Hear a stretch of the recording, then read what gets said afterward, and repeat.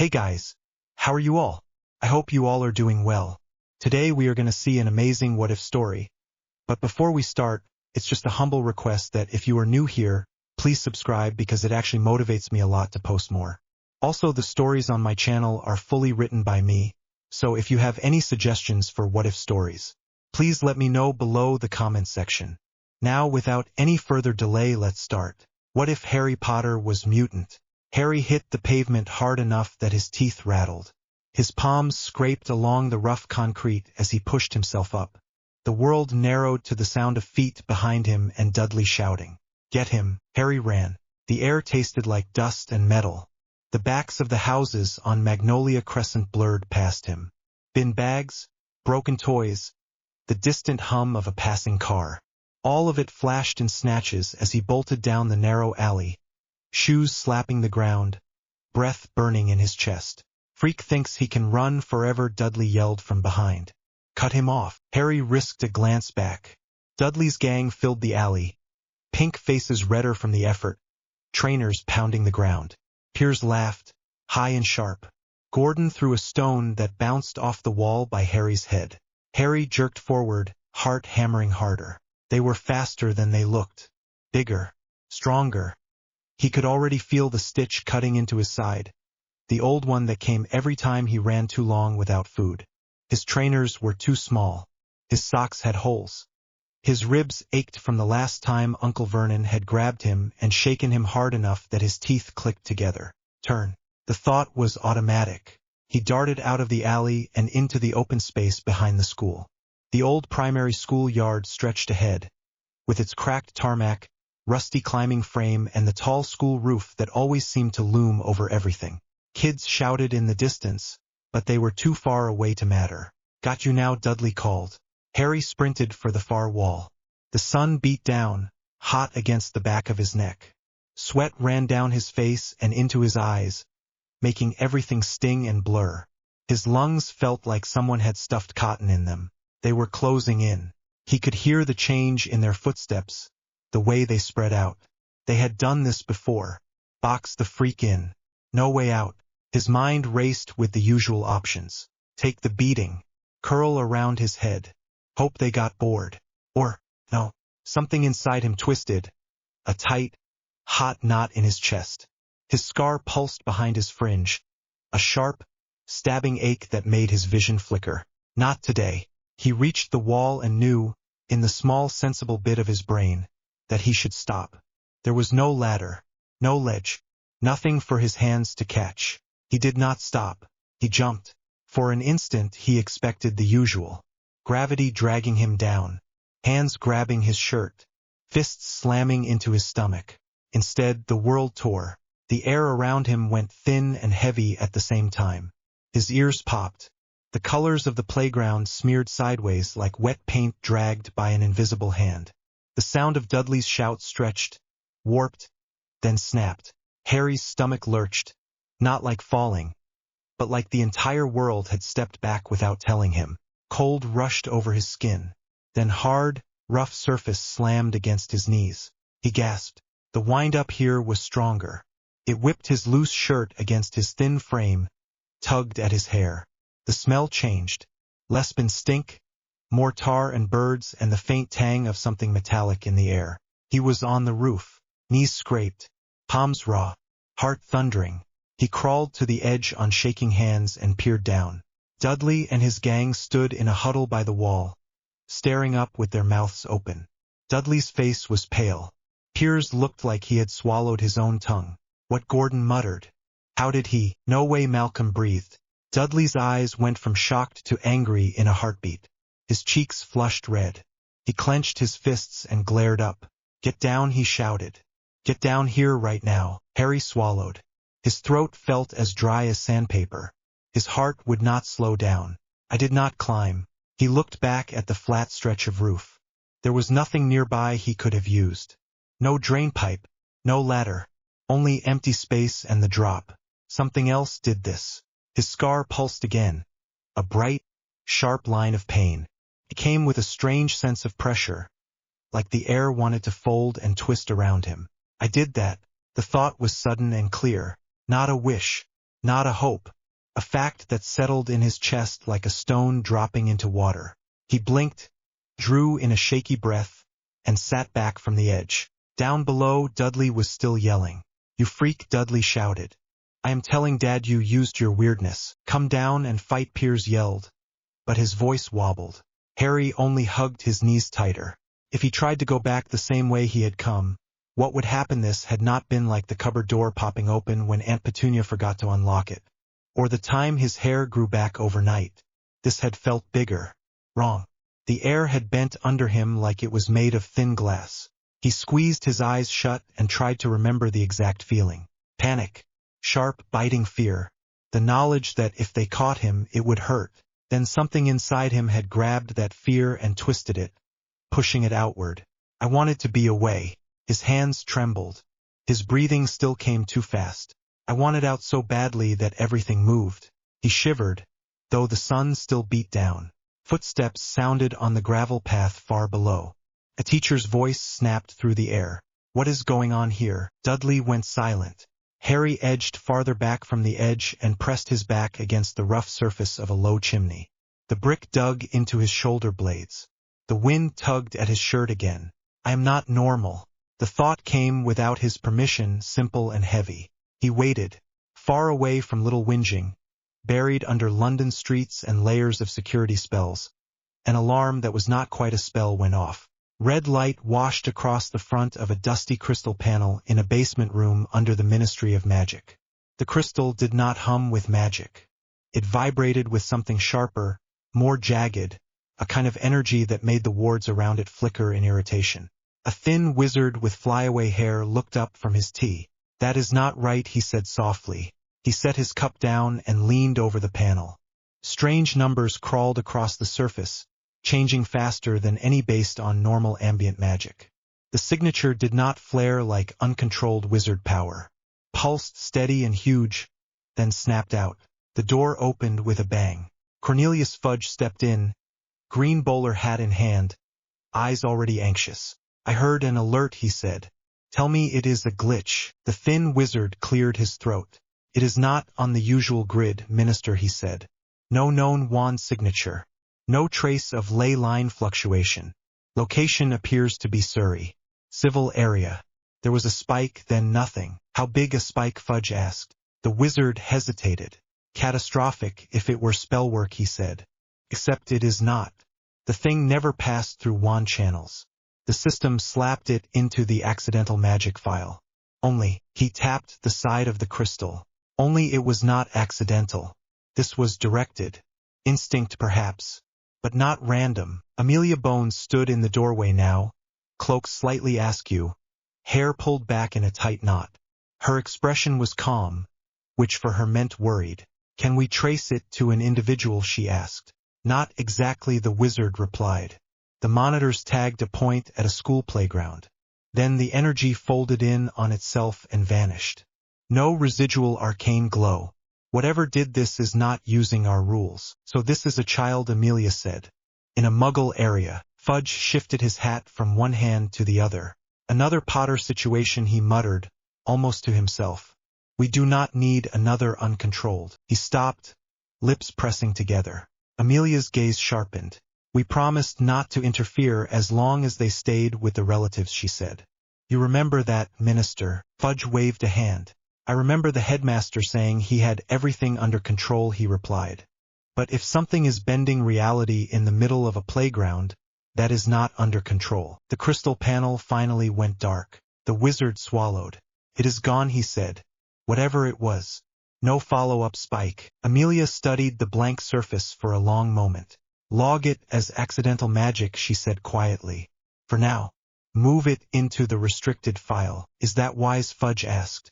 "It is the only way to stop every paranoid bigot in this building from demanding we drag some child out of their home," she answered. "We watch. We do not panic." Her eyes stayed on the crystal. There was a line between wisdom and fear. She could feel it under her feet and knew, even then, that they were already sliding to the wrong side. By the time they got Harry down from the roof, Dudley had told half the school. The teacher had gone pale when she saw where he was. Someone ran inside to get the caretaker. They fetched a ladder from somewhere at the back. Harry climbed down as carefully as he could, legs still shaking. His knees were scraped raw. Dry blood crusted on the skin. His palms stung when he used them. Aunt Petunia was waiting at the school gates. Her face was almost the same color as the bottle green hedge behind her. Her lips were pressed so tight they had nearly vanished. She did not shout in front of the teacher. She only gave a stiff little nod, fingers digging into the strap of her handbag. "Thank you for calling," she said in a thin voice that trembled on the edges. The teacher patted her arm, clearly uncomfortable. "We are all very concerned," the teacher said. "Children do not just appear on roofs." Aunt Petunia's eyes flicked to Harry, sharp and full of something ugly. "Oh," she said. "He does things like that. Lily did too. It is in the blood." The teacher frowned. "I do not think climbing up there is." "He did not climb, did he?" Dudley cut in, loud enough for everyone to hear. "He just popped up there. Like when he made that glass vanish at the zoo. He is a freak." Harry flinched. The teacher opened her mouth as if to ask more. Aunt Petunia shut it down with a tight smile. "Children exaggerate," she said. "I will handle this at home." She clamped a hand around Harry's arm so hard that his fingers tingled. "Say thank you to your teacher," she hissed. "Thank you," Harry muttered, eyes on the ground. The walk back to Privet Drive felt longer than usual. Every step made his knees throb. Little stones slid into his too thin trainers. The houses watched him with their tidy windows and neat lawns, all pretending they did not see the way Aunt Petunia's fingers dug into his arm. Inside the house, the air was thick with the smell of disinfectant and over-boiled vegetables. Uncle Vernon stepped out from the sitting room, face already purpled with a rage he had not even used yet.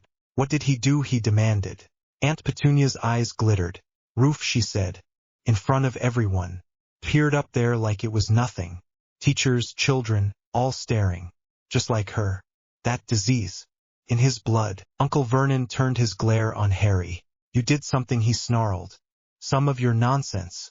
After all we have done to stamp it out." "I did not mean to," Harry said. His voice came out small. "They were chasing me. I just wanted to get away." "So you did," Uncle Vernon said. "Up there. Where everyone could see. Do you know what that does to us? The neighbors hear things.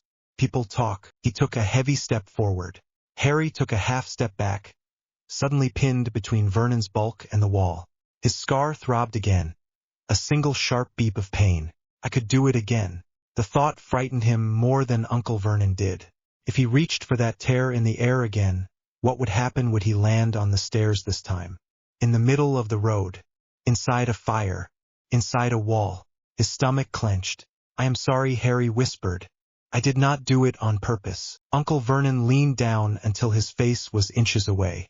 Harry could smell the stale coffee on his breath. "Listen to me, boy," he said quietly, which somehow felt worse than a shout. "We do not say that word. We do not talk about that nonsense. There is nothing wrong with you except being ungrateful. Whatever you did today, you will never do it again. Do you understand?" "I said I did not mean to," Harry replied. Vernon's hand snapped out and grabbed the front of Harry's shirt. The fabric bunched under his fingers, cutting into Harry's collarbone. "Do you understand?" he repeated. Harry swallowed. "Yes," he said. "I understand." Vernon let go and straightened. "Good," he said. "You can go to your cupboard. No food." Aunt Petunia sniffed. "And you had better be silent," she added. "We are not having neighbors hear you banging around like something in the walls." Harry walked to the cupboard with slow, measured steps. The tiny space under the stairs smelled of dust and old socks. Spider webs brushed his ears as he sat on the thin mattress. Every bruise he had pressed against the floorboards. He pulled his knees up and rested his forehead on them. His scar pulsed again. Let off a slow, steady ache. "I am not normal." He let the thought sit, raw and bare. Not like them. Not like the kids at school who only worried about football and homework. Not even like the strange people in cloaks he sometimes saw in crowds who looked at him oddly. "Something inside me moves the world." He did not know how he knew. He just did. The way a person knew their own name or the color of their eyes. He remembered the green light from long ago, the flash that sometimes burned behind his eyelids when he woke sweating in the night.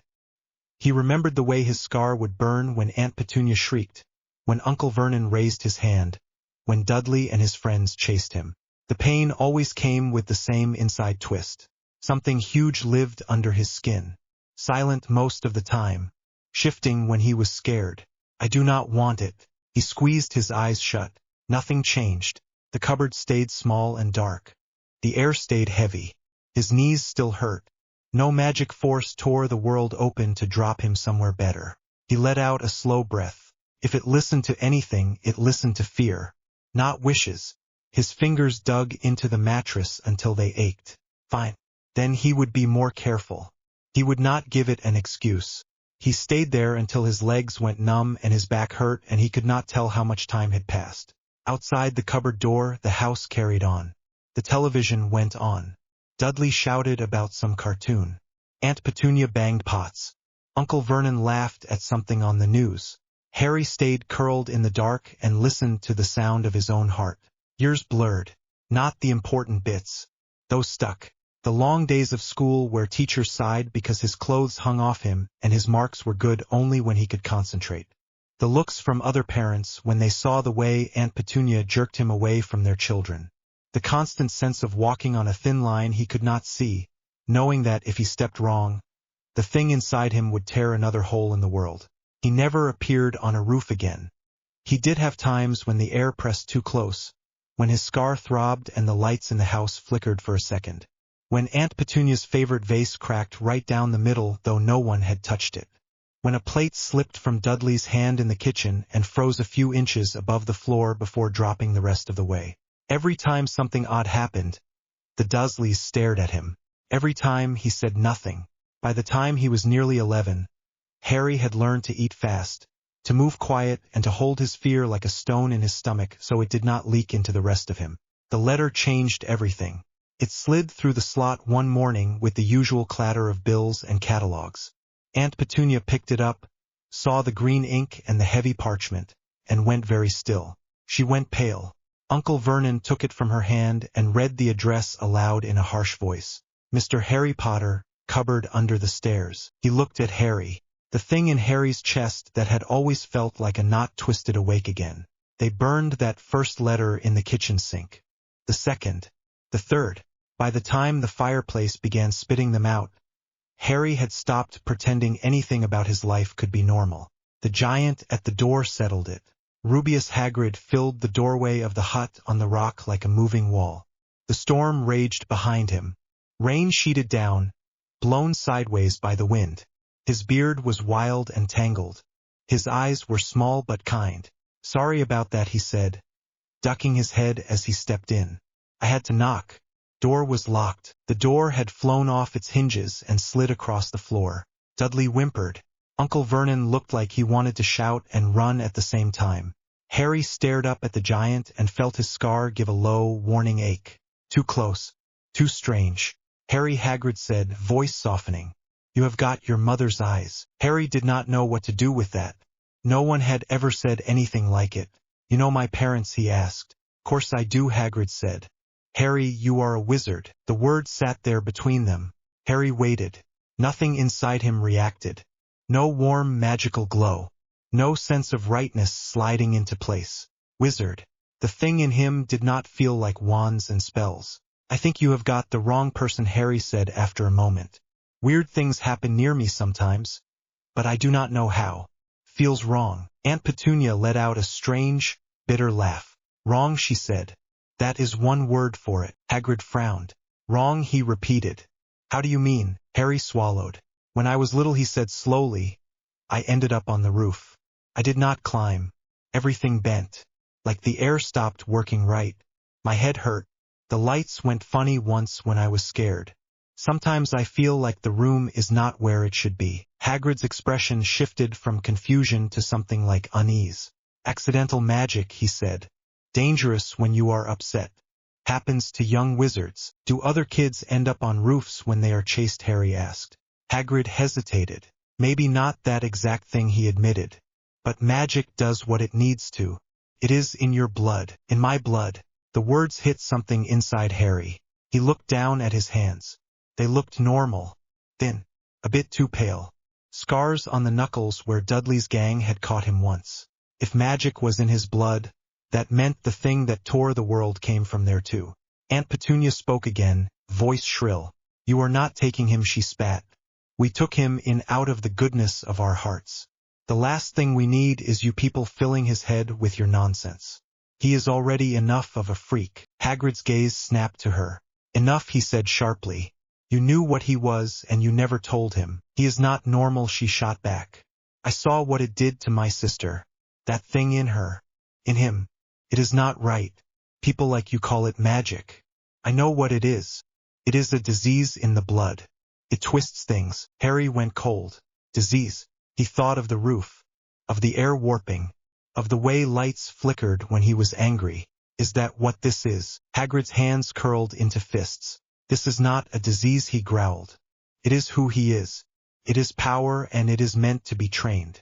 You never had the right to decide otherwise. The hut shuddered slightly, as if the storm outside had gripped it. Harry's scar flared, sharp enough to make him sway. He blinked, breath catching. The inside pressure rose for a heartbeat, then eased. If I lose control in here, what happens? He forced his hands to loosen. I want to go, Harry said quietly. Everyone looked at him. He swallowed. I want to know what this is, he said. If there is a place that can teach me how to stop making the world bend when I am scared, I want to go there. Hagrid's expression softened. Then we go, he said. Got to get your things anyway. Diagon Alley is the place for that. Uncle Vernon spluttered. Aunt Petunia hissed. Dudley whimpered again. Harry watched them and felt something odd. Not guilt. Not exactly. Distance. They looked at him like he was something dangerous that had just been given permission to walk around. Maybe they were right. Hogwarts smelled of wax, stone and something sharper, like ozone. By the time Harry walked into the Great Hall with the other first years, his head was buzzing. The boat ride across the lake had been cold and strange. The sight of the castle, with its many lit windows, had made something twist in his chest. So many eyes. He stood among the nervous children and tried not to shift too much. His new robes itched at the back of his neck. The ceiling above showed a night sky full of stars. Candles floated in the air, their flames steady and calm. Everywhere he looked, something impossible existed, like it had always been there. Inside him, the knot that had always been asleep at the edge of his awareness now hummed. It did not feel calm. Professor McGonagall read names from a long scroll. One by one, children walked up, sat on the stool and let the battered hat come down over their eyes. Granger, Hermione, the bushy-haired girl Harry had met on the train, hurried up, hands clenched at her sides. The hat barely touched her head before it shouted. Gryffindor. The table on the right exploded in cheers. Harry watched with a kind of numb interest. He knew the names of the houses now. Hagrid had explained them. Ron on the train had gone on at length, waving a half-eaten sandwich. Bravery, cleverness, ambition, loyalty, all neat little boxes. What box do you put a walking terror in reality into? His scar gave a low, steady throb. Malfoy, Draco. The pale boy with the pointed face sauntered up and sat down. The hat shouted Slytherin after only a moment. The line grew shorter. Potter, Harry. Everything in the hall shifted. The noise of whispers rolled over him in a wave. Did she say Potter? That is him, the boy who lived. Harry's stomach clenched. He stepped forward. Every eye in the room felt like a tiny weight on his skin. The knot inside him tightened, pressing up against his ribs. The scar burned in time with his heartbeat. I cannot have anything happen in front of all these people. His hands shook as he climbed the small steps and sat on the stool. Professor McGonagall placed the hat on his head. The brim dropped over his eyes. The hall vanished. The smell of wax and food and hundreds of bodies faded. The world narrowed to the musty smell of old fabric and parchment and something else. Something that hummed. Something pushed into his mind. Well, the voice was dry and old, but not unkind. It came from everywhere and nowhere at once. Interesting. Harry's grip on the edges of the stool tightened. Who are you? I am the Sorting Hat, came the calm answer. That old bit they say every year is not just for show. I look inside you and see where you fit. That is the idea, at least. The presence pushed deeper. Except what? The voice sounded almost amused. Except I have never seen anything like this. Harry felt something brush against the knot in his chest. It reacted. The world inside his head buckled. For a moment there was no hall, no stool, no hat. There was only pressure. Heat. A sucking pull that felt like the space around him was trying to fold up and hide. Pain flared behind his scar, bright and sharp. Stop. The inside of his own voice sounded small against whatever was moving. The hat grunted, as if someone had shoved it. That is not magic, it muttered. That is not anything they told me about when they made me. What are you, boy? I do not know. That he knew was true. He did not know what to call the thing that bent the air. He only knew how it felt. Alive, dangerous, hungry in a way he did not like. The hat tested again more carefully. It brushed the edge of the knot.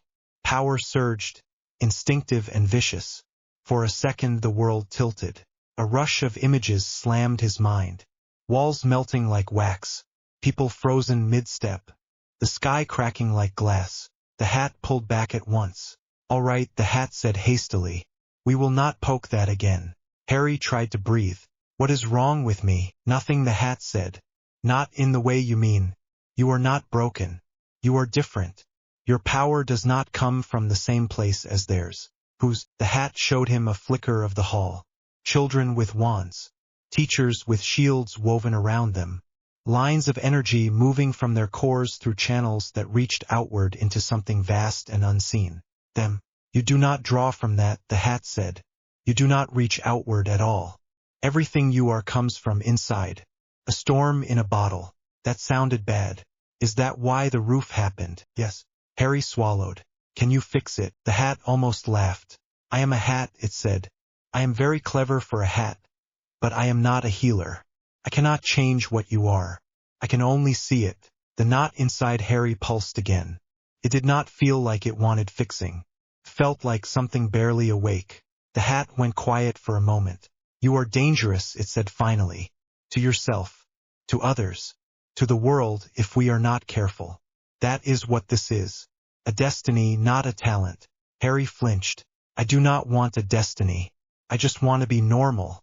Normal is for people who do not crack the air with a thought, the hat said gently. You were never going to be normal. The question is what kind of not normal you will be. The pressure of the hat's mind shifted, looking past the knot to the rest of him. Bravery, definitely. You keep running even when you know it will hurt. Loyalty. You still care about people who have never cared back. That takes strength. A sharp mind when you let yourself use it. And a stubborn streak they could ride a broom along. Harry almost snorted. You make it sound like a list. It is my job, the hat said. The house choice, though. That is more important now than ever. You need a place that will not fall apart the first time that storm flares. Which one is that? The hat considered. Slytherin would sharpen you. They understand survival at any cost. They might try to use you, though. They would see your power and think tool. Harry's stomach twisted. No, Ravenclaw would pick you apart, the hat went on. Curiosity is strong there. They would want to study you, treat you like an answer to a question. That would break you in a different way. That felt even worse. Hufflepuff would love you, the hat said softly. Hard work, loyalty, patience. They would try to make you feel safe. That did not sound bad. Then the hat showed him a flicker of something else. Firelight on old wood. Red and gold banners. A group of children, laughing too loud, arguing over homework, shoving each other in friendly ways. Standing together in danger without thinking twice because that was who they were. Gryffindor. They were not safe. They were not careful. They jumped into trouble and dealt with the mess afterward. But when the storm inside him finally burst, they would stand beside him. You are going to face things the rest of them cannot imagine, the hat said. Monsters outside and inside. The house that will help you hold to who you are, even when you could tear everything down, is the one that values courage above all. Harry's hands were still clenched on the stool. If I go there, will I stop hurting people? The hat was honest. I cannot promise that, it said. You are an Omega if I had a word for what you are. The world will bend around you. What I can say is this. In Gryffindor you will learn to choose who you hurt and who you protect. You will not be alone. Alone. The word hit deep. He thought of the cupboard, the roof, Aunt Petunia's eyes when she called him a disease. He thought of the children at the Gryffindor table cheering for Hermione. The way they had clapped for each other without knowing who those people were yet. He did not want to be a tool. He did not want to be a puzzle. He did not want to be hidden away like something shameful. He wanted people who would look at him and see a person first, not a storm. All right, Harry thought. If you believe that is where I should go. The hat sounded relieved. Good, it said. It will not be easy. You will terrify them sometimes. They will terrify you. But you will grow there. And maybe, just maybe, you will find a way to live with that thing in your blood without letting it own you. The knot inside him hummed. Restless. What about that other presence? The hat murmured, almost to itself. That cold peace wrapped around your scar. An old dark mind, clinging to you like a parasite. It is not the source of your power, but it rides it. That will be a problem later. Harry stiffened. What mind? The hat pulled back. Later, it said. You are 11. You do not need that weight now. You will know when you must. Not fair.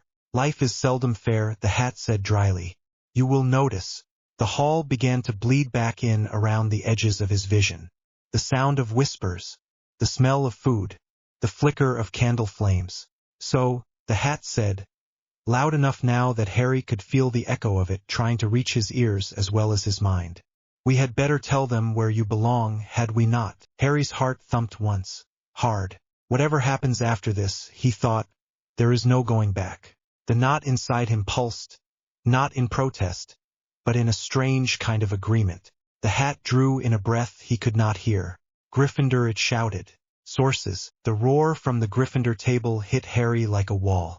For a second he sat frozen on the stool with the hat still sliding off his head. Eyes wide, ears full of cheering and clapping and someone whistling so loud it cut through everything. He blinked. The hall was back. The smells, the candles, the faces. Hundreds of them. All turned toward him. That is Harry Potter, someone hissed from the Ravenclaw table. Look, the scar. He looks small, another voice whispered. That is him, though. Harry stood because his legs seemed to remember what to do even while his brain did not. He stepped down from the stool and walked toward the red and gold table. The knot in his chest hummed. The world did not bend. The floor stayed where it belonged. The air felt thick but stable. Good. Harry, Ron yelled, waving with one hand and nearly knocking his own plate over with the other. Over here. Fred and George Weasley were on their feet clapping as if they had just seen their team win something. Well done, one of them shouted. Knew you had it in you. Course he did. He is a lion, the other added. Harry slid onto the bench between Ron and an older boy, Percy, who had a badge on his chest and a very straight posture. Percy Weasley, Prefect Percy said with a polite little nod. Welcome to Gryffindor. Thanks, Harry said. His voice sounded odd in his own ears. Thin and far away. The knot in his chest eased a little at the noise around him. Cheering was strange, but it was better than the hard silence of Privet Drive. On the other side of Ron, Hermione Granger sat with her hands folded very neatly on the table, eyes still huge from the whole sorting business. It is nice that we are in the same house, she said quickly. I read that Gryffindor values courage and daring and noble acts. Ron groaned. Here we go, he muttered. Hermione ignored him. Do you think the hat can see everything you think? She asked Harry. It sounded like it could. Did it talk to you for long? Harry flinched inside. The memory of the hat brushing against the knot in his chest still made his skin prick.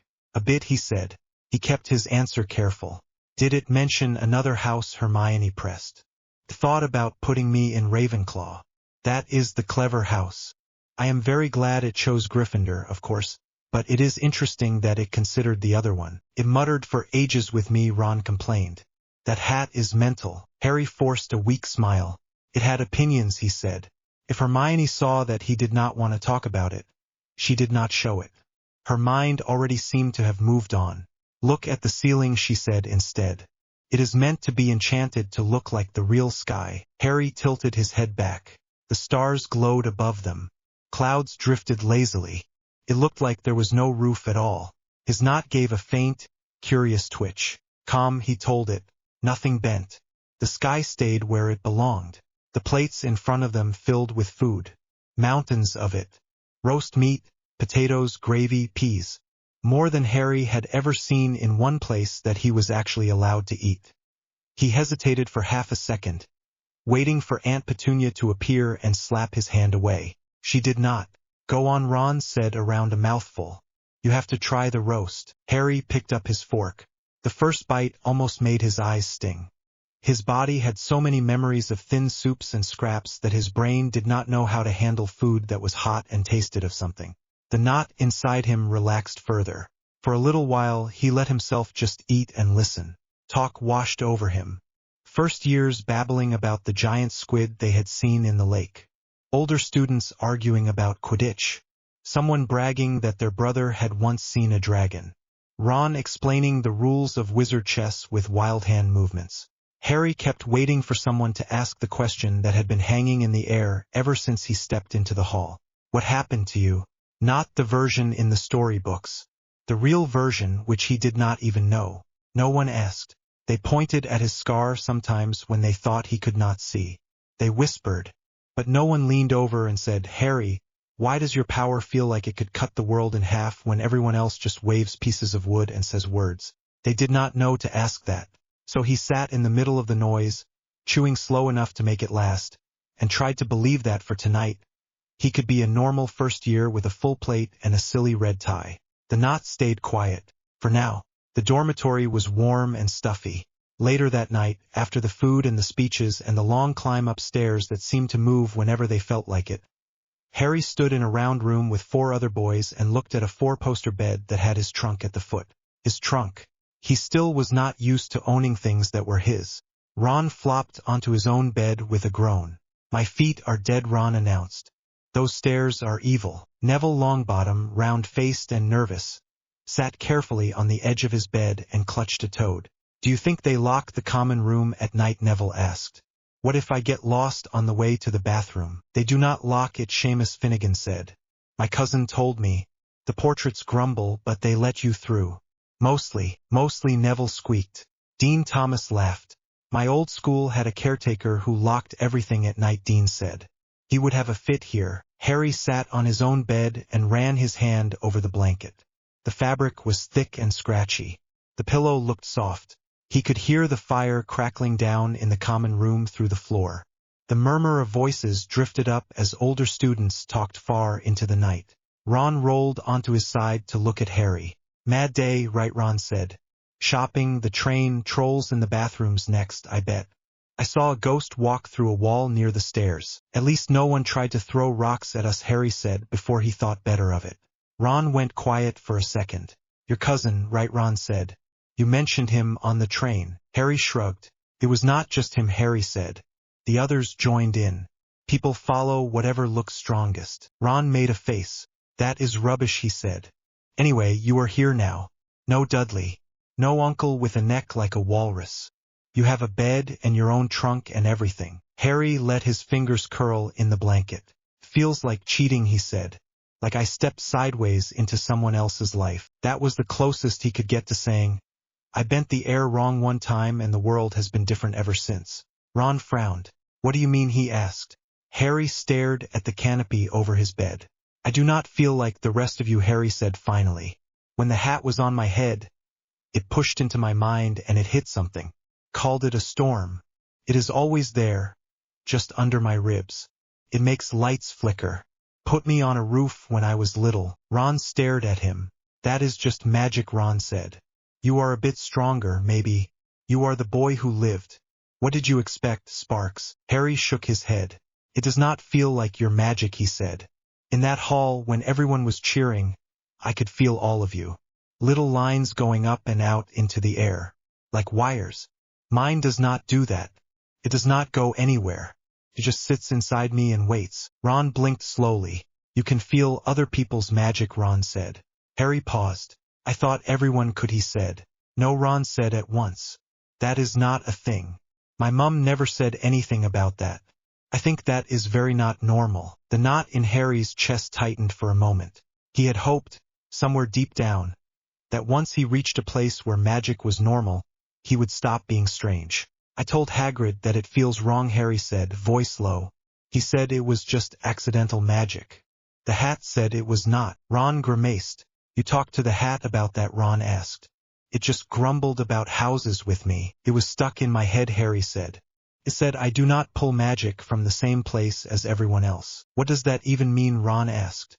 Harry did not know how to explain it. When McGonagall turned into a cat in front of us, Harry said slowly, I could feel her draw on something. Like there is a big thing wrapped around the school and she tapped it. Like a river. My power never touches that. Feels like it would fight it. Ron stared at him for a long moment. You are still a Gryffindor, Ron said at last. The hat said so. So whatever weird storm you have, it does not get to tell you what you are. Harry looked over. Ron's ears were a bit red. There are loads of strange people in wizard families, Ron added quickly. My Uncle Bilious danced on a table at a wedding, then dropped dead while everyone laughed. That is pretty odd. You do not see us kicking him out of the family. Well, he is dead, but you get the idea. Harry snorted before he could stop himself. The knot in his chest loosened a fraction. Thanks, he said. Ron grinned. Settle down, Ron said. We have class tomorrow. Loads of chances to see just how weird you are. Helpful, Harry muttered. He lay back on his pillow. The ceiling glowed softly with reflected light from the candles below. The sounds from the common room slowly faded as people drifted to sleep. Inside his chest, the storm hummed. For the first time in his life, there were walls that would not reach out and hit him if something odd happened. There were people who thought his strange was a kind of normal. He hoped that would be enough. It was not. By the third day of lessons, Harry understood that he was not just behind in magic. He was sideways. Transfiguration started the pattern. Professor McGonagall stood at the front of the room with neat chalk handwriting behind her and a cat stare that made everyone sit straighter. Transfiguration is some of the most complex magic you will learn at Hogwarts, she said. Messing with the fundamental shape of things is not to be taken lightly. She tapped the desk with her wand. The desk squeaked and shrank. Now there was a pig staring at them with offended eyes. The room gasped. Harry did as well, but for a different reason. He had felt her pull from the air. The river again. Threads of power gathered, focused, then pushed through wand wood in neat channels. It made the hair on his arms lift. When she turned the pig back, the river drained away. It will be a long time before any of you attempt anything like that, McGonagall went on. For today, you will try something very basic. Turn a matchstick into a needle. She flicked her wand. A small wooden box appeared on each desk, full of matchsticks. Harry and Ron shared a box between them. Ready, Ron whispered. First spell in class. This is it. Harry wet his lips. He copied the wand movement as McGonagall demonstrated. He tried to mimic the way she had spoken the word. When he said it, it felt strange in his mouth, like a word in a language he did not actually speak. Nothing happened. Around him there were similar failures. A few sparks. One match did a little jump on someone's desk as if offended. Hermione, a few desks over, gritted her teeth and tried again and again. Her match flickered, gained a shine, then flipped back. Her jaw set. Harry frowned. He could feel the river. It flowed through the room, thin and controlled. Other children dipped into it, clumsy. Some got more than others. Most got nothing. When he tried to reach for it, his own power rose up like something bristling. No, the word was not in a language, but the feeling was clear. His storm did not like the idea of borrowing. Fine. He let go of the river and focused on the match instead. He pictured the match the way it was. Wood, soft and rough. Dust of the redhead. Then he pictured a needle the way he had seen one at Mrs. Fig's house. Cold metal. Sharp point. His storm stirred. Change, he thought. Do that. The air around his hand thickened. The match quivered. For a moment the world narrowed to his fingers. His wand. The bit of wood on the desk. His scar twinged. He felt the rules that held that bit of wood together, the way its bits wanted to sit. The storm pushed. The match melted. Not literally, but its shape blurred. It shimmered on the desk, no longer match or needle. For a second it looked like both at once. Then it snapped. A thin line of metal lay on the wood, shining. Next to it sat curls of something that looked like shavings of wood twisted on themselves. Harry stared. Beside him, Ron's match remained a match. How did you do that? Ron whispered. I do not know, Harry said. He meant it. He had not felt any river. He had not used any of the channels McGonagall had shown. His storm had simply grabbed the idea of needle and pushed the bit of reality in front of him until it obeyed. He raised his hand. McGonagall walked over. Yes, Potter, she said. Then she saw his desk.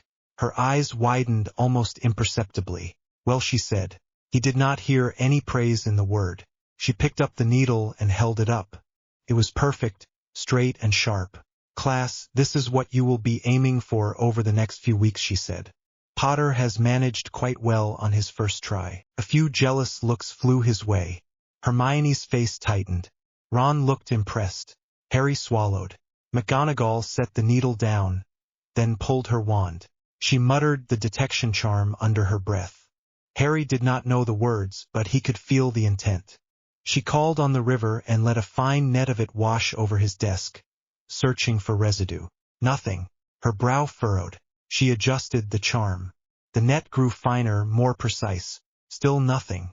No arcane glow clung to the needle or the twisted shavings. The storm inside Harry sat quiet and smug. McGonagall's gaze flicked from the needle to Harry. How did you do that? She asked, quieter now. I just thought about it, Harry said. You said to turn the match into a needle. So I wanted that. Very much. He tried to put the feeling into words. Something in my chest grabbed the wanting and pushed, he added. I did not feel that river thing. McGonagall blinked. What river thing? She asked. Harry winced. I can feel when you use magic, he said. Feels like a river. You pull from it. When I do anything, it does not feel like that. A muscle jumped in her jaw. After class, you will stay behind for a moment, Potter, McGonagall said. Harry's stomach dropped. Am I in trouble? He asked. I do not know yet, she replied honestly. We will see. She turned away and moved on to the next desk. Ron swallowed. Mate, Ron whispered. You just turned a match into a needle on the first try and got called to stay after. That is a record. It did not leave any magic behind, Harry said under his breath. She could not see anything. Ron stared. That is not possible, Ron said. Everything leaves residue. That is what Professor Flitwick said yesterday. Apparently I skipped that part, Harry muttered. He tried the spell again with another match, this time deliberately trying to copy the river pulling the others did. His storm flared in warning. No, he backed off. The second match refused to change. It sat on the desk like a little wooden insult. By the end of the lesson, most people had a match that was a bit thinner or had a silvery end. Hermione had produced a perfect needle on her final try and was still breathing hard from the effort. Harry had one perfect needle and a pile of wooden scraps that did not quite obey any clear rule about shape. Hermione eyed his desk as they packed up. You did that without saying the spell out loud, she said. You barely moved your wand. Harry shrugged. It just happened, he said. Hermione's eyes narrowed. I do not believe that, she said. Magic needs structure. Words, movement, intent. That is what the book said. You must be doing something else you are not noticing. Maybe, Harry said. He did not know how to explain the storm. She rushed from the room, muttering about cross-checking theory. Ron nudged him. She is going to write essays about you, Ron said. You are going to be a research project. Great, Harry said. Just what I wanted. He stayed behind while the others left. McGonagall closed the door with a flick of her wand. She studied him for a moment.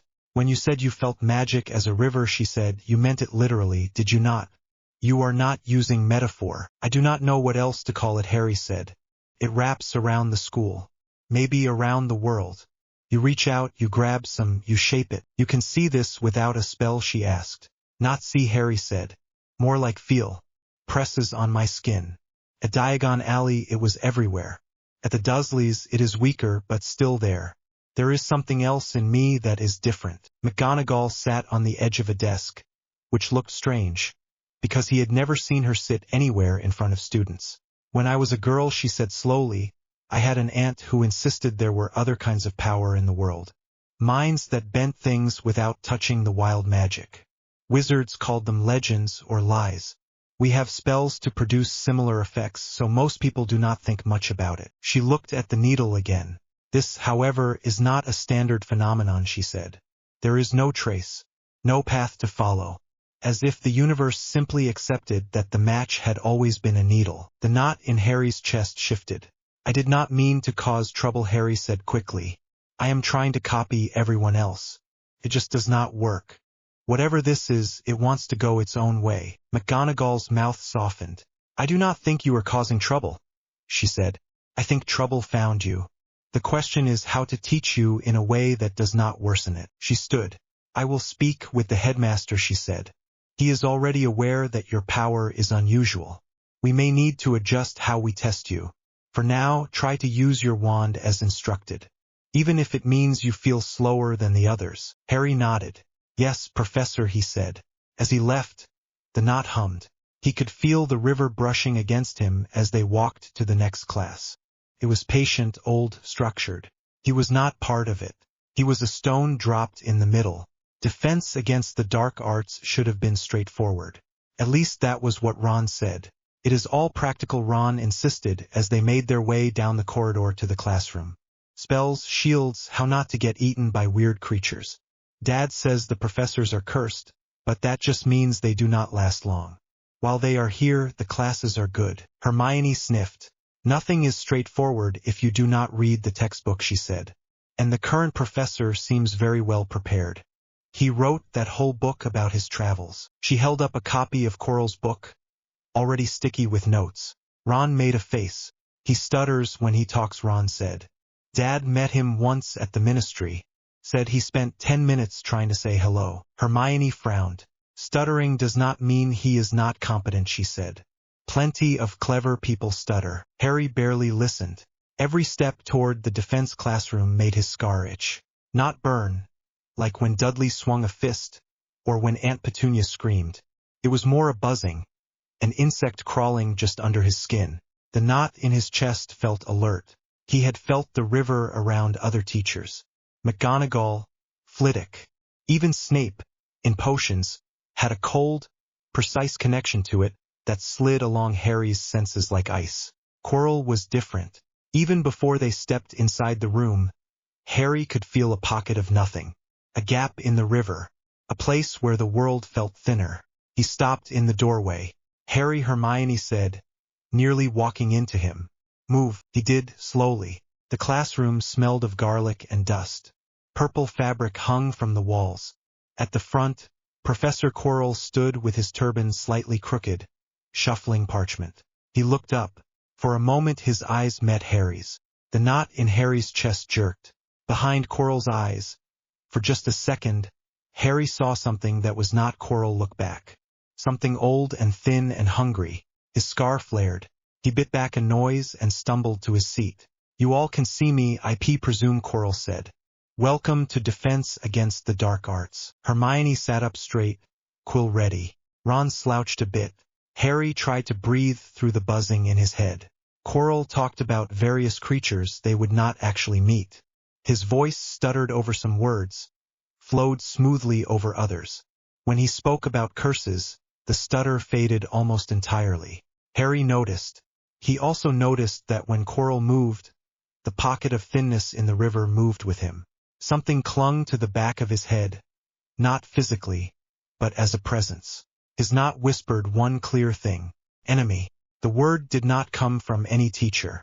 It came from the instinct that had put him on the roof and made the lights flicker. He gripped his quill until his fingers hurt. "Keep your head down," he told himself. "Learn. Watch." Quirrell's eyes passed over him more than once. Each time, Harry felt a faint pull, as if something were sniffing at his storm. He kept his walls tight. By the end of the lesson, he had barely registered the content. Goblins and rules and some vague mention of a curse that could make your toenails grow. He walked out with Hermione lecturing Ron about note-taking and tried to ignore the way his scar still ticked with each heartbeat. At dinner that night, he had to force himself to look at the staff table where Quirrell sat. Dumbledore sat in the center, eyes twinkling over his half-moon glasses as he spoke with the professor on his right. More than once, his gaze flicked toward Harry and lingered. Harry did not know if Dumbledore could feel the storm the way the hat had. He did know that if anyone in the school knew the word for what he was, it would be him. He was not sure that made him feel better. The year settled into a pattern. Classes, homework, Ron's constant moaning about homework, Hermione's lectures, Neville losing his toad and his way, Seamus trying to turn water into something else and setting his feather on fire. Through it all, the storm inside Harry learned. Not from books, although he read them. Not from wand movements, although he practiced those too. It learned from fear. A miscast spell in charms sent a jet of sparks toward his face. Without thinking, his storm grabbed the air in front of him and thickened it. The sparks hit something that was not there and scattered. Flitwick blinked. Most unusual shield instinct, Mr. Potter, he said. We have not covered that yet. A bludger during Quidditch practice gone wild, aimed for his ribs. The world slowed. For a fraction of a second, Harry saw every path the ball could take. His storm pushed just enough on the air to nudge it aside. It missed. Oliver would swore cheerfully and called it excellent reflex. In potions, when Snape snapped at him without warning, Harry felt a flash of anger. The potion on his desk shivered. The color shifted. For a second it looked like it would either cure every illness in the world or explode. He forced his storm back. The potion settled. Snape's eyes narrowed. You will pay attention in my class, Mr. Potter, Snape said. Whatever unnatural advantages you think you have will not serve you here. Harry bit back a retort. He did not think of his storm as an advantage. It felt like a knife he had to carry with the sharp edge pressed against his own palm. Everyone else at Hogwarts treated power as a skill. Something they could practice. Something that obeyed rules laid down in books. Harry's power did not obey those rules. Hermione tried to fit him into them anyway. You must be doing non-verbal spells without realizing it, she insisted in the library one evening. There is no other explanation.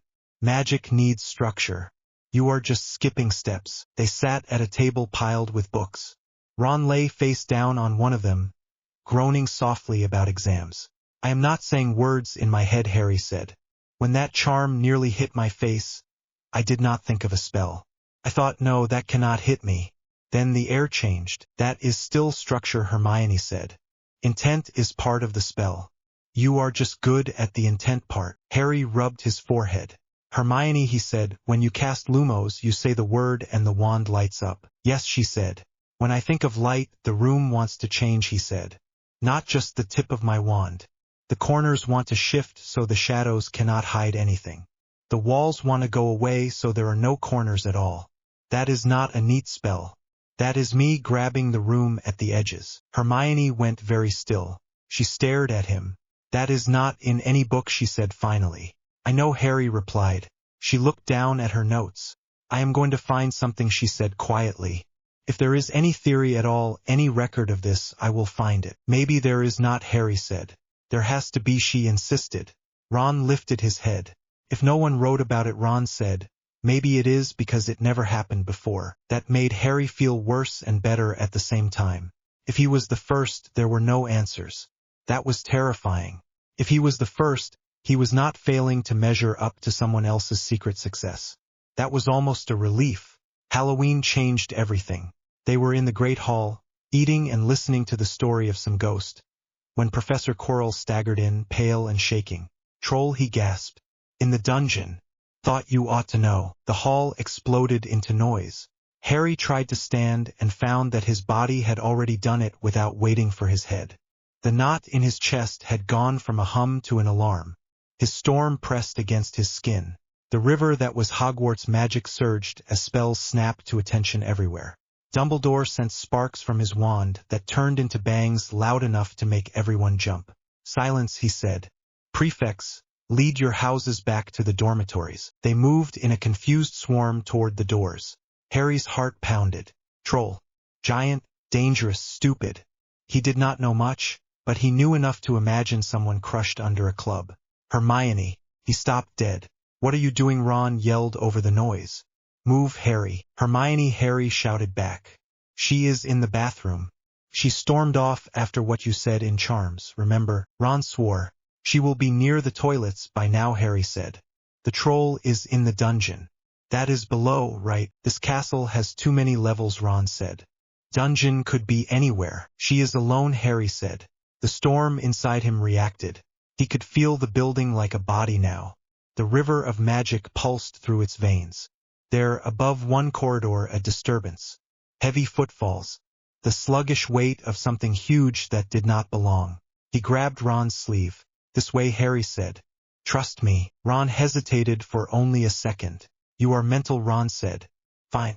Let us go be mental together." They slipped out of the stream of Gryffindors and ducked down a side passage. The halls were suddenly very empty. The usual sounds of the castle were swallowed by the thick stone. As they ran, Harry focused. The storm reached out, tasting vibrations through walls and floors. The troll smelled of stone and rot and something sour.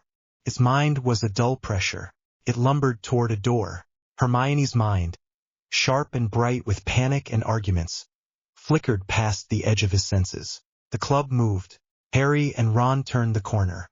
The troll stood in the girls' bathroom, hunched over, body filling most of the space. The stench hit Harry like a slap. It swung its huge club lazily, knocking a sink off the wall. Water sprayed everywhere. Hermione cowered under a row of basins, eyes wide. "Harry," she squeaked. The troll turned. Time slowed. The club came up. In that instant, Harry did not think of spells. He did not think of the river or wand movements or words. He thought, "That thing will smash her."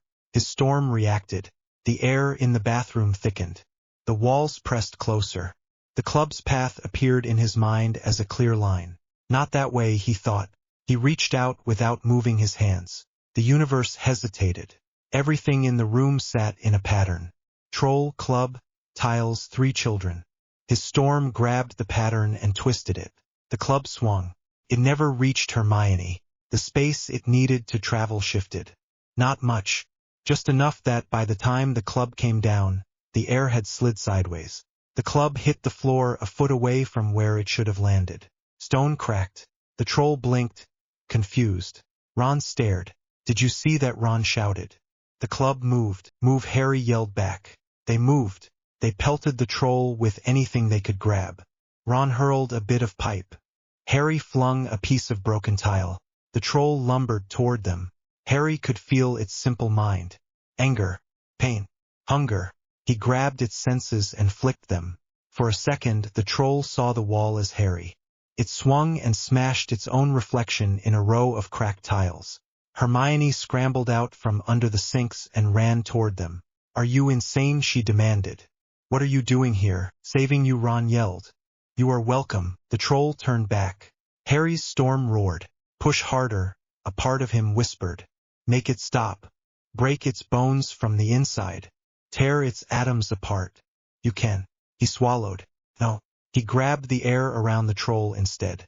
Thickened it, tried to make it like a net. The troll pushed through with sheer mass. "We need a spell," Hermione shouted. "We cannot wrestle it. Some kind of lock, some charm, something." Harry forced his mind to focus. "Wand. Word. Swish and flick," Hermione yelled over the troll's roar. "Wingardium Leviosa," at what Ron shouted. "The club," she cried. Harry grabbed the idea. He focused on the club. On up. His storm surged. For once he forced it into the wand instead of through the air. The wand almost vibrated in his hand. Up he snapped. The club ripped out of the troll's grip so fast it nearly took its arm with it. It shot toward the ceiling and stuck there, embedding itself in stone. The troll stared at its empty hand. Then its legs slid out from under it. The floor under the troll lost friction. For a second, its weight and the slick water combined to send it crashing down. Its own bulk hit the tiles with a thud that shook the walls. His head struck a broken sink on the way. The tiles cracked further. The troll lay still. Ron gaped. "That was not the levitation charm," he said. "It did go up," Hermione said weakly. Harry's knees shook. The storm inside him panted like a living thing. His scar throbbed. "We need to get out of here," Harry said. They stepped over debris and hurried toward the door. Of course, they met teachers in the corridor. McGonagall, Snape, Quirrell, pale and trembling in a way that did not look entirely fake. McGonagall took in the scene with one swift glance. Hermione stepped forward. "It was my fault," she said. "I went looking for the troll. They came to find me." McGonagall spluttered. Snape's eyes went to Harry. For a moment, Harry was sure Snape had seen the storm in that bathroom. The way the club had moved wrong. the way the air had thickened. Quirrell stared at Harry with wide eyes. Sweat rolled down his temple. Behind those eyes, Harry felt that old thin mind stir. Tasted him. His storm snarled. The sensation was like two magnets brought close. Push and pull. Attraction and repulsion all at once. Snape stepped between them, breaking the line of sight. Headmaster will want to know about this, Snape said smoothly. I will take care of Quirrell. You handle the children. Quirrell tore his gaze away. Harry let out a breath he had not realized he was holding. Later, in bed, he replayed the bathroom in his mind. He had moved the path of a club. He had tricked a troll's senses. He had almost broken something inside it. There had been no Latin words for that. He had squeezed reality and it had squeaked. In the dark, Ron whispered across the room. Harry, Ron said. Yeah, Harry answered. When that club moved, Ron said. The floor did not. The troll did not. Only the bit of air it needed. That was not a spell. Harry stared at the ceiling. I know, he said softly. There is something inside you that does not care about spells, Ron said. Just thought you should know someone else saw it. Are you scared of me now, Harry asked. Ron snorted. You faced a troll for Hermione, Ron said. If the something inside you wanted to squash us, it could have done that when we were 11 and stupid in the bathroom. We are still 11, Harry pointed out. Exactly, Ron said. Go to sleep. The confrontation with Quirrell came at the end of the year. There were parts that felt almost like the stories everyone else had told him. The whispers about the Philosopher's Stone. The three-headed dog guarding a trapdoor. Trials under the school. A chessboard where Ron nearly broke himself to win. Most of that felt like noise to the storm inside Harry. The important part was in the chamber with the mirror. Quirrell stood between Harry and the way out. The fire behind Harry shimmered. The air in front of him shimmered more. You are a curious boy, Potter, Quirrell said. His stutter was gone. His voice was steady, cold, old. Weaker than I expected in some ways. Stronger in others, the other voice added. From somewhere deeper, curling around the words. Harry could feel it clearly now. The presence buried in Quirrell was the same kind of wrong as his storm, but in reverse. Where his power wanted to flood outward and overwrite everything, this thing wanted to creep in and replace what already existed. Parasite. His scar burned steady. You are not Quirrell, Harry said. Quirrell smiled. A thin expression that looked wrong on his still young face. Sharp, the deeper voice said. He sees beyond the rituals. Good. That will make this interesting. The knot in Harry's chest tightened. The river of Hogwarts magic hummed just under everything. But neither of them reached for it. This was not a wizard duel. This was something else. The mirror loomed behind Quirrell, its surface faintly rippling. Tell me, Harry, the old voice said. When you look at that mirror, what do you see? Harry did not look away from Quirrell. A normal boy with his parents, Harry said. No scar. No storm. Just a life. The old voice laughed. It sounded like broken glass dragged over stone. Still clinging to that, it said. There is no normal for you. Not anymore. Not since I marked you. Not since your power swallowed my curse and twisted it. Harry's head snapped back as if slapped. What he said. Did you really think that scar was just a story detail? The voice said. When my curse rebounded, it tore through your body. It should have ripped you apart. Instead, something in your blood grabbed it and ate it. It bit me. I left a piece of myself lodged there as a hook. I did not understand, then, what your power really was. I do now. Harry's storm surged. Get out, he whispered. Get out of my head. You cannot eject me, boy, the voice said. We are connected at the most fundamental level. You are my failed death, my living wound. I am your first infection, your first lesson in what you truly are. Harry took a shaky breath. You call yourself Voldemort, he said. Quirrell flinched. The voice hissed. Do not speak that name as if you know it, it spat. You are a child. You are hiding on the back of a teacher's head, Harry said. You are less than a ghost. Quirrell's hand twitched. Harry saw it. Do not anger him, the inner voice of survival said. His storm shifted. The old presence pressed outward. You think you are something rare, it said. So do I. The difference is that I have spent decades learning to bend the rules. You are a wild version of a thing others have only touched. An instinctive omega, untamed. I can feel you breathing in the fabric of this room. Harry bared his teeth. Stay out, he snapped. Quirrell moved then. He flung his hands out. The air around Harry went thick and cold. Not river magic. Something else. The parasite reached for the ambient structure of the world and tried to crush Harry with it. Harry's storm met it. For a second, the room vanished. There was only pressure. His storm pushed outward. The other presence pushed inward. The walls complained. The floor trembled. The fire flickered as if someone had eaten its edges. Harry reached for his wand, more out of habit than anything. Expectation. The other presence laughed. Do you think a bit of wood will help you against me, it said. Harry ignored it. The wand was a focus. Not for the river but for his intent. He thought of the mirror. Of the stone hidden somehow inside it. Of the reason he had come. He wanted that stone safe. Out of the hands of this thing. Give me the stone, Quirrell snarled. You will save yourself a great deal of pain if you do. I do not have it, Harry shot back. Lie, the old voice sang. Shoved at his mind. It saw through the reflection of the mirror that the stone now sat in Harry's pocket. Placed there by rules even the storm could not see. It reached for it.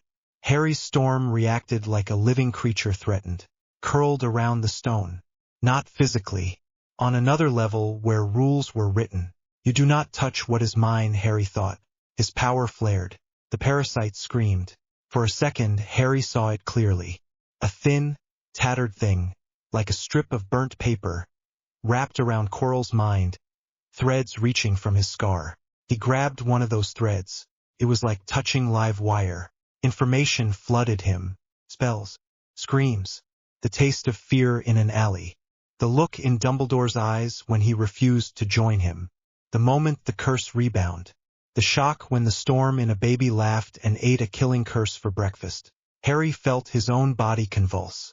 Somewhere far away, Quirrell staggered. You are not the only one who can infect, Harry said through clenched teeth. He pulled. The thread snapped. A part of the parasite went with it straight into his storm. It burned. Harry screamed. His vision went white. His scar felt like it split open. Something cold and hateful writhed inside the heat. His storm pounced. It tore into the foreign mind and swallowed pieces faster than he could understand them. Power clashed with power. Quirrell howled. The smell of burning flesh filled the room. Harry dropped his wand. He clutched his head with both hands. In front of him, Quirrell staggered forward. You will die for this, the old voice shrieked. You will tear yourself apart. He reached for Harry, fingers outstretched. His hands never reached their target.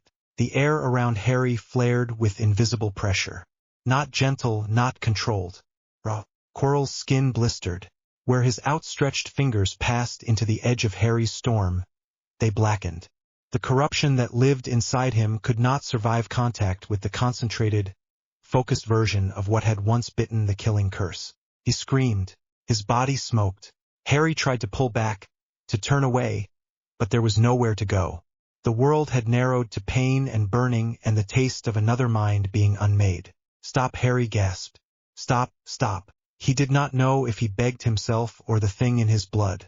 The parasite fled. He felt it tear loose from Quirrell, wrench itself away from the burning, and shoot through the space between them toward his scar. His storm tried to grab it, caught only a fragment. The rest slipped away into the walls, into the world, into places Harry could not reach. Quirrell collapsed. He hit the floor and began to crumble from the inside out, as if the rules that kept his body solid had simply been cancelled. Harry's vision blurred. His knees hit the stone. Something heavy pushed him sideways. The mirror tilted, then stabilized. His last coherent thought as he fell was not about victory or the stone. It was a simple, sick realization. I eat things. Then everything went dark. White. That was the first impression when he opened his eyes. White sheets. White curtains. A ceiling he did not recognize. Then the ache hit. Every part of him felt like he had been scrubbed with sand. His scar throbbed in a slow, nasty rhythm. The knot in his chest, his storm, felt bloated. He groaned. A calm voice said, "Awake at last." He turned his head. Dumbledore sat in a chair by the bed, hands folded, eyes as bright as always. Madame Pomfrey hovered near the foot of the bed with a chart. "How do you feel, Mr. Potter?" she asked. "Like I swallowed a blast-ended thing," Harry muttered. She sniffed. Language, she said. You are lucky to be alive. Whatever you did down there was not kind to your nervous system. Harry winced. How long was I out, he asked. A few days, Dumbledore said. Enough time for rumors to spread, certainly. Everyone thinks I saved the stone with amazing magic, Harry guessed. Something like that, Dumbledore said. The truth is less tidy. Madame Pomfrey muttered about vital signs and slipped out, giving them privacy. Harry swallowed. Quirrell, he said. Gone, Dumbledore said. His body could not handle whatever force you unleashed. There was another presence clinging to him. That presence fled when it realized what you were. I suspect it will trouble us again. Trouble you, Harry thought. It lives in my head. Did you know, Harry asked. About me. About this storm thing. Before I got here. Dumbledore was quiet for a moment. There were hints, Dumbledore said. The night my curse collided with you, the ambient magic in the area went wild. The house did not simply collapse. It resisted. Then, suddenly, the wildness folded in on itself. When I arrived, there was residue that did not match any spell I have ever seen. He folded his hands tighter. I believed, at first, that your mother's sacrifice had changed the curse in ways we did not understand, he went on. That remains true. But as you grew, the monitors the ministry uses to watch accidental magic picked up readings that were not wand-based. I saw one of those in my head, Harry said.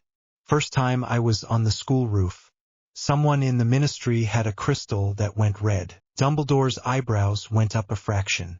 You saw that, he asked. Not then, Harry said. Now, when I grabbed that thing on Quirrell, I saw pieces of its memory.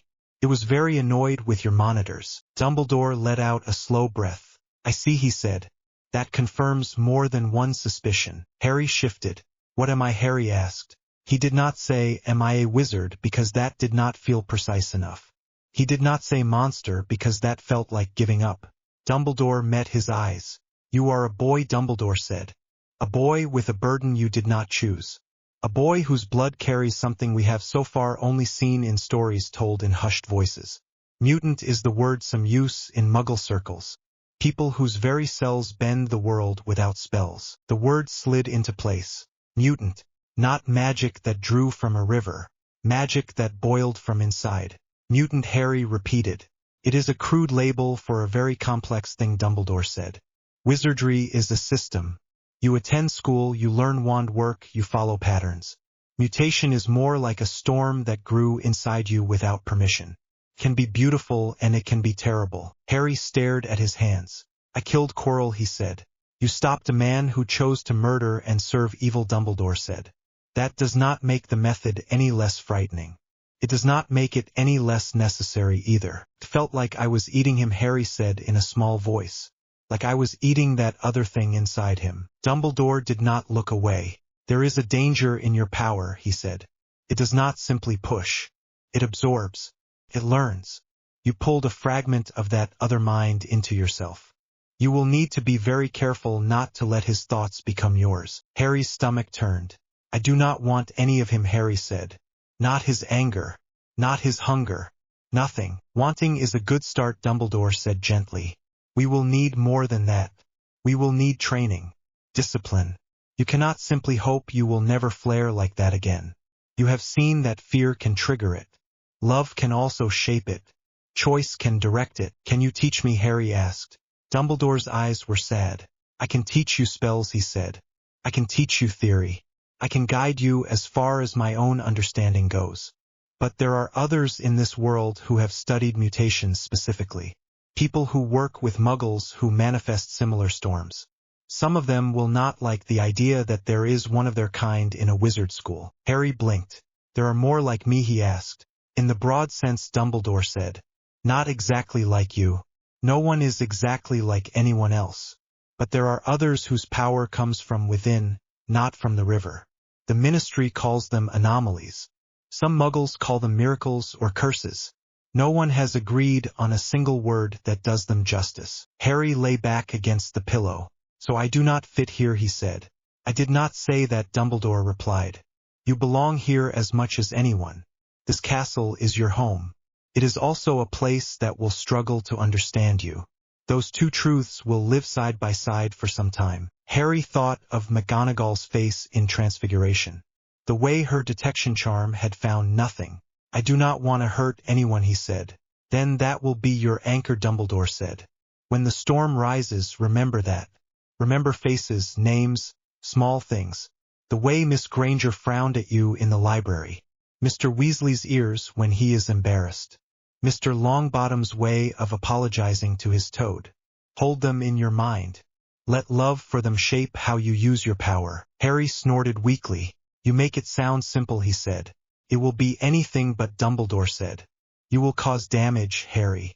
There is no setting aside a force like yours and never slipping. The question is whether you learn fast enough and care deeply enough that when you do hurt people, you pull them back rather than push harder. If you can live with that work, you can live with yourself. A silence settled. Outside the infirmary, footsteps echoed faintly. Somewhere, Peeves shouted about custard. Life went on. Inside Harry's chest, the storm turned. A new thread ran through it. Cold, sharp, hateful. He recognized it. You think you can contain me? The thin voice whispered somewhere deep. You think this little headmaster speech will keep you safe from me? Harry closed his eyes. You do not get to talk, he told it. He pictured it as it had been, wrapped around Quirrell. Thin, desperate, afraid of burning. He let his storm hold it in a corner. Not free. Not gone. Watched. Dumbledore watched him. You are doing something right now, are you not? Dumbledore asked softly. I am telling him to shut up, Harry said. The fragment, Dumbledore said. Yes, Harry replied. Can you keep it contained? Dumbledore asked. For now, Harry said. He is weak, angry, but he is not the one with the body. Remember that, Dumbledore said. He will try to tempt you, to make you use your power in ways that suit him. He will whisper that you are a monster already, so you may as well lean into it. You must decide, again and again, that you are not his echo. Harry nodded. I am Harry Potter, he said, more to himself than to Dumbledore. I am not his wound. I am not his child. I am not his anything. His storm stirred. Somewhere deep, where the river of wizard magic could not reach. His cells glowed with a slow light. Mutant, he thought. It was just a word. He could make it mean something. Dumbledore stood. You have a choice, Dumbledore said. I have contacts outside our world. People who study mutation. If you wish, I can reach out to them. Bring them into this. It will change everything. The Ministry will panic. The line between wizard and muggle will fray faster. Harry swallowed. If you do not, he said, then I am the only one of my kind here. No one knows what to do with me. That is the situation at present, Dumbledore said. We can continue alone for a time. We cannot do so forever. Sooner or later, the energy you threw at Quirrell will be detected by someone who does not ignore monitors as easily as the Ministry did with your early surges. Harry remembered the way that crystal had flashed red in the memory. He remembered Amelia Bones saying, we watch, we do not panic. So either we invite people in on our terms, Harry said, or they come anyway on theirs. Dumbledore smiled, small and tired. You see more than you know, he said. For now you rest. Think on it. You are 11. You do not have to decide the fate of two worlds in a single evening. Harry almost laughed. Feels like I have been doing that since I was 1, he said. Then perhaps it is time someone helped you carry that burden, Dumbledore replied. He moved toward the door. Professor, Harry called. Dumbledore paused. Yes, he said. Will you tell the others, Harry asked. About me being a mutant? Ron, Hermione, the others. Or do I have to do that? Dumbledore considered. I will not tell anyone without your consent, he said. I will, however, encourage you to choose a few you trust and share the truth in your own words. Secrets of this size fester if they remain unspoken. Harry nodded slowly. I will start with Ron and Hermione, he said. Wise choice, Dumbledore said. Try not to scare them too much. I will try, Harry said. When he was alone, Harry stared at his hands again. They looked the same as before. Thin, scarred. Fingers with ink stains. Inside them, inside the blood that ran through them, lived something that could burn a man alive by existing too close. He set his jaw. I am Harry, he said under his breath. I saved Hermione from a troll. I make stupid choices with Ron. I like treacle tart. I am more than one knight in Godric's Hollow, and I am more than the man who cursed me. The storm listened. It did not speak. It did not judge. It simply was. He closed his eyes. At the edge of his awareness, far beyond the infirmary, something else stirred. In a basement under the ministry, a crystal panel flickered once more. The readings from under the school were off every scale. No wand could have produced what they showed. People would see. For now, though, Harry lay in the white bed, breathing, and decided that he would not run from his own blood. If the world wanted to call him Omega, mutant, freak, weapon, he would add his own word to the list. Gryffindor. The voice came again while Harry was already running.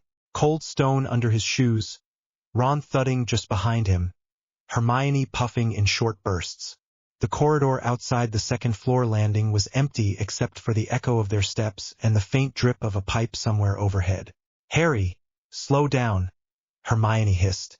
"You cannot just bolt after mysterious voices in the walls every time you hear them. I am telling you, it is saying something." Harry shot back. His chest burned from the sprint, not from lack of air but from the strange pressure that always lived under his ribs when his power stirred. "It is angry. Hungry." Ron glanced around at the bare stone and portraits that were watching with wide, curious eyes. "Maybe it is Peeves having a laugh. Or maybe you are finally cracking from all the homework." Harry stopped so fast that Ron bumped into his back. The pressure in his chest shifted, a thin line of cold running up his spine. The voice slid along the wall beside his left ear, low and eager. "Rip, tear, kill." Harry flinched. The words were not really words. They were raw intent. A smell of damp earth in the back of his nose. The image of something long and coiled pushing through tight stone. "There," he whispered. "Did you hear that?" Hermione stared at him. "I did not hear anything." Ron swallowed. "Nothing. Just you and your creepy face." The pressure faded as the unseen thing moved away. Harry felt it receding, not as footsteps, but as a smear of cold through the castle, sliding off to the right, downwards. "It is heading for the lower corridors," he said before he could stop himself. "Toward the big staircase. I can feel it moving." "Harry," Hermione said carefully. "You realize how that sounds, yes? Like a seer," Ron muttered. "Only less helpful." Harry rubbed his scar. It did not burn the way it had when coral had turned to ash under his hands the previous year. This was different, deeper, older. "It is like when the snake talked to me at the zoo," he said. "Just louder, less clear." Hermione folded her arms. Books clutched tight. Parseltongue is already a rare magical gift. Something Professor Dumbledore specifically told you to keep quiet about. Now you are telling us you can feel where a snake is going if you cannot even see it. He shrugged. "I am just saying what is happening." Ron shifted uneasily. "Maybe tell Dumbledore, again, before whatever that thing is rips and tears anything important." "Like me." Hermione nodded at once. "Yes, we report what you heard. We do not go wandering after it. Not again." Harry thought of the way Coral had screamed when Harry grabbed his arm. The way the air had folded in on itself. The way Dumbledore had looked at him after the hospital wing. Eyes sharp, weighing. "I said I would tell him if it happened again," Harry admitted. "Fine, let's go." They turned away from the shadowed corridor. As they walked, the pressure in Harry's chest settled, but it did not vanish. Something in the castle was awake and shifting, its anger scratching along his nerves. He could feel it. Not magic, something else. By the time they reached the gargoyle, Harry's legs were starting to shake. Not from the climb, but from the effort of dampening the restless hum under his skin. Hermione gave him a quick sideways look. "Are you all right?" "Fine." He rolled his shoulders. "Just tired." Ron stared at the stone statue. "You think he changed the password this term?" Hermione lifted her chin. "He would not this fast." Lemon drop. The gargoyle sprang aside. The moving staircase appeared. Harry felt a sharp spike of nerves. Going up to Dumbledore's office still made him think of last year. The stone. The way reality had twisted as Coral broke apart. And the way Dumbledore had said very calmly that there were types of power the wizarding world did not understand. The door at the top of the stairs opened before they could knock. "Enter," Dumbledore called. They stepped inside together. Fawkes watched them from his perch, bright eyes steady. The many silver instruments on the shelves gave off soft clicks and faint puffs of smoke. A set of spinning rings in the corner faltered, then stilled as Harry entered, as if something had jammed the turning. Dumbledore's gaze went straight to Harry, then flicked briefly to the ring device. One lean hand brushed his beard, just once, as if confirming a silent thought. "Good evening," he said. "To what do I owe the pleasure so late in the day?" Harry opened his mouth, hesitated. Hermione nudged him firmly with her elbow. "Harry heard a voice," she said, "in the corridor near the second-floor landing. Ron and I did not hear anything, but Harry insists it was real." Dumbledore's eyes sharpened, though his voice stayed mild. "A voice," Harry nodded. "In the walls. It was not like a person speaking, more like a feeling that sounded like words.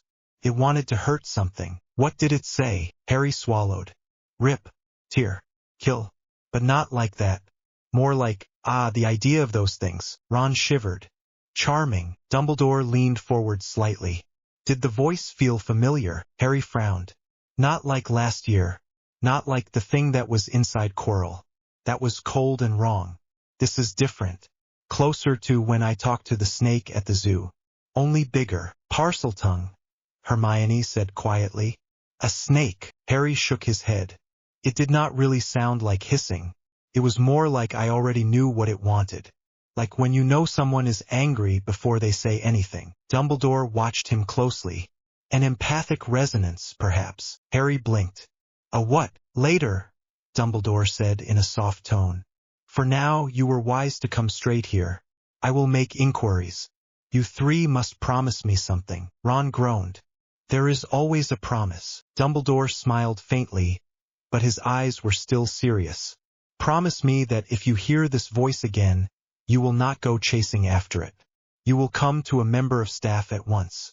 The corridors of Hogwarts can be dangerous under the best circumstances. This year they may be more dangerous still." Harry thought of the cold sliding feeling under his ribs, the sense that something was hunting. "I will try," he said. Hermione shot him a look. "He means we promise," she corrected quickly. Ron nodded. "Right, promise." Dumbledore gave Harry a long, searching look. "Your best effort will do, Harry. But please make that effort a very strong one." For a moment Harry almost asked about the strange way the spinning device had stopped when he came in. About the way spells still felt clumsy in his hand while his own power thrummed just beneath his skin, wanting to act without a wand. Instead he nodded. "Yes, Professor." "Very well," Dumbledore said. "Off you go. Stay together in the corridors. No wandering off alone. Even for the sake of curiosity." They filed out. As the door closed, Harry heard the soft rustle of Fawkes' wings. The staircase began to carry them down. Hermione wasted no time. "He knows something," Ron snorted. "Of course he does. He is Dumbledore. He probably knows what my mum is making for dinner tonight." "I am serious, Ron," Hermione snapped. "Empathic resonance. He called it that like it was an actual concept. Ask him next time." "He will not answer properly," Hermione muttered. "He never does. Not when it is about Harry." Harry kept quiet. The voice in the wall had gone silent, but the echo of it still crawled along his bones. Whatever it was not just a spell, and when it moved, he could feel it.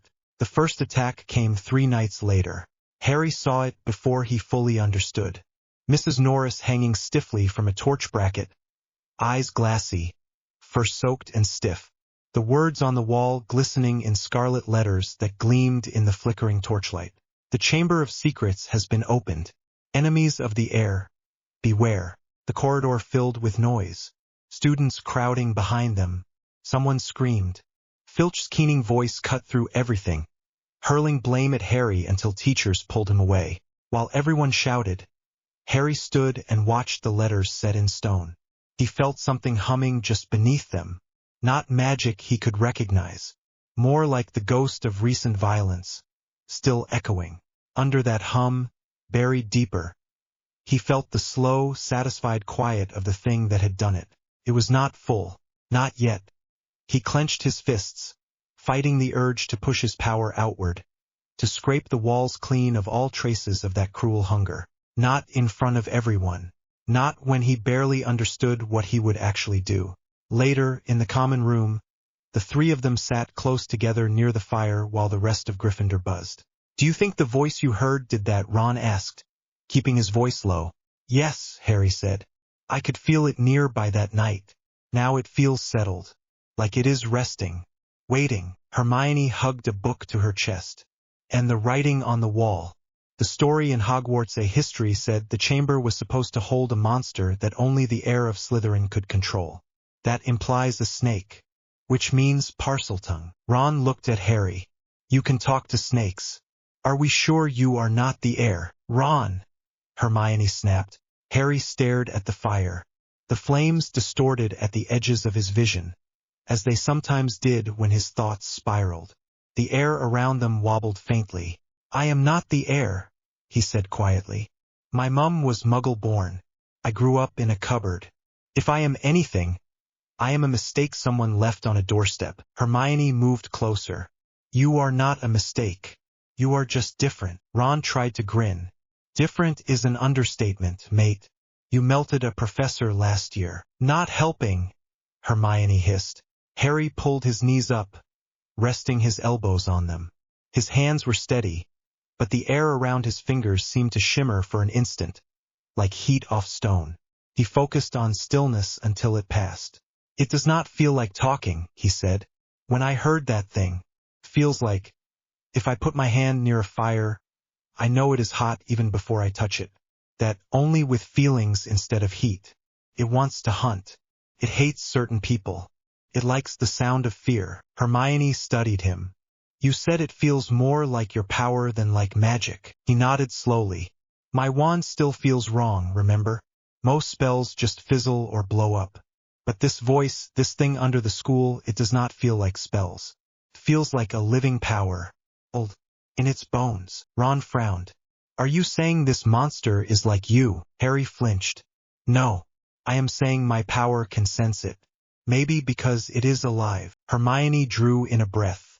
"Empathic mimicry," Harry groaned. "You have been digging in the library again, have you not?" "Yes," she said without shame. "I could not find much. There are rumors that certain rare magical creatures can mirror the emotions of those around them and use that to communicate. But nothing about people who can borrow a creature's emotional language." "That is what it feels like," Harry murmured. "Like when the snake at the zoo said it wanted to leave. I did not know the word, but I knew the feeling." Ron slumped back. "Right. So we have a giant death snake under the school, a mysterious emotional radio in your skull, and a wall that writes threats. Brilliant. Second year is already much worse than last year." Hermione looked at Harry with clear worry. "We need more information. About the chamber. About Parseltongue. And about whatever your abilities have turned into since Quirrell." Harry thought about last summer, locked in his room at Privet Drive, the way the light would bend when he was angry, the way the air would twist when he felt cornered. He had tried not to think about it. "Tomorrow," he said. "Library. No more chasing voices. We do this properly." Hermione nodded. Ron groaned again, but did not argue. Properly turned out to mean sneaking into restricted sections, dealing with a pompous new defense teacher who loved his own face too much, and dodging suspicious looks in every corridor. Lockhart's dueling club came later, after 2 more attacks, each one sending another wave of fear through the school. Justin Finch Fletchley, nearly headless Nick, then Colin with his camera. Each time, Harry felt the monster move before the body was found. A ripple in his bones, a sharp joy not his own, then a slow quiet. Dumbledore watched him more closely after each event. Harry could feel it. In staff meetings where he caught glimpses of the headmaster speaking in low tones with McGonagall and Snape. In the way certain teachers fell silent when he entered a room. By the time the sign-up sheet for dueling club appeared, the school was a powder keg of fear and gossip. The club meeting was held in the Great Hall. Tables cleared aside, a raised platform at one end. Lockhart stood on it with a ridiculous smile and robes that sparkled.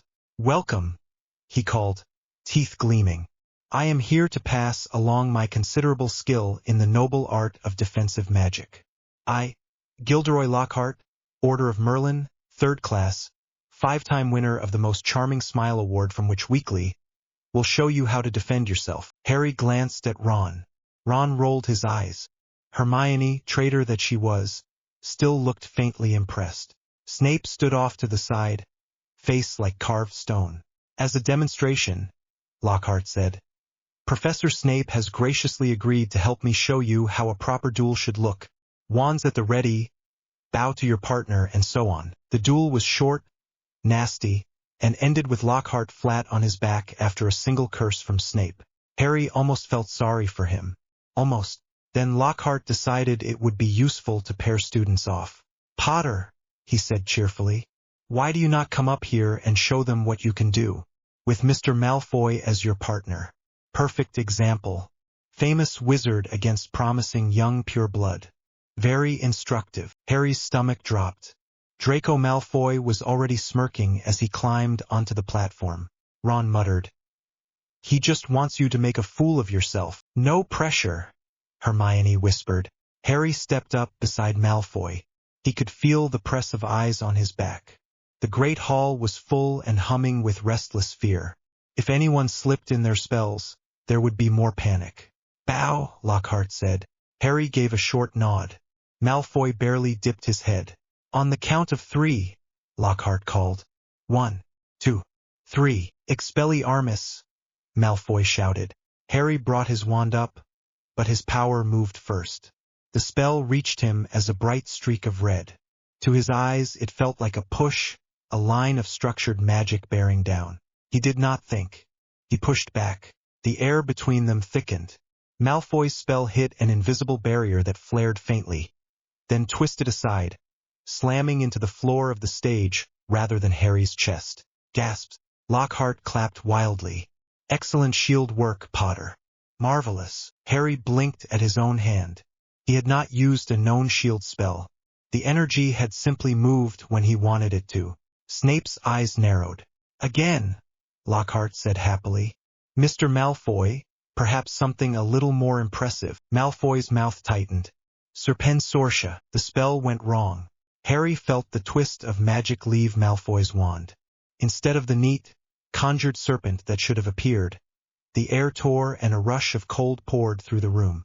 Something old and deep tugged at Harry's bones. The snake that spilled out onto the stage was far larger than it had any right to be.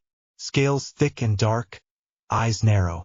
It tasted the air with a flick of its tongue, then started to sway, as if listening to something only it could hear. Students shrieked. They scrambled back from the platform. Lockhart pointed his wand. Panicked. "Not to worry, I will just, get rid of it.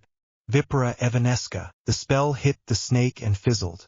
The creature snapped its head toward the nearest cluster of younger students at the foot of the stage. His body coiled, ready to strike. Harry felt another presence. Vast, distant. The thing under the school turning its attention upward through stone. One slow, heavy look. The little conjured snake froze. Its mind was a pinprick compared to the abyss beneath the castle. But Harry could feel both at once. The small mind, hungry and startled. The huge one, ancient and amused. The echo tore through his chest. His power flared. The little snake drew in breath to strike. "Stop," Harry said. He did not say it in English. The sound that came out of his mouth was a low, drawn hiss, but the real command rode on something deeper. He did not form a sentence. He pushed feeling. "Halt. No harm. Mine." The snake stopped. His body loosened. It turned its head slowly toward Harry, tongue flicking. The giant presence under the school stirred. Curious. For a heartbeat the world narrowed to 3 things. Harry, the small snake, and a vast mind far below waking a little more. Something in that distant presence tasted him. Not his thoughts, his structure, the shape of his power. Not wizard, not beast, other. The wordless impression slid over his nerves like cold water. The snake on the stage bowed its head. "I said stop," Harry repeated. forcing calm into his voice. You do not get to bite anyone. The snake's tongue flicked. Students stared, horrified and fascinated. Harry, Ron whispered. You are doing it again. Hermione went pale. Leave them alone, Harry told the snake. Go back to where you came from. Go down. The snake turned in a slow coil and slid off the stage toward the far wall. It vanished into a crack between the stones that was far too small for its body. But it flowed through as if the stone had softened for it. A murmur rose like a wave in the hall. Did you see that? He spoke to it. He is talking to snakes. Potter is Slytherin's heir. Lockhart laughed too loudly. Well, how very interesting. A clear display of, rare magical talent. Snape's voice cut through the noise. Enough. Dueling club is finished. All students are to return to their common rooms at once. Harry stepped down from the platform, stomach tight. Ron and Hermione closed in on either side of him. That was Parseltongue, Ron said in a harsh whisper as they pushed through the crowd. You did not just shoo it away in normal words. I know, Harry said. I did not mean to. Hermione's voice shook. Do you understand what that looked like to everyone? You did not just speak to it, you controlled it. That is exactly what the legend says the heir can do. I know, Harry repeated. As they left the hall, he could feel eyes follow him. Whispers spread like smoke. He could feel something else as well. Under the school, the great presence moved again. A slow coil, an old curiosity turning towards a tiny flare of power that had just echoed its own. Like calls to like, the sensation crawled up his spine. Dumbledore did not call him to the office that night. He waited a day. Let the tension simmer. Let the rumors spread until nearly every student in the castle avoided Harry in the corridors. When Harry finally stood in front of the desk again, the spinning rings in the corner did not just stutter. They stopped completely, then began to turn backwards. Another device, a long glass tube full of silvery smoke, burst in a soft crackle, spilling glittering dust that vanished before it hit the floor. Dumbledore looked at the ruined device, then at Harry. For the first time since Harry had met him, the headmaster looked almost tired. Sit, please, he said. Harry sat. His hands were clasped together so tightly his knuckles were white. You spoke to the serpent in front of the entire school, Dumbledore said mildly. You told it not to harm your classmates. That was a very good choice. Everyone thinks I am the heir, Harry said bluntly. They think I am controlling the monster in the chamber. What do you think? Harry swallowed. I think there is something alive under the school. I think it is a snake, or something like one. I think I can feel it move. And when I heard the small one on the stage, it felt connected. Like a spark of the same sort of thing. Dumbledore steepled his fingers. When you say you can feel it move, Harry tried to put it into words. It is not sound, not magic. It is like when my own power shifts, when I tore space on the roof at the Dursleys, when Quirrell touched me and broke. It is a pressure, a pattern inside whatever I am. Only instead of my own, it is something outside. An echo, Dumbledore murmured. A resonance. Harry stared at him. You called it empathic resonance before. I did, Dumbledore said. In simple terms, I suspect that you are not learning a language when you speak to serpents. You are mirroring a living pattern. Your power listens to their instincts, their desires, their fear and hunger. You reflect that back as sound and intent. So I am copying the way a snake feels, Harry said slowly, then sending it back with my own will attached. That may be closer to the truth than any explanation in our books, Dumbledore said quietly. Magic, as most witches and wizards understand it, is an external art. We draw on ambient energy and shape it through ritual and intent. Creatures such as basilisk and dragon have power bound into their flesh instead, but they do not consider it as magic. They simply are. Harry thought of the vast presence under the school, the ancient patience, the deep, patient hatred of some people and the complete indifference to others. The thing under the chamber, he said. It feels like that, like its power is not a separate thing. It is just in it. Dumbledore studied him. And you, Harry, when you defended yourself from Mr. Malfoy's first spell without a known charm, When you melted Professor Quirrell. What did that feel like? Harry looked down at his hands. He remembered Quirrell's skin turning black, the air bending, his own panic, the way everything inside him had reached out in a rush. It felt, he hesitated. It is like my body knows what to do. There is a line between me and whatever comes at me. When I am scared or angry, that line snaps and my power jumps first. It does not wait for a wand or a spell. It just moves. Like a muscle. Dumbledore's jaw tightened. Just so. And it does not show on your devices, does it? Harry asked quietly, glancing at the broken glass. For a long moment, Dumbledore did not answer. He rose instead and walked over to the collapsed instrument. With a murmured charm, he cleared the glass. Then he picked up another device. A simple brass ring with a faint blue stone set into it. He held it near Harry's shoulder. The stone remained dull. Dumbledore brought it closer, right up against Harry's arm. The instant it touched his sleeve, the stone cracked down the middle with a soft pop. Dumbledore let his hand fall. The broken ring dangled from his fingers. These devices measure ambient magical fields, he said. They react to wand work, to spells, to the residue left by enchantments and curses. The readings we have recorded around you since you arrived are inconsistent. At times they register spikes that look like accidental magic on a very grand scale. At other times, such as now, they record almost nothing. Harry felt his stomach drop. So I am either overloading them or invisible to them. Something like that, Dumbledore said. His gaze was heavy now. There are powers in this world that we do not fully understand. You already know this, Harry. You have lived with it since childhood.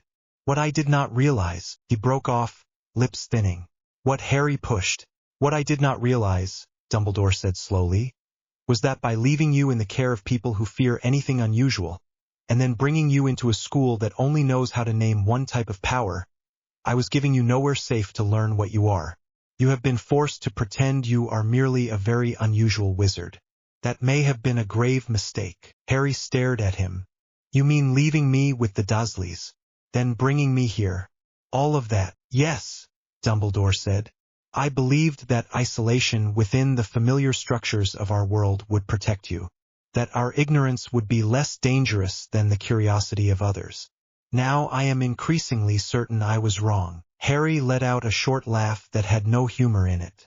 Well, that is comforting. I am trying to be honest with you, Dumbledore said quietly.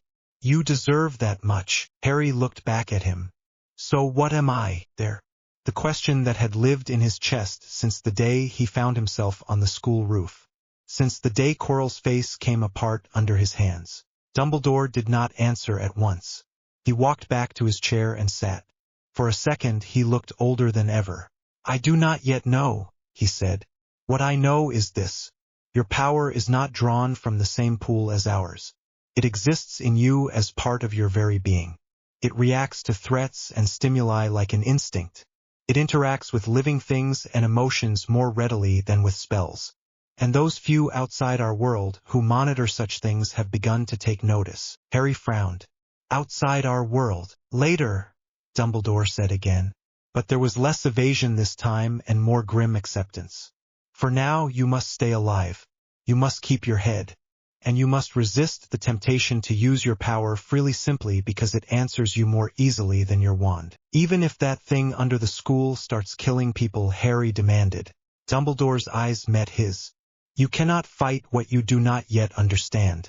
But yes, if you lose control in a place full of children and fragile old stone, you may harm more than you help. Let your professors handle the chamber. Trust me to do what I can. Harry's hands clenched. He wanted to shout that trusting adults had not gone well so far, that Quirrell had almost taken the stone, that the Dursleys had never been stopped. Instead he pressed his tongue against his teeth until the words bit back. If I feel it again, he said, I will tell you. But if it comes for someone right in front of me, I am not going to stand still. Dumbledore's mouth twitched. That would be quite out of character, yes? He sighed. Very well. Use your judgment. That is all I can ask. Harry rose. One more thing. The big one under the school. When I spoke to the little snake, It felt me. I felt it feel me. Like it recognized something. Recognized you as what? Not wizard, Harry said quietly. Not beast. Other. It did not have a word. But it knew I was different. Dumbledore's eyes darkened. Then we must move quickly. Thank you for telling me. As Harry left the office, something like guilt and fear mixed in the headmaster's gaze and settled on his back like a weight. Ginny Weasley vanished 2 days later. The school went from afraid to raw panic. Students cried openly in the corridors. Teachers moved in tight pairs. The Board of Governors sent owls every hour, each more demanding than the last. Harry listened, not to the gossip, to the stone. The monster had moved in the night. The feeling of its long body sliding through tunnels under the castle had jolted Harry awake in his dormitory. For a moment he had felt a second mind tangled with it. Small, human, terrified, then silence. Now, as he stood outside the girls' bathroom with Ron and Lockhart, the pressure in his chest was near constant. "You are sure this is the place?" Ron asked. His freckles stood out starkly against his pale face. Harry nodded. "It feels like a mouth. A way down." Lockhart adjusted his robes, which were smudged by the dust from the fallen stones near the main entrance. "No need to worry, boys. I have dealt with worse creatures than this. Let me take the lead and, demonstrate my skill." Ron glared at the man's back. "He tried to run away, Harry. We caught him." "I know," Harry murmured. "But he still has a wand. That is something." Hermione should have been there, but she was stone in the hospital wing, hand frozen around a torn page. Harry pushed the thought aside before it could drag his control down. He walked into the bathroom.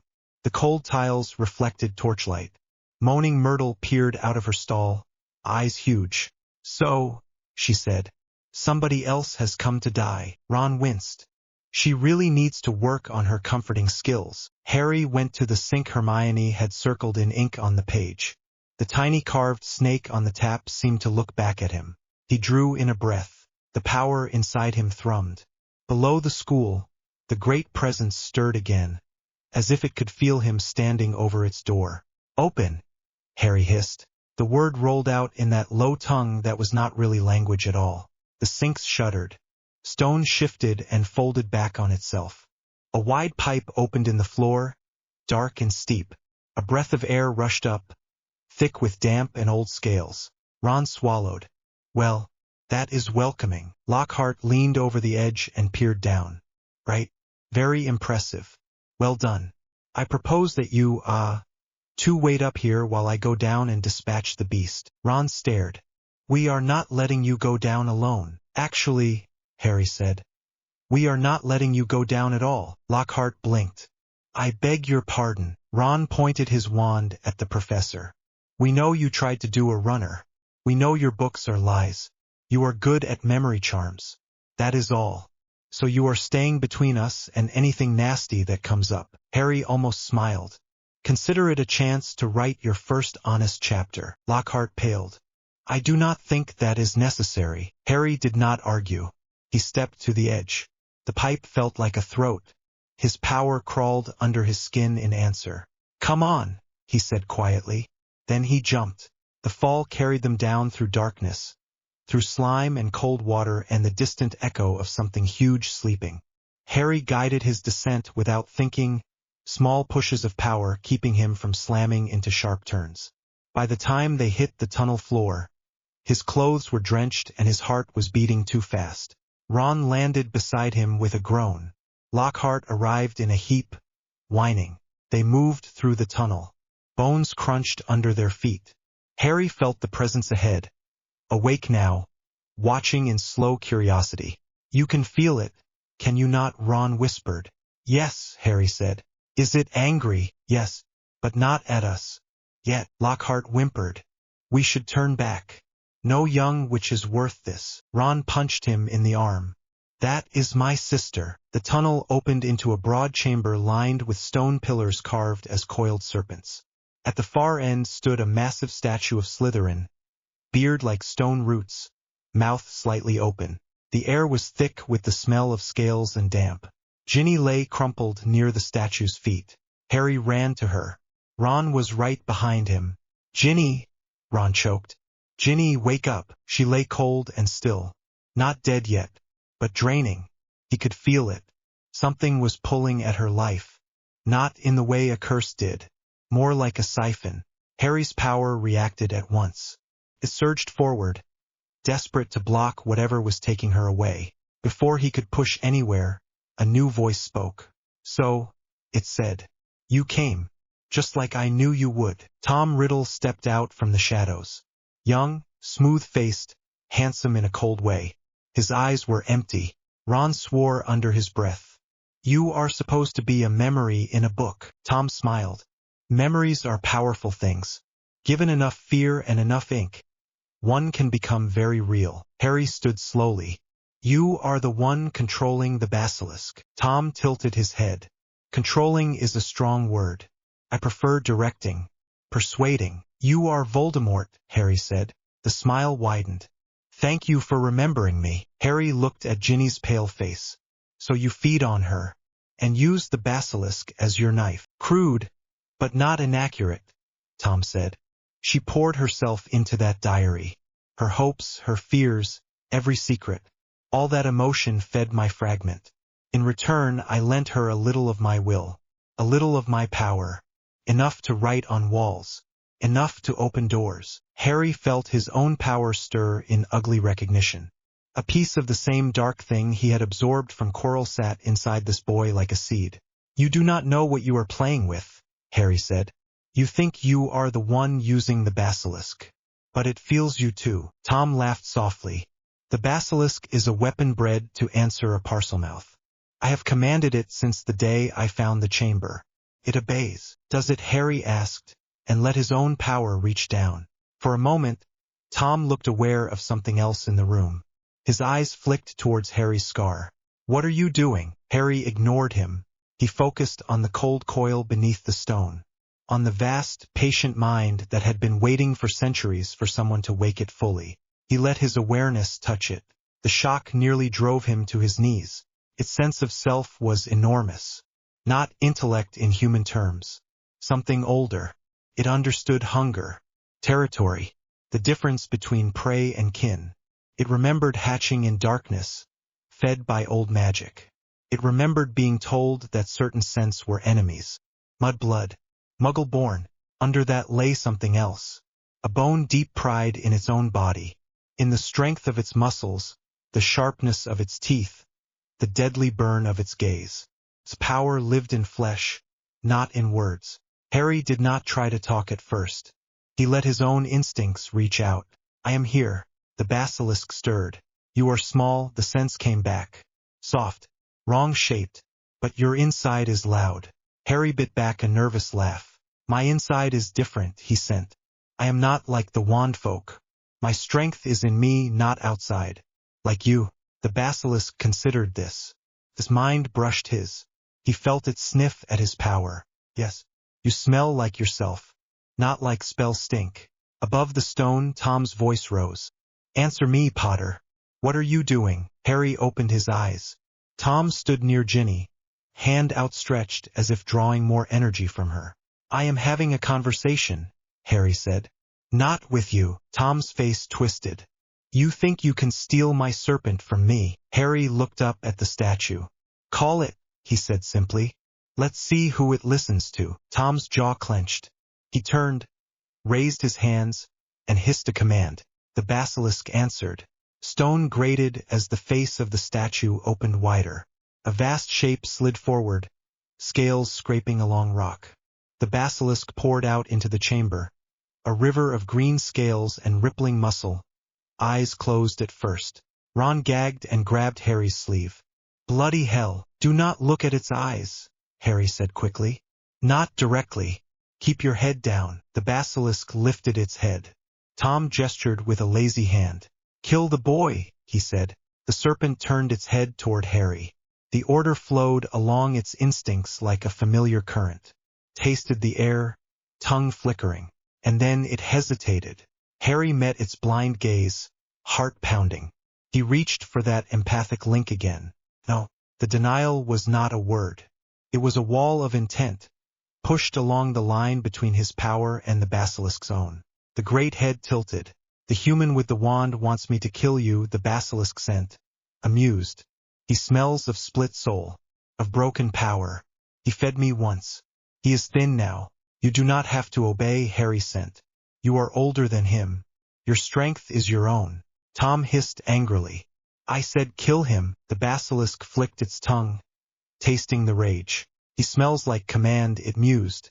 You smell like change. What are you? Harry felt his own power flare. It rose through him in a hot rush, filling every limb.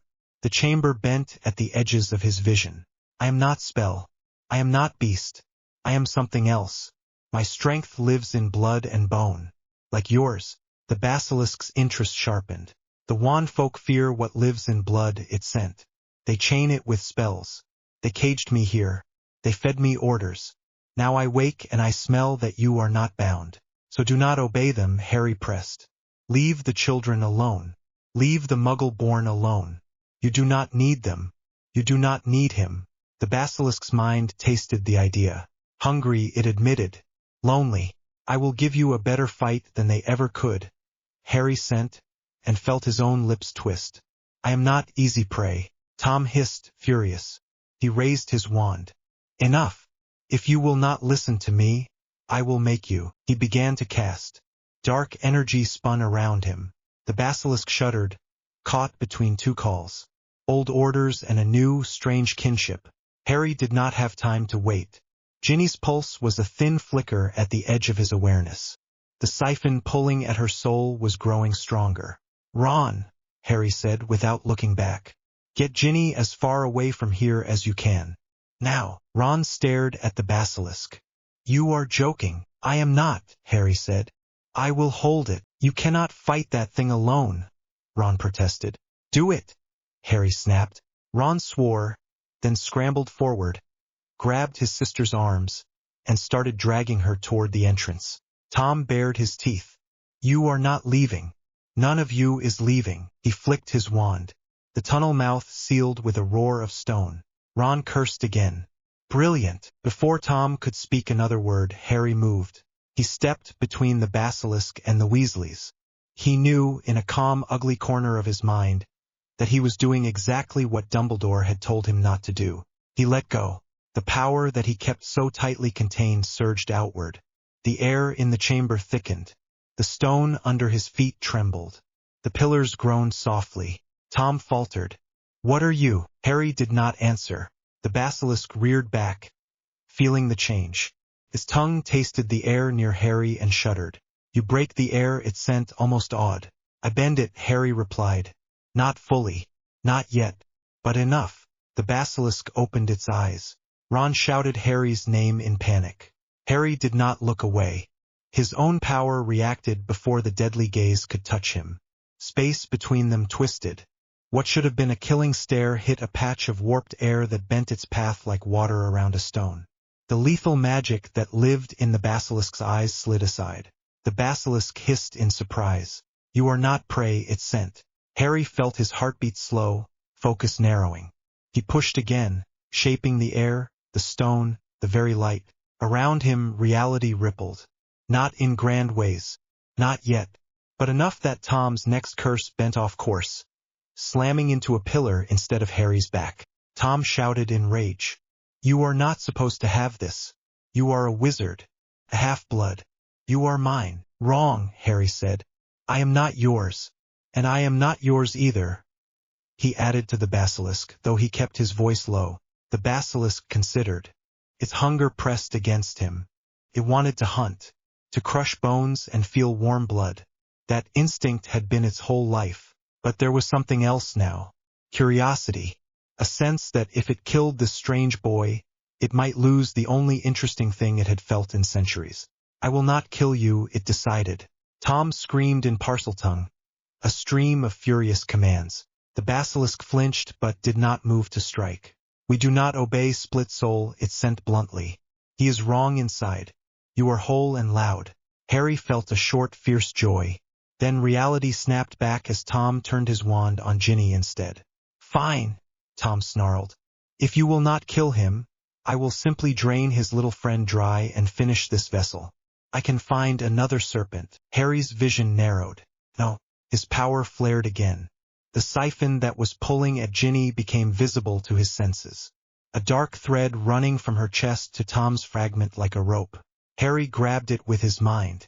His power wrapped around it like a fist. The thread fought back. It spasmed with all the dark will of Voldemort's split soul. Harry felt hatred and hunger slam into him. He did what his power always did when confronted with a hostile force.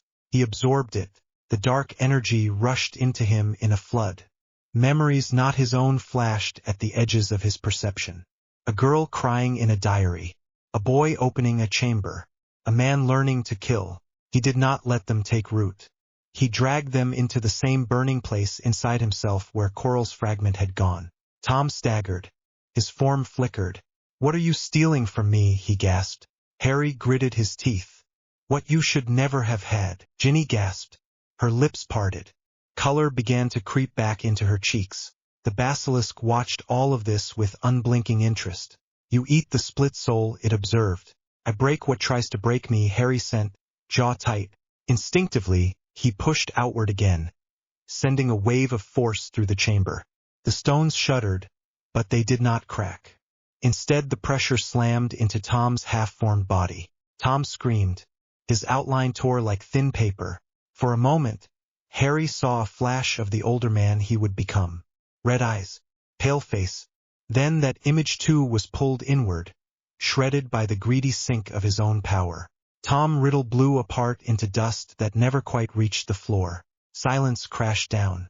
Harry stayed on his feet by sheer will. His muscles shook. His skin prickled with residual energy. The basilisk lowered its head until one vast eye rested level with him. "You are strange," it sent. "You eat power like meat." Harry swallowed. "I did not come to kill you," he said aloud, letting his feelings ride on the sound. "I came to save a girl. That is done. You do not have to die today either. But you cannot stay here and keep killing students." The basilisk's mind flickered with stubbornness. "I do not leave my nest," it sent. "This is mine." "If you stay," Harry said softly, "they will send others. Strong ones. They will find a way to kill you. Some of them will die trying. You will die at the hands of wand folk who think you are just a monster. Or you can go somewhere they cannot reach. Somewhere dark and deep where you can hunt things that are not children." The basilisk tasted the idea. Freedom. Prey that fights without wands. It slid its tongue over its teeth. "I will leave the small ones," it said at last. "You broke the split soul. You speak like flesh. You are not my enemy." Harry let out a breath he had not realized he was holding. "Then go," he said. The basilisk turned. Its body moved with terrible grace as it slid back toward the statue. Instead of climbing into the carved mouth, it pushed its head against the stone at the base. The rock groaned.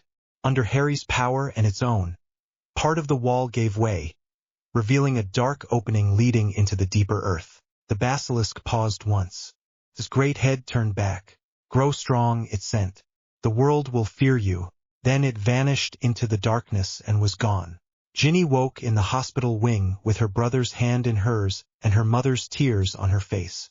Dumbledore listened to Harry's stilted account with his fingers pressed together and his eyes very bright. Harry left out only one thing. He did not mention the way the basilisk had chosen to leave instead of fight. He did not mention the taste of split soul that still clung to his power. He did not mention the way his abilities had moved without a wand, shaping air and stone and lethal gazes. Dumbledore did not press. Not in that room. Not with the Weasleys clustered close and Mrs. Weasley sending him grateful looks because her daughter was breathing. Later, though, when the hall had emptied and the candles burned low, Dumbledore stood alone in his office and let his own thoughts run unchecked for the first time in years. Harry Potter is not a wizard. The thought settled in his mind with the weight of fact. He had seen too many odd readings, too many dead instruments, too many patterns that simply did not fit. Harry's confrontations did not follow magical rules. They followed something closer to physics and instinct. He absorbed hostile energy. He bent space, He communicated with a basilisk by matching its internal pattern and pushing his will along that shared resonance. Albus had spent a lifetime trusting the structures of his world. The ministry, Hogwarts, old wards and older traditions. When he had placed Harry in the care of the Dursleys, he had believed that ignorance and blood wards would be enough. Now he saw, with unpleasant clarity, that he had put a living anomaly into a system that could not even name what he was. He walked across the office to a locked cabinet. With a wordless charm he opened it. Inside lay a stack of thick envelopes. Each bore no address, only a seal in dark blue wax. He picked up the top one, broke the seal. The letter inside was written in precise, neat script. It did not speak of charms or spells. It spoke of energy signatures, psionic anomalies, cellular irregularities. We have observed a recurrent non-magical power spike centered on your institution. The letter said. The readings do not match any known arcane field. They are biologically rooted and scale far beyond normal human output. We believe you are harboring an individual with an emergent genetic trait of extreme magnitude. For both our sakes, we advise an exchange of information. Below the neat words was a signature that meant nothing to any witch or wizard Albus knew. It belonged to a man whose work sat in a few rare scientific journals in the Muggle world. Work on genetic mutations, on the possibility of human abilities triggered by stress and inheritance. Work Albus had quietly collected and read after the first time Harry's power had overloaded 3 magical detectors at once. He had not answered the first letter, nor the second. There had been a certain comfort in pretending that whatever lived under Harry's skin was still somehow part of his own domain. Magic in a strange form, a problem Hogwarts could solve. Now a basilisk had felt Harry and called him kin. Now a girl had lived because Harry's power had eaten a fragment of Voldemort's soul like it was nothing more than a bitter scrap of food. Albus set the letter down.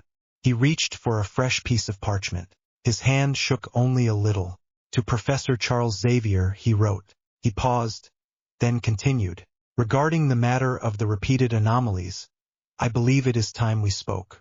The quill hesitated again. He thought of Harry's face as he had described feeling the monster under the school. The stubborn set to his jaw when he had said he would not stand aside if someone was in danger. He thought of the way Hogwarts had failed to register the nature of Harry's power until it had already begun to reshape their world. I have made errors, he added, ink soaking slowly into the parchment. You were right to be concerned. He signed the letter and sealed it. Outside, the night pressed close against the tower windows. The wards hummed softly, attuned to magic and nothing else. Below, in the hospital wing, Harry slept. His power lay curled inside him like a living thing. Not quiet, never quiet. The wizarding world still believed their greatest threat and their greatest hope began and ended with wands and bloodlines. Albus now knew better. The first crack had opened in that belief the day Harry fell onto his roof instead of the ground. Tonight, deep under the school, an ancient creature had left its prison because a boy with no fixed category had asked it to. The cracks would only widen from here. Sources. The train rattled over the rails with a steady clatter that shook the windows in their compartment. Rain streaked the glass. The sky outside was a flat gray sheet over rolling hills. Harry sat in the corner seat with his knees pulled up and his head resting against the cold window. His trunk was shoved under the bench. Hedwig slept in her cage with her head tucked under one wing. Ron sat opposite with a chocolate frog card on his knee and a half-eaten bar in his hand. Hermione had wedged herself in beside Harry with a book open on her lap. Professor Lupin slept in the seat closest to the door. His coat was patched. His case sat by his feet. He had said nothing since they boarded, only nodded at them and drifted off like a man who had not slept properly for years. The compartment smelled of chocolate, damp wool, and the faint metallic scent of the train. Ron broke a piece off his chocolate and waved it.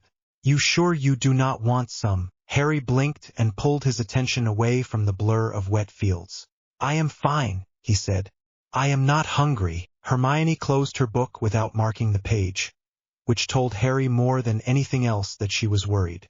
You have barely eaten since we left King Cross, she said. You picked at your sandwich and that is it. You look pale. Harry snorted. I live with the Dursleys. Pale is normal. Ron tried to grin. You do look a bit like nearly headless Nick. Hermione gave him a look. That is not helpful. I am just tired, Harry said. He pressed his palm against the window. The cool glass steadied him a little. Could not sleep much last night. That was technically true. He had spent half the night staring at the ceiling of his room at the leaky cauldron, watching the shadows. Every time he closed his eyes, he felt the shape of the chamber again. The slow coil of the basilisk as it slipped away into the earth.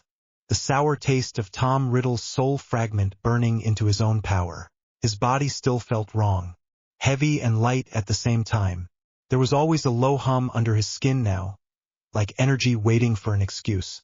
Nightmares again, Hermione asked softly. Harry shrugged. Something like that. Ron shifted in his seat. About you-know-who. About a lot of things, Harry said. He did not mention that sometimes he woke up with the bed frame rattling and the air around him bent as if he had shoved reality sideways in his sleep. Tom's memories flashed in his head in broken pieces. He saw things that had never happened to him. A girl writing in a diary. A boy opening a chamber. He pushed the thoughts down. Hermione opened her mouth, then hesitated. You know, she said carefully. You could have told us if anything strange happened over the summer. Harry let out a short laugh. Hermione, my summer was strange from the first week. He gave them the short version. Aunt March, the blown-up ant floating off over the garden. Running away. The night bus. The odd way the ministry had reacted, more scared than angry. Ron stared. So you did accidental magic again and the ministry did not expel you. That is not normal. Maybe they finally realized kicking me out will not stop anything, Harry said. Hermione chewed her lip. Or maybe Dumbledore insisted. Probably both, Harry said. He left out the worst of it. The nights at Privet Drive where the walls had flexed when his uncle shouted. The moment Uncle Vernon had grabbed his shoulder and Harry's power had flared so hard the light bulbs in the whole street had blown at once. He still remembered the look on his uncle's face, lit by the last spark from the hall lamp. Real fear. Harry had been scared too. Not of Vernon. Of himself. They were silent for a moment. The train rattled on. Lupin snored softly in his corner. Ron rubbed his chin. So Dumbledore knows your power is getting stronger. He wrote to you this summer, right? One short note, Harry said. Keep calm. Be careful with your power. Talk to me when term begins. Hermione frowned. That is it. Harry nodded. That was it. Ron snorted. Brilliant. Very helpful. Harry looked down at his hands. I think he knows more than he is saying. Hermione lowered her voice. About what you are. Yeah. Ron leaned forward. You are still a wizard though, right? Harry met his eyes. My wand barely works, he said plainly. Most spells go sideways. I melted a teacher with my hands. A basilisk left the school because I asked it to. Dumbledore's instruments break when I walk into the room. What do you think? Ron shut his mouth. Hermione reached over and squeezed Harry's wrist. Whatever the word is for it, you are still Harry. That is not much of a definition, Harry said. But he felt a small knot in his chest loosen a little. The light in the compartment flickered. All three looked up at once. The sound of the train changed. The steady clatter slowed. The engine noise faded into a drag and grind that vibrated through the floor. Outside, the gray fields blurred and then began to crawl instead of rush. Are we stopping? Ron asked. We never stop here. Hermione peered out into the rain. There is no station. The train shuddered to a halt. The lights went out. Darkness dropped over them like a curtain. The compartment went quiet except for the rain on the roof and the faint clank of cooling metal. Someone shouted in another carriage. Harry's chest tightened. His breath came short. For a moment he was back in the chamber or on the school roof or in his cupboard with the door closed. Enclosed space. No sound but his heartbeat. Hermione groped for her wand. Lumos. A weak glow lit the tip. It barely pushed back the darkness. Harry felt the temperature drop. The air in the compartment grew cold and wet, like the inside of a tomb. Frost crept along the window in thin lines. His breath misted in front of him. Ron rubbed his arms. What is that? Harry knew what it was before the door even slid open. Something heavy and sour pressed at the edges of his mind. Not a voice exactly. Presence. It did not feel like the basilisk. That had been old and proud and simple. This was empty. Hollow. A sucking absence that pulled at every happy memory he had without even knowing what it was doing. The compartment door slid open with a slow scrape. A tall cloaked figure filled the doorway. It towered over them, its head bent under the roof. Black cloth hung in ragged folds. Where its face should have been there was only shadow under a rotten hood. The cold doubled. Hermione's wand trembled in her hand. Is that a Dementor? Harry did not answer. The sound of the rain faded. The rattling train vanished. There was only wind and shouting and a flash of green light. His mother's scream echoed in his head, sharp and helpless. Not now. His knees buckled. His power leapt up like it always did when he felt cornered. The Dementor moved forward. Its hand appeared from the fold of its cloak. It was gray and slimy, like something that had been underwater too long. It reached out, fingers spread. Harry heard a high, thin cry. It took him a second to realize it was his own voice. He felt the thing reaching not just for his face but for his core. It pressed against the strange field inside him. Tried to drink. His power reacted the way it always did with hostile force. Pushed back. Heat slammed through his chest. Whatever thin control he had in ordinary moments shattered. The Dementor latched on. Harry's world went white. The compartment exploded with force. There was no charm. No Latin word. No silver animal. Something invisible and dense burst out from Harry in every direction at once. It was not light. It was pressure. The air turned solid for a heartbeat, then snapped outward like a stampede. The Dementor took the full hit. There was a sound like thick ice shattering. The creature's cloak shredded. The space under the hood did not reveal a face. It revealed nothing at all. A dark void tore open where its head had been.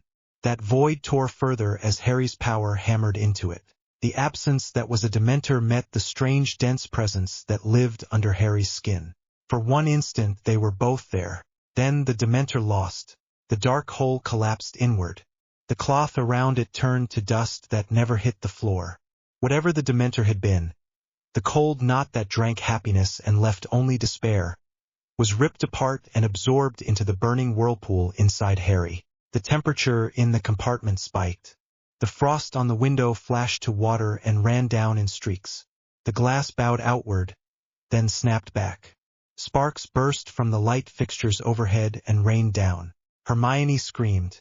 Ron was flung back into his seat. Lupin jerked awake as if someone had given him an electric shock. Harry felt himself falling. His lungs would not work. His head pounded. Voices overlapped in his skull, memories that were not his. Dementors gliding over a prison sea. Faint screams in cells.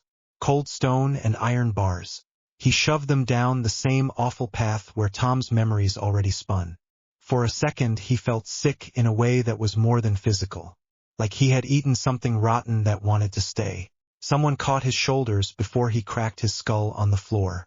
Potter! Lupin's voice, rough and urgent. Harry forced his eyes open. The compartment spun. He saw Lupin's lined face above him, pale in the dying light from the smoking lamps. Hermione knelt by his side, eyes wide and wet. Ron pressed himself against the far wall, staring at the empty doorway. The Dementor was gone. So was the cold. Harry sucked in air in heavy pulls. His chest burned. His hands shook. What happened? Hermione whispered. Harry, what did you do? He tried to answer. His tongue felt thick. I did not cast anything, he said hoarsely. It grabbed me and then, it just happened. Lupin's gaze flicked to the doorway, then back to Harry. His eyes were sharp now, no trace of sleep. There was a Dementor, Lupin said for the others. It came to our compartment. It should not have.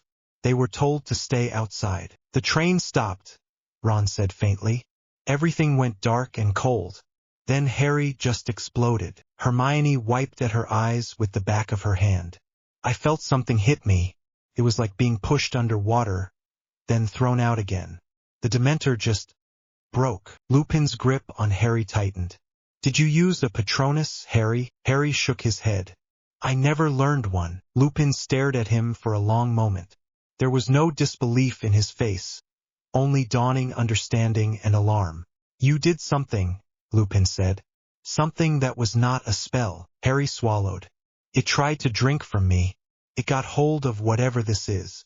He pressed his fist lightly against his chest. My power hit back. How strongly? Lupin asked. Harry let out a breathless laugh. It is gone, Professor. Ron gave a strangled noise. He means gone, not just driven off. It turned to dust. Lupin closed his eyes for a second. When he opened them again, there was a tightness around them that had nothing to do with age. You three stay here, he said. I need to speak to the driver and to the guards. And to the Dementors, if any of them are still on this train. Still on this train, Hermione repeated in horror. Stay, Lupin said again, and his voice made it clear that this was not a suggestion. He stood up, steadied himself with a hand on the luggage rack, then left the compartment. The door closed behind him with a click. Harry slumped back against the seat. His whole body trembled.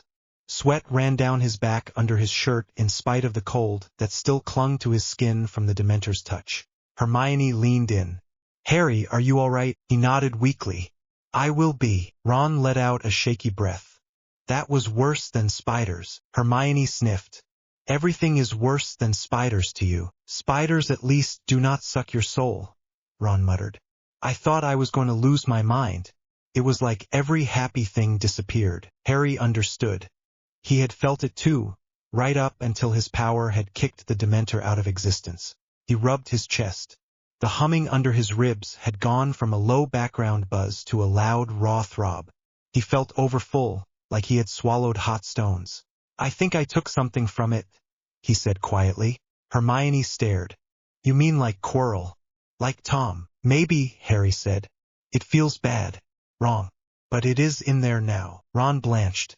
You are collecting bits of nightmares inside you. That cannot be healthy. Hermione pressed her fingers to her temples. We need to get you help. From who? Harry asked. Dumbledore already knows something is off. He still has not told me what I am. She bit back a retort. Then he has to now, she said. After this, he cannot keep pretending. The train shuddered again. Slowly it began to move. The lights flickered back to life, dim and unsteady. Noise from other compartments drifted down the corridor. Crying, shouting, someone swearing loudly about Dementors. Lupin returned 5 minutes later. He looked more tired than before, but there was a new tension in his shoulders. Everyone is alive, he said. A few students fainted. One boy in the next carriage had a panic attack. The Dementors are gone from the train. They were driven away by something they cannot name. He looked straight at Harry as he said that last part. Harry looked back and did not bother to pretend confusion. Lupin sighed. When we arrive at school, the headmaster will want to see you at once. Until then, stay with your friends. Do not go wandering. That never works, Ron muttered under his breath. Lupin managed a faint smile. Try anyway. He dug in his pocket, pulled out a large bar of chocolate, and broke it into chunks. Eat this, he said firmly. All three of you. It will help. Harry took the piece and bit into it. The taste grounded him a little. Warmth trickled down into the cold spots the Dementor had left behind. It did nothing for the heavy, restless energy still burning in his core. Far above the rain and the moving train, the blast did not vanish. Human senses could not track it. Wards around Hogwarts and the train absorbed most of the magical impact, twisting it, hiding it. But Harry's power had never been purely magical. The shock that tore through the Dementor rippled out in a different way. It rode on electromagnetic fields and deeper levels of reality that the wizarding world did not measure. It burst up through cloud and atmosphere like a flare. Satellites that drifted over the North Atlantic felt a spike in their instruments. A scatter of numbers jumped far outside normal patterns. Sensors built to watch for nuclear tests and experimental energy weapons woke out of their quiet background routines. In a control room in a secret military base, a technician frowned at his screen. A line that should have been flat leapt into a sharp peak right over northern Scotland. "Sir," he called. "You need to see this." An older man in a suit stepped over. His badge did not have a name, only a code. He followed the tech's pointing finger. "Faulty sensor," he said. The tech shook his head. "We checked the instrument. The spike registered on 3 different channels. Energy density off the charts. Frequency range does not match any known test from our own side or foreign powers. It looks almost organic." "Organic? Pattern does not behave like a bomb," the tech said. "More like a pulse from a living source." The suited man watched the replay. A burst, a slight echo, then the line settled. "Log it," he said. "Flag it for the anomaly program. No external calls yet. Last thing we need is another round of panic about strange events we cannot explain." "Yes, sir." The suited man walked away, but his eyes were not calm. He had seen a similar spike once before on an old printout from a British radar station. That one had been dismissed as a storm. This one was not so easy to ignore. Across an ocean, in a mansion hidden in the woods of Westchester, a bald man in a chair jerked awake with a sharp gasp. Professor Charles Xavier pressed his hand to his temple. The echo of the wave still rang through his mind. It felt like someone had rung a bell inside his skull at point-blank range. He had been dozing in his study. One moment he had been listening to the quiet hum of the school. The next, a burst of power had crashed through his mental senses like a tidal wave. "Jean," he did not shout. He sent the thought through the school with the light touch of a telepath who had used this trick for years. He felt her acknowledge him from the lower levels. A few seconds later, Jean Grey came jogging into the study. Her red hair was pulled back in a messy tail. She wore training clothes and carried a towel over her shoulder. "You felt that too," she said without preamble. He nodded. "You described it better last time.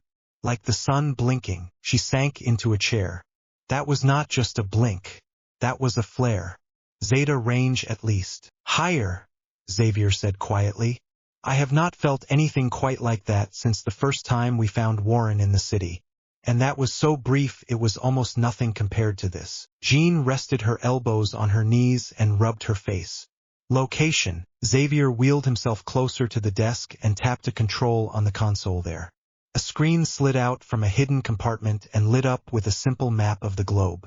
A soft chime sounded as the system pulled data from a network of discrete sensors and satellites. A bright mark pulsed over northern Britain. "Scotland," Xavier said. "Roughly here." He pointed to a cluster of hills that the map rendered as low lines. "Inland, away from cities. Same region as the anomalies we have been tracking for years." Jean frowned. "You mean the zone with static around it?" "Yes," he said. "The area your mind refuses to see clearly. Wards, they called them in their letters." He glanced at a drawer, where a thin file sat. Letters on thick paper with strange crests. Ink that did not quite fade. "I thought your friend there was just eccentric," Jean said. "He is eccentric," Xavier said. "He is also the headmaster of a school for people like him. Like us. People with abilities. Or so I thought." Jean looked back at the map. "Well, someone just screamed in power from inside his bubble." "Yes," Xavier said. "And it was not him." "What did it feel like to you?" she asked. Xavier closed his eyes for a moment and replayed it. "Dense," he said. "Heavy.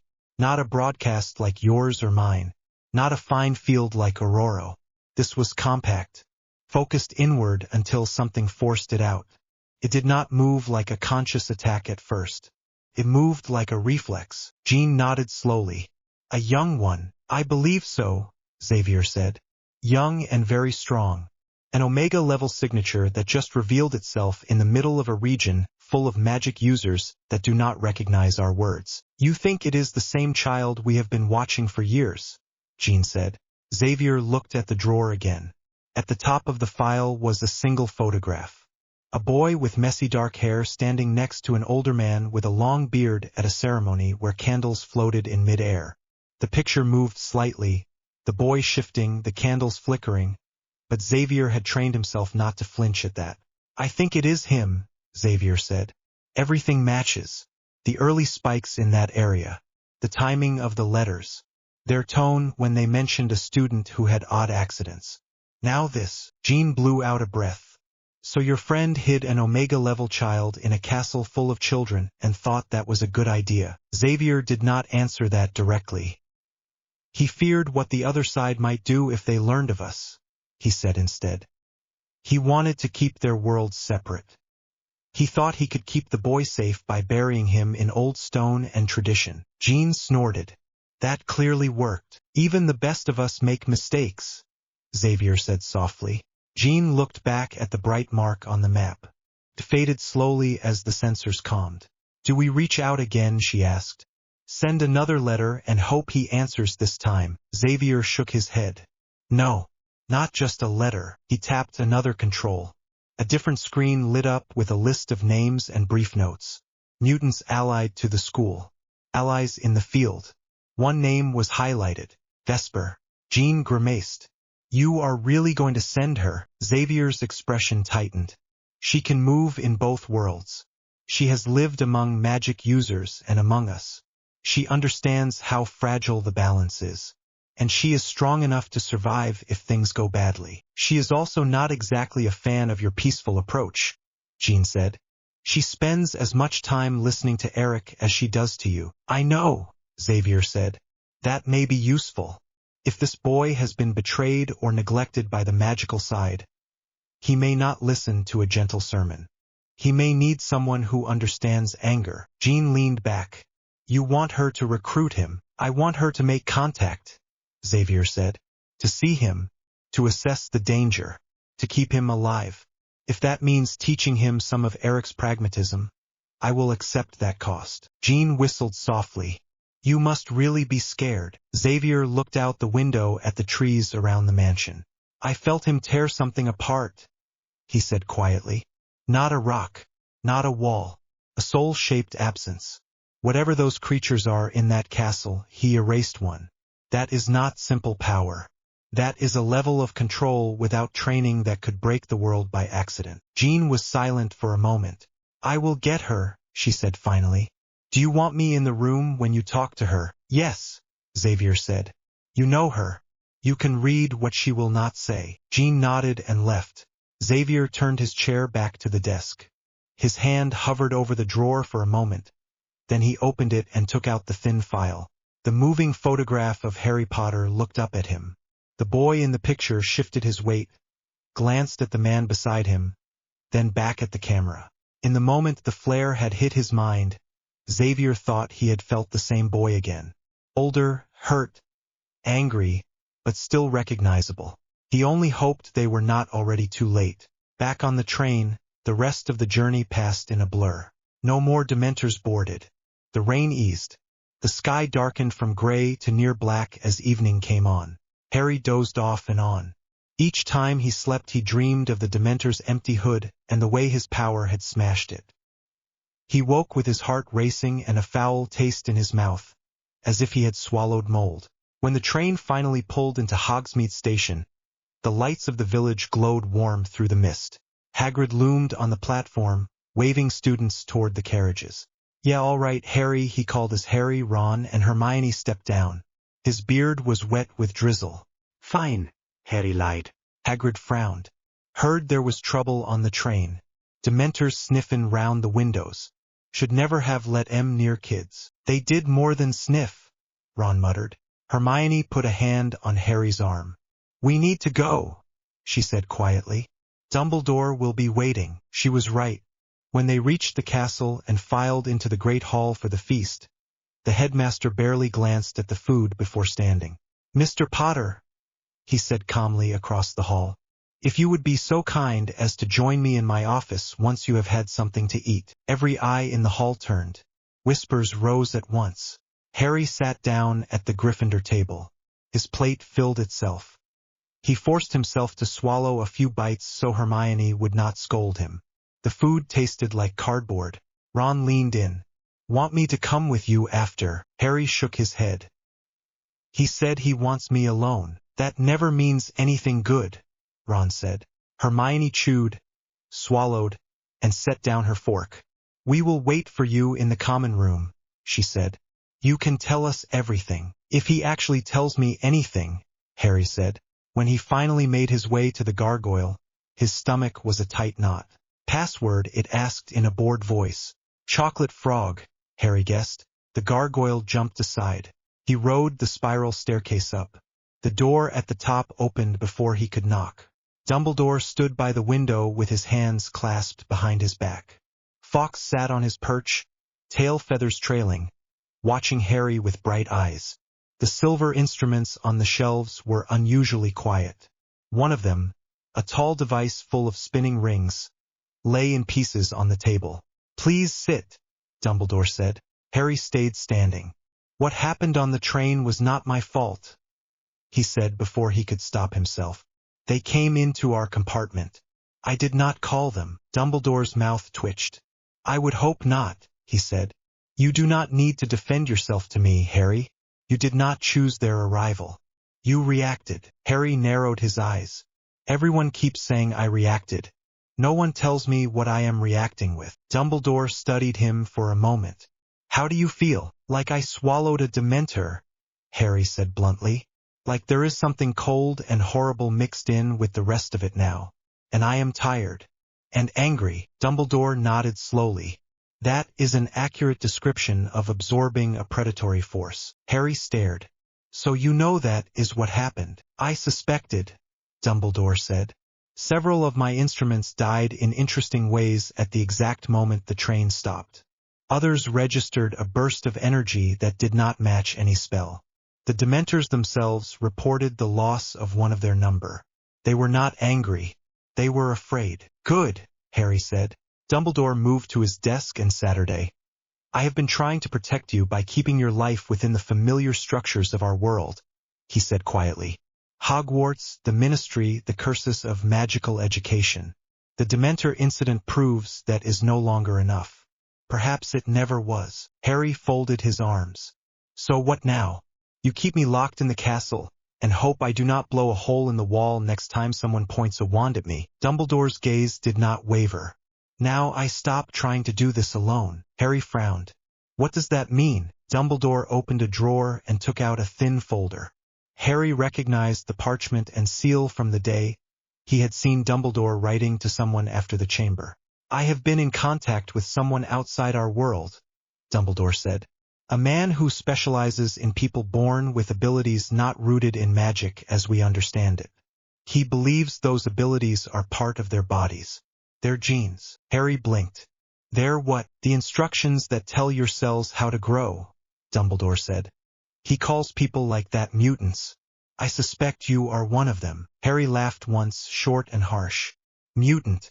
That sounds like something Dudley would shout when he sees a kid with glasses. It is an ugly word in the mouths of those who fear difference, Dumbledore agreed. In his, it is a neutral term, a description, not a judgment. In any case, call it what you like. The point is that there are others in the wider world with abilities that share more in common with yours than with a standard spell. Harry stared at the folder. And you have known this for how long? Dumbledore's shoulders sagged a little. Since the end of your first year. I wrote to Professor Xavier after my instruments failed in ways I could not explain. I did not tell him your name. I told him only that there was a child in my care who broke my models. He recognized the pattern. He asked to meet you, and you said no, Harry guessed. I delayed, Dumbledore admitted. I believed I could keep you safe by keeping you here, by teaching you to respect our rules. By maintaining the statute that hides us from the rest of the world. I feared what would happen if governments that already hunt his kind learned about someone like you in our midst. Harry felt his jaw tighten. So you kept me in the dark so other people would not panic. I kept you in the dark because I have been cowardly, Dumbledore said, and there was no excuse in his voice, only tired honesty. I thought I could hold back the tide by myself. Today, the tide came anyway. Harry took a few steps around the office, trying to keep his hands from shaking. These Dementors work for the Ministry. They sent them here because a prisoner escaped. They did not care if they hurt students. One of them tried to eat me and then vanished inside my chest. Your instruments blew up. Some stranger on the other side of the world felt it, probably. And you chose all this. Dumbledore flinched. You are right to be angry, he said. You have every reason to be. There is very little that will make that better. What I can do is this. I can stop hiding. I can let Xavier help. Harry looked back at him. You invited him. I sent him a letter after the chamber, Dumbledore said. He replied with concern. He offered help. I shelved that help. After today, he will not need my invitation. His instruments will have felt what you did. He will send someone whether I like it or not. The only choice I have left is whether to work with him or against him. And I will not work against someone who wants to keep you alive, Dumbledore said simply. Harry's anger slipped sideways into something else. Unease, curiosity, a small cold fear. So what does that mean for me? It means, Dumbledore said, that at some point soon, someone from his side will arrive. They may come directly. They may come quietly. They will want to see you, to talk to you, to measure what you can do in ways I cannot. I will insist that this happen on our terms, on safe ground. I will try to make sure they respect your choices. But they will come. Harry swallowed. And if I do not want to be tested, you do not have to agree to anything at once, Dumbledore said. You can listen. You can ask questions. You can say no. But for your own safety, I would suggest you at least hear them out. Harry dropped into a chair without realizing he had moved. His legs felt weak. Great, he said. First I find out I am not really a wizard like everyone else. Now I find out I might not even be the same kind of not wizard as the rest of you. There is a whole other group of people out there I am supposed to belong to. Dumbledore's gaze softened. You belong where you choose to stand, Harry. Not where your blood or your genes or your wand decides. Harry gave him a flat look. Tell that to the ministry. A corner of Dumbledore's mouth lifted. I intend to. A faint buzz sounded from one of the few instruments still working. A silver sphere on the shelf glowed, then dimmed. Dumbledore glanced at it, then back at Harry. The ministry will summon me to talk about what happened on the train, he said. They are under pressure from their own allies. Some of those allies are Muggle governments that felt something they should not have been able to feel. The cover they used to protect us has cracked a little more. Because of me, Harry said. Because of the Dementors and their decision to feed near children, Dumbledore corrected. You defended yourself with the tools you have. That is not a crime. It will not stop them blaming me, Harry muttered. No, Dumbledore agreed quietly. It will not. Harry sat there for a moment, listening to the soft ticks and clinks in the office. Will you tell me when this Xavier person sends someone, he asked finally.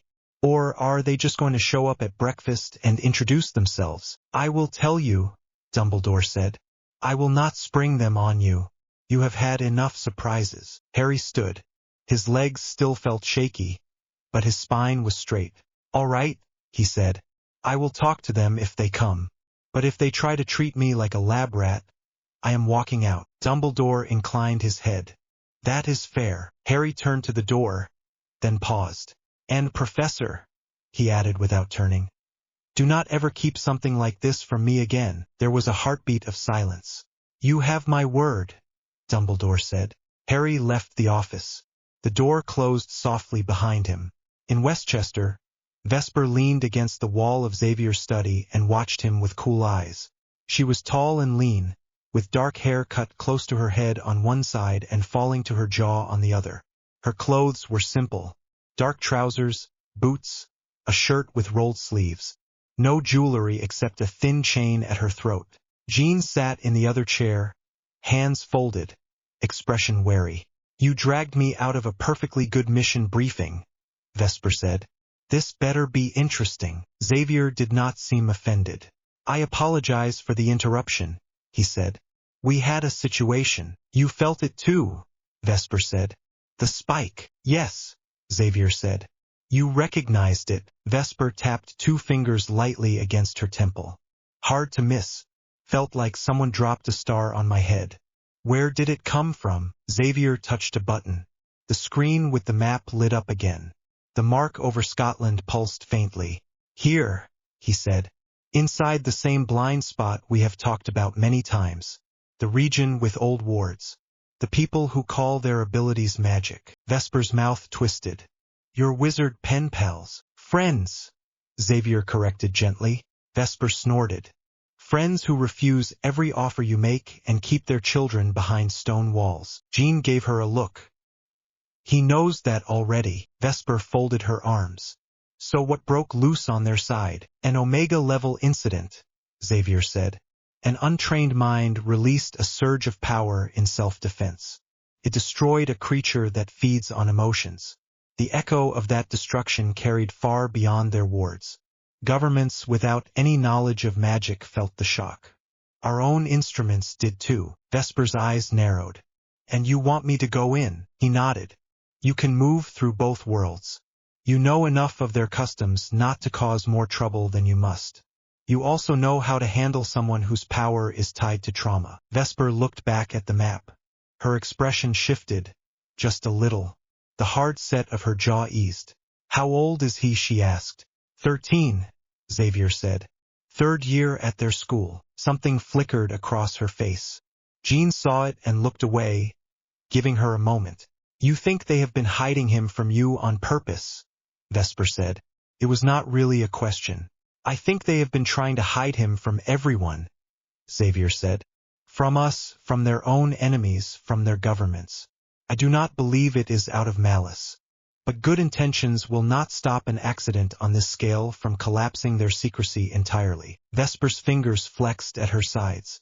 What do you want me to do if I find him? Talk to him, Xavier said. Tell him he is not alone. Offer him a place where he can learn to use his power without destroying himself or others. Do not force him. Do not deceive him. Protect him if their side tries to cage him. And if he is already too deep in their war, Vesper asked. Xavier's gaze was steady. If that is the case, make sure he survives it. Vesper huffed out a breath. You make it sound so simple. Nothing about this is simple, Xavier said. That is why I am asking you. Jean leaned forward. Vesper, this boy has already killed by accident. Creatures, pieces of a very bad man who knows what else. He is absorbing what he destroys. If nobody helps him, he will either break or turn into something we cannot stop. Vesper's eyes sharpened. You are afraid of him. Yes, Jean said. And I am afraid for him. Vesper let that hang in the air for a moment. All right, she said finally. I will go. Xavier exhaled slowly, some of the tension leaving his shoulders. I assume you want me to go in the front door, Vesper added dryly. Say please and thank you. Wear a nice robe. That would be advisable, Xavier said. Dumbledore will respond better to a formal approach than to an intrusion. I will send an owl to warn him you are coming. Vesper raised a brow. An owl, Jean grinned. You will like them. They are very direct. Vesper shook her head. Fine. Send your magic bird mail. Let your old friend know the mutants are coming to his old castle. Then I will go see what kind of mess he has made. She pushed off the wall. Do not fall in love with him, Jean called as she reached the door. Vesper snorted without turning. You always say that. This time I mean it, Jean said. Vesper paused for a heartbeat, then walked out. Xavier watched the door close. I did not say it, he said quietly. Jean sighed. You did not have to. She heard it in your head anyway. They both looked back at the map, where the bright mark over Scotland slowly faded into the general background noise of the world. Somewhere inside that quiet glow, a boy sat in a stone tower, feeling a new ugly weight in his chest and waiting for a future that none of them could fully see yet. The dragon opened its jaws and the world shook. Harry stood alone in the stone arena, ash and broken rock under his shoes, the weight of thousands of eyes pressing down from the stands. The Hungarian horntail loomed over the golden egg, scales rippling, wings half spread. Heat rolled off it in waves. The air tasted like metal and smoke. His wand sat in his right hand. Useless. The crowd roared as the dragon bellowed. His chest swelled. Harry felt the buildup of energy before the flame ever appeared. A wrongness in the air that his nerves translated into sharp, electric fear. He let his fingers loosen. The wand slipped from his grip and hit the stone with a small, odd sound that vanished under the roar of the stands. On the judge's platform, Dumbledore jerked forward. In the front rows, Hermione grabbed Ron's arm. "What is he doing?" she breathed. "Losing his mind," Ron muttered, but the words sounded thin. The dragon spat fire. Harry stepped toward it. The first blast did not reach him. It hit an invisible point in front of his outstretched palm and folded around him, drawn into a tight, shimmering shell.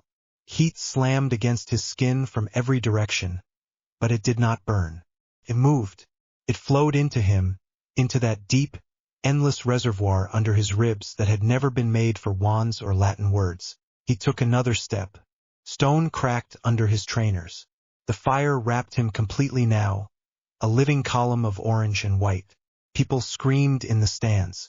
Someone shouted his name. Inside the blaze, Harry's vision narrowed to gold and shadow.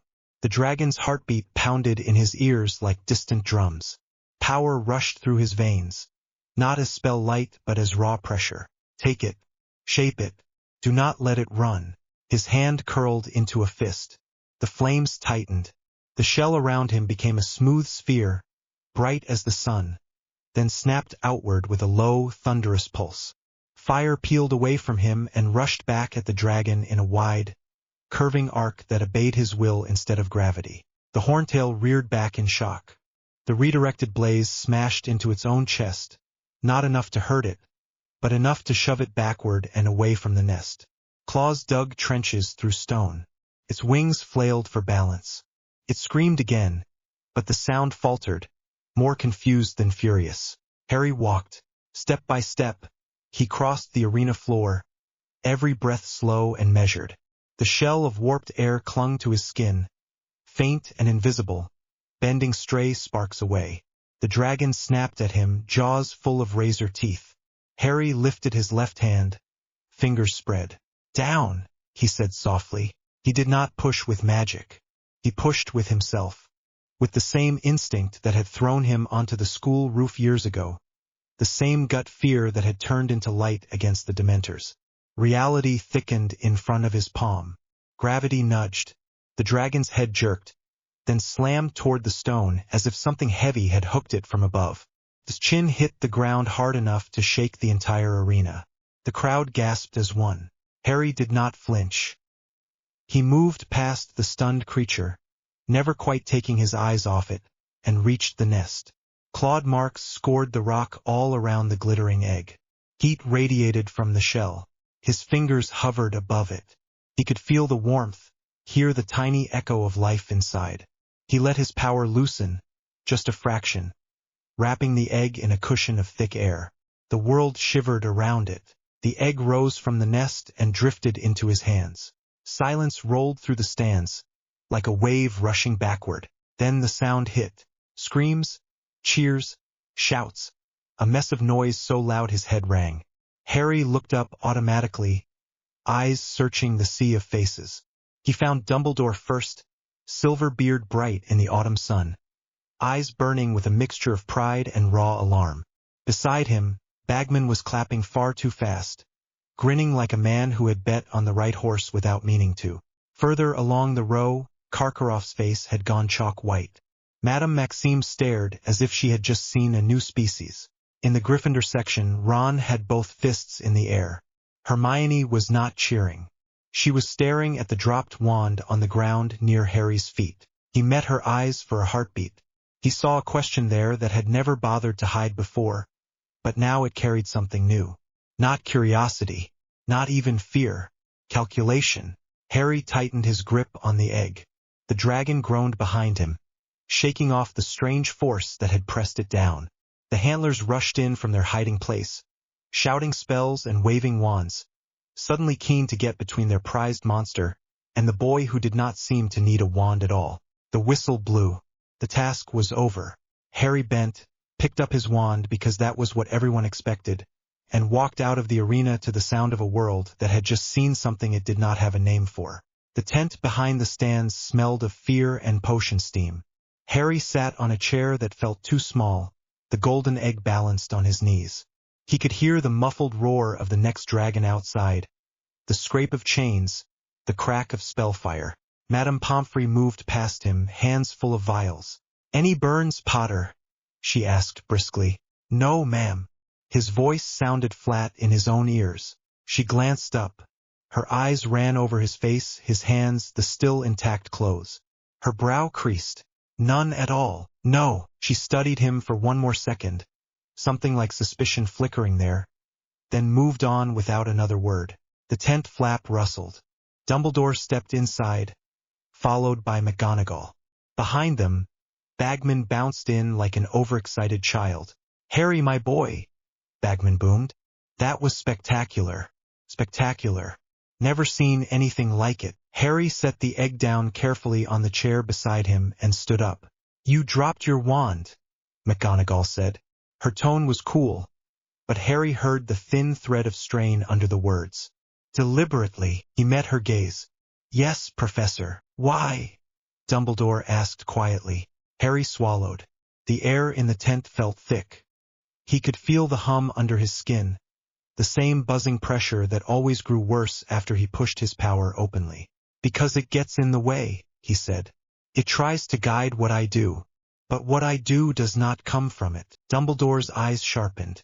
"You have been practicing." Harry almost laughed. Practicing. As if this was wand work he had drilled between homework and Quidditch. "It practices me," he said instead.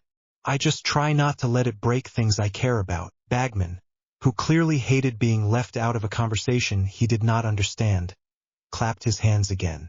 "Well, whatever it was, it made for grand entertainment," he said. "Now scores.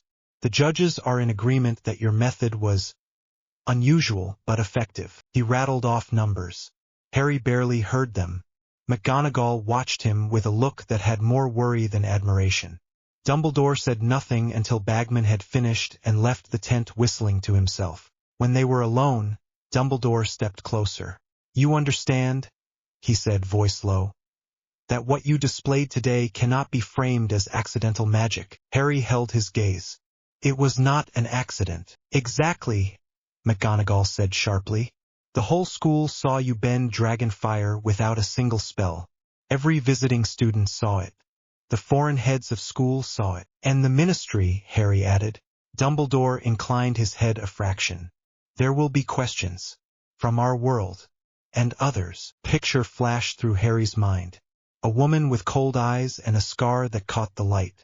The set of her mouth when she had called him Omega on a quiet street months ago, long after the Dementor blast.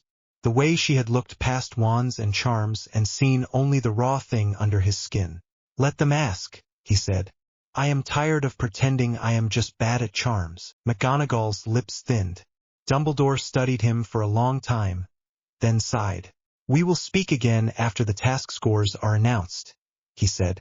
"For now, rest, and for appearance's sake, perhaps hold the wand in your hand when you walk back out." Harry almost smiled.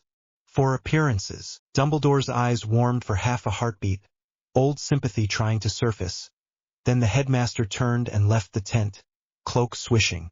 McGonagall followed, stopping only long enough to rest a hand on Harry's shoulder.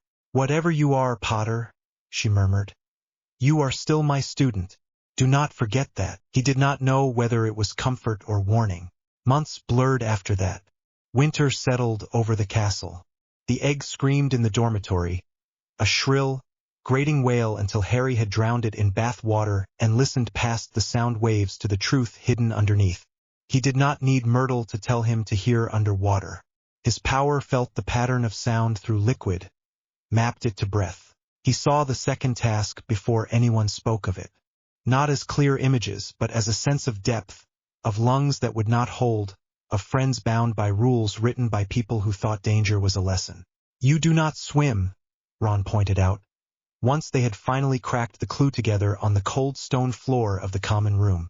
"I do not have to," Harry said.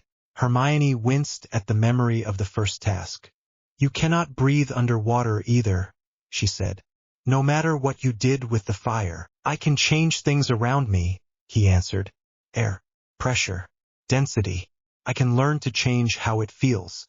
Around my lungs." "Harry, this is not a game of test what you can survive," she snapped. He met her eyes. "It never has been a game." Their argument sat between them in the weeks that followed. a constant quiet wait even as they researched gillyweed and human transfiguration and obscure charms. Harry went through the motions of study because that was what his life in the castle demanded. But every night, when the dormitory went still, he lay awake and felt the water in the black lake call to him like a dare. In the end, he brought the gillyweed anyway. Moody, with his spinning artificial eye, had hinted hard enough that even Ron had noticed. Harry stuffed the plant into his pocket, walked out to the frozen edge of the lake with the other champions, and listened to Bagman's voice bounce across the waiting crowd. "Ready, Harry?" Hermione whispered from behind the rope barrier, face pale. He looked back at her. Her eyes shone like she might cry if he did anything stupid. "Ready as I ever am," he said. The whistle blew. Harry chewed the gillyweed because it cost him nothing. He let the slimy taste slide down his throat and felt the twist in his neck. The sudden itches slits opened along his skin. The crowd murmured as he dived. Cold clamped around him like hands. The lake swallowed sound. Green gloom closed in. For a moment, panic clawed at his chest. Then the Omega power woke fully, snapping into place like it had been waiting. The water around his body thickened, then thinned. Pressure shifted away from his ribs and concentrated in a smooth skin that hugged him without crushing. His lungs drew in liquid and his power reached out, pulling oxygen from it with the same ease it had pulled charge from Dragon Flame. He moved, not with strokes of arms and legs but by will. The water ahead of him parted, dense current pushing him forward faster than any broom. The cold numbed his skin but his core burned, bright and almost pleasant. He found the hostages quickly, wrapped in weed near the Mare village. Ron floated there, face slack. So did Hermione, shock of hair drifting, along with two others. Harry heard a voice scrape through his thoughts. A mermaid, eyeing him with a spear in hand. Her lips did not move, but the intent slid across his mind in clumsy, alien shapes. Only one, boy. One each. He looked from Ron to Hermione, then to the others. The rules said one. The power inside him, the thing that knew how to twist the fabric of the world and had never cared about magical competitions, said something else. No. Harry let his hand hover over the ropes. The water trembled around his fingers. Strands of weed snapped free with barely a tug. The mermaid hissed, spear jerking up. Harry turned his head and met her eyes. She froze. The Omega power reached through water and mind at once. A soft push that said not today. Not this. He took all 4 ropes in his hands. The lake around him churned. Above, the surface exploded as a single massive column of water surged upward, shot through with light. Students screamed. Judges drew wands. Harry rose inside that column with 4 bodies trailing behind him, unconscious and wrapped in ropes that no longer cut. The moment he broke the surface, the water collapsed, splashing back into the lake in waves that slapped the shoreline and soaked half the front row. Harry stumbled onto the shore with Ron and Hermione and the others, coughing up lake water. His chest hurt. His skin was clammy. The world above seemed too bright. Madame Pomfrey rushed forward, shouting about blankets and hot drinks. McGonagall yelled at the judges. The Mare people shrieked something in a language no translation charm could catch. Over it all, Fudge's voice cracked. "Did you see that?" he demanded, sputtering as he wrung out his hat. "Did everyone see that boy drag 4 hostages up as if the Black Lake were his personal bathtub? That boy," McGonagall snapped, "just saved lives. He also nearly flooded half the grounds." Fudge shot back. "This is not normal magic, Albus. This is not magic at all." Harry lay on the ground, wrapped in a blanket, shivering more from the weight of those words than from the lake's chill. Hermione knelt beside him, teeth chattering, fingers gripping his sleeve. "You are insane," she whispered, close to tears. "You could have drowned." "You are welcome," he muttered. Ron groaned on his other side. "Next time you want to play hero, warn us before you yank us out by the ankles." Despite the cold, Harry smiled. For the moment they were alive. For the moment the questions were noise he could still pretend to ignore. He knew the pretense would not last. The Yule Ball arrived like a strange dream in the middle of that slow storm. The castle glittered with ice charms and fairy lights. Music drifted through corridors that usually echoed with arguments and spellfire. For one night, he was expected to wear dress robes and remember how to dance. "Try not to step on my feet," Cho said, smiling as she straightened his collar in the entrance hall. Her fingers brushed his throat. Heat prickled along his skin. This time nothing to do with dragons or power surges. "I will do my best," he said. "I make no promises." She laughed, light and musical. They walked into the great hall together, into a blur of color and movement. Ron sulked in a corner with robes that made him look like curtains. Hermione walked past in blue silk on Victor Crumb's arm, eyebrows lifted with a mix of challenge and apology. For a few hours, Harry let himself forget the lake, the dragon, the way Dumbledore had begun watching him from the far side of rooms as if trying to see his bones. He danced. He tripped only twice. Cho's hand stayed steady in his. On the balcony later, away from the music, their breaths smoked in the cold air. The night was clear and sharp. Stars watched them without judgment. "You were incredible in the tasks," Cho said quietly. "I have never seen anyone do things like that. Not even the professors." He leaned on the stone rail, fingers tracing grooves worn by centuries of hands. "Most of them think it is a problem." "What do you think?" she asked. He thought about fire drawn into his chest, water obeying his will, fear in the eyes of grown men with more years of magic than he had years alive. "I think it is what I am," he said. "Even if they wish I was something else." She studied him, eyes dark and serious now. "That sounds lonely." "It is," he admitted. "Sometimes." Cho shifted closer. Her shoulder brushed his. "Sometimes you do not have to be alone." He turned his head. She was right there, breath warm in the cold.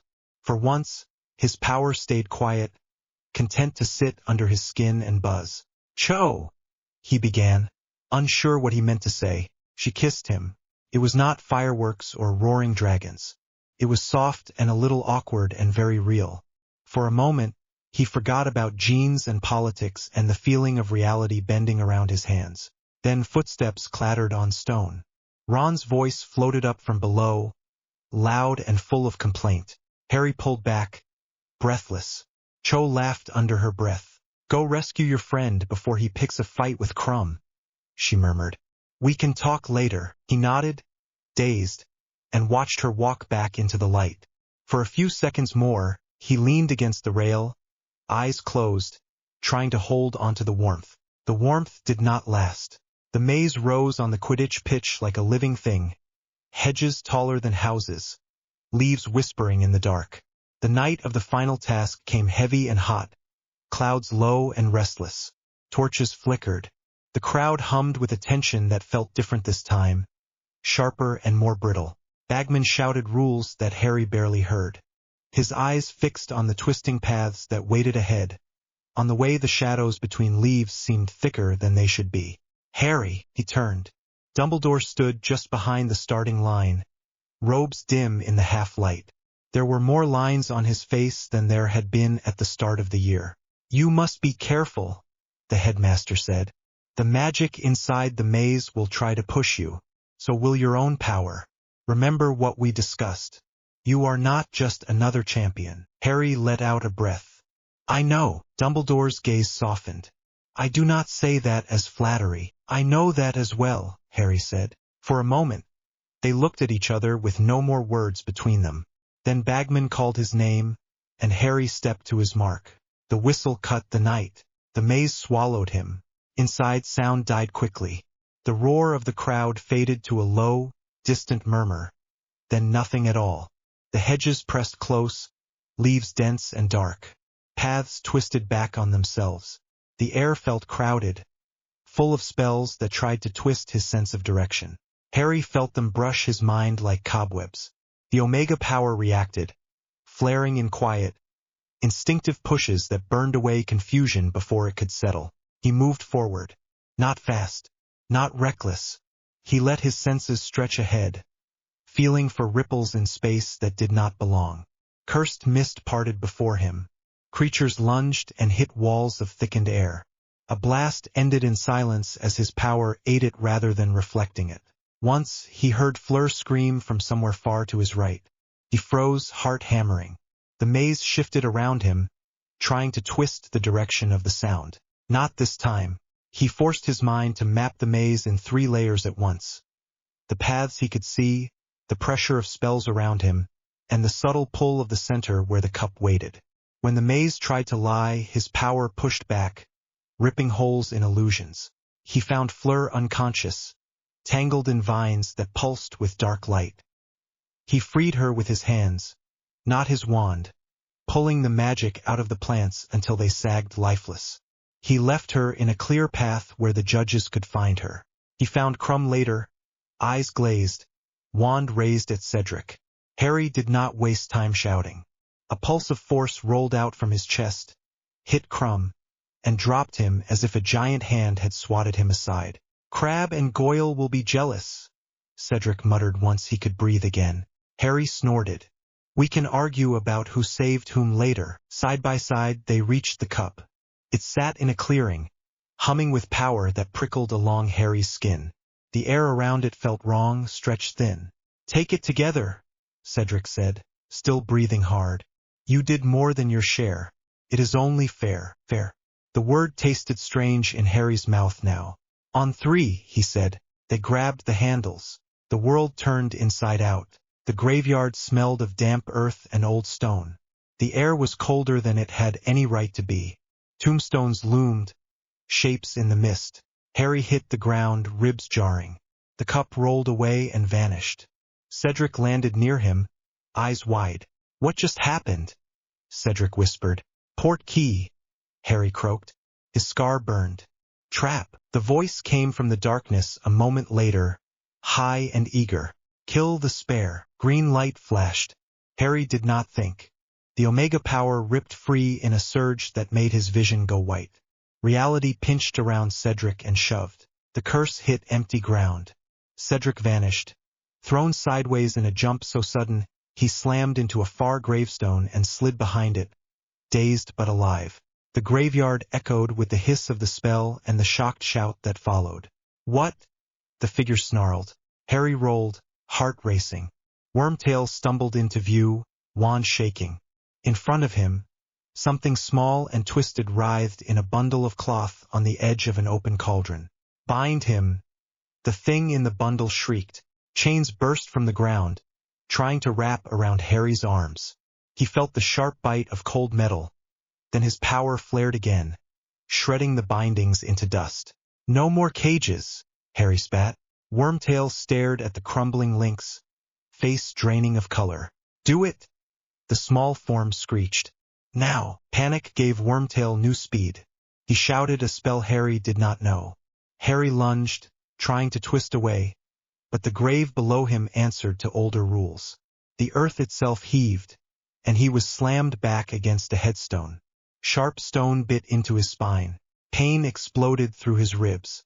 His arms were pinned by conjured ropes driven deep into the stone. This time they held, strengthened by ritual and blood. Cedric groaned from behind the other grave, still hidden. Harry could not get his head far enough to see him. "Stay down," Harry gasped. "Do not move." Wormtail did not seem to hear. His eyes had gone distant, fixed on the bundle of twisted flesh he carried. He began the ritual. Blood, bone, flesh. Harry watched, powerless to stop it, as Wormtail cut him, took what the thing demanded, and poured it into the cauldron. The air grew thick with a power that had nothing to do with wands or genes. It was old and foul and cloying, a magic of chance and circles and fear. When the figure rose from the cauldron, pale and smooth and wrong, Harry felt a second pressure under the ritual. A different current, dark and sharp. A psionic echo that did not belong in any wizard he had ever known. Voldemort smiled. "Harry Potter," he said, voice rich and pleased. "You have grown. I felt you before I saw you. That taste. That sweet, chaotic absence of structure. No wonder my borrowed shell burned on your skin. You are not just the boy who lived. You are something else entirely." He stepped closer, bare feet soundless on damp earth. His eyes glowed with a light that hurt to look at. Not green, not red, but something far deeper, like the color of bruises on reality. They tried to hide you from me, Voldemort went on, circling. Dumbledore with his cloaks and his little school. The old fools who cling to their spells. Even the other world, the one that watches through machines and minds, thought they could keep you from me. Harry's heart thudded. You know about them. Voldemort's smile widened. Of course I do. Do you think you are the only one to taste that other kind of power? He asked. The wizards call it wild magic when they see glimpses. The muggles call it mutation. Call it what it is. Strength. Evolution. I tore the magic from my veins and replaced it with something better. You feel it, do you not? He added softly. The way the world bends if you only push. Harry's bindings cut into his skin as he strained. If you are so evolved, he said through his teeth, why do you still need a wand and a graveyard and a chant? For a flicker of a second, something bitter moved over Voldemort's face. Then it was gone.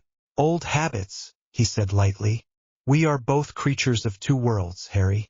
But I stepped into mine by choice. You were dragged into yours. They did not tell you, did they? They did not explain the gene at all. He raised his wand. The familiar twin core glinted under the overcast sky. Tonight you will learn. He pointed the wand at Harry. There was no dramatic shout, no showy curse. The first blast was raw negative energy, stripped of Latin. A compressed spike of hatred aimed straight at Harry's heart. The Omega power reacted before his mind did. It surged up, hungry, and met the blast head-on. The world tore. For a moment, Harry saw everything as lines and currents. The beam from Voldemort's wand was not light, but a channel for a deeper force that hummed at a frequency that made his teeth ache. His own power rose to meet it, not as a spell, but as a hungry field that wanted to drink. They collided. The air around them screamed. Back at Hogwarts, every wand on the ground sparked at once, even those locked in trunks. In the Ministry, quills snapped, ink jars shattered, and the great golden clock froze mid-tick. In Muggle cities half a world away, lights flickered. Weather satellites recorded a sudden, impossible pulse, like a heartbeat in the sky. Harry felt the connection slam into his scar.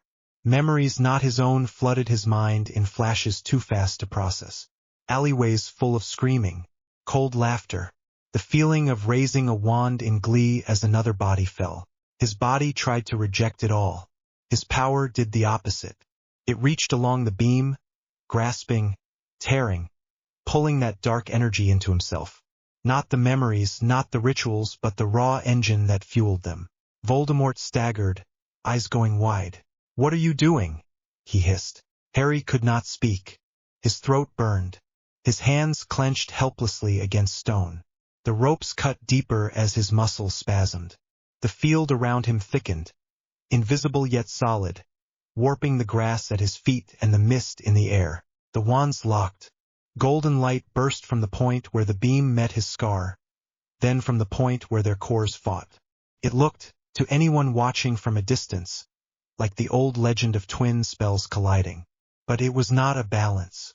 It was a theft. Voldemort snarled and pushed harder. More power poured down the link. More hatred. More carefully cultivated psionic strength. Harry's Omega gene drank it all. This will kill me, Harry thought. If I keep taking it, it will rip me apart. The power inside him refused to let go. This was what it had been made to do, at some level he had never chosen. It absorbed. It adapted. Survived. Somewhere far away, in a mansion filled with minds sharper than machines, Professor Xavier clutched at his head and cried out. Jean Grey fell to one knee beside him, hand pressed over her heart. Other mutants across the world flinched, every sensitive mind tasting the clash like lightning in the soul. In the graveyard, the sky turned wrong. Clouds warped into spirals that ignored wind. Stars flickered like faulty lights. The ground around Harry and Voldemort cracked in patterns that defied normal fracture, stone bending before it broke. Stop! Voldemort screamed, voice layered now with something inhuman. You cannot take what I am. Harry's jaw locked. Blood ran from his nose. His vision blurred. You wanted me, he thought fiercely. You wanted this power in your world. Now you can live with what that means. He pulled. The beam between them thickened, then snapped inward. For a heartbeat, all of Voldemort's stolen, cultivated psionic force rushed through that narrow bridge into Harry. It felt like swallowing fire and ice at the same time, like every nerve in his body had been replaced with wire under far too much current. Voldemort shrieked. His body flickered, then warped, features distorting as the structure that held his strange biology together began to fail. His skin rippled, then cracked. Harry's own form blurred at the edges, reality around him shuddering as his power fought to contain the influx. The gravestone behind him melted into glass, then reformed, unable to decide what it should be. The shock wave that followed rolled outward in a ring. Trees flattened. Tombstones shattered. The clouds above ripped open, exposing clear sky where no sky should be. On every continent, instruments built to measure earthquakes, storms, and solar flares recorded a spike that matched nothing in their memory. People looked up from their dinners, from their streets, from their late-night commutes, and saw the stars twist. The statute of secrecy did not crack.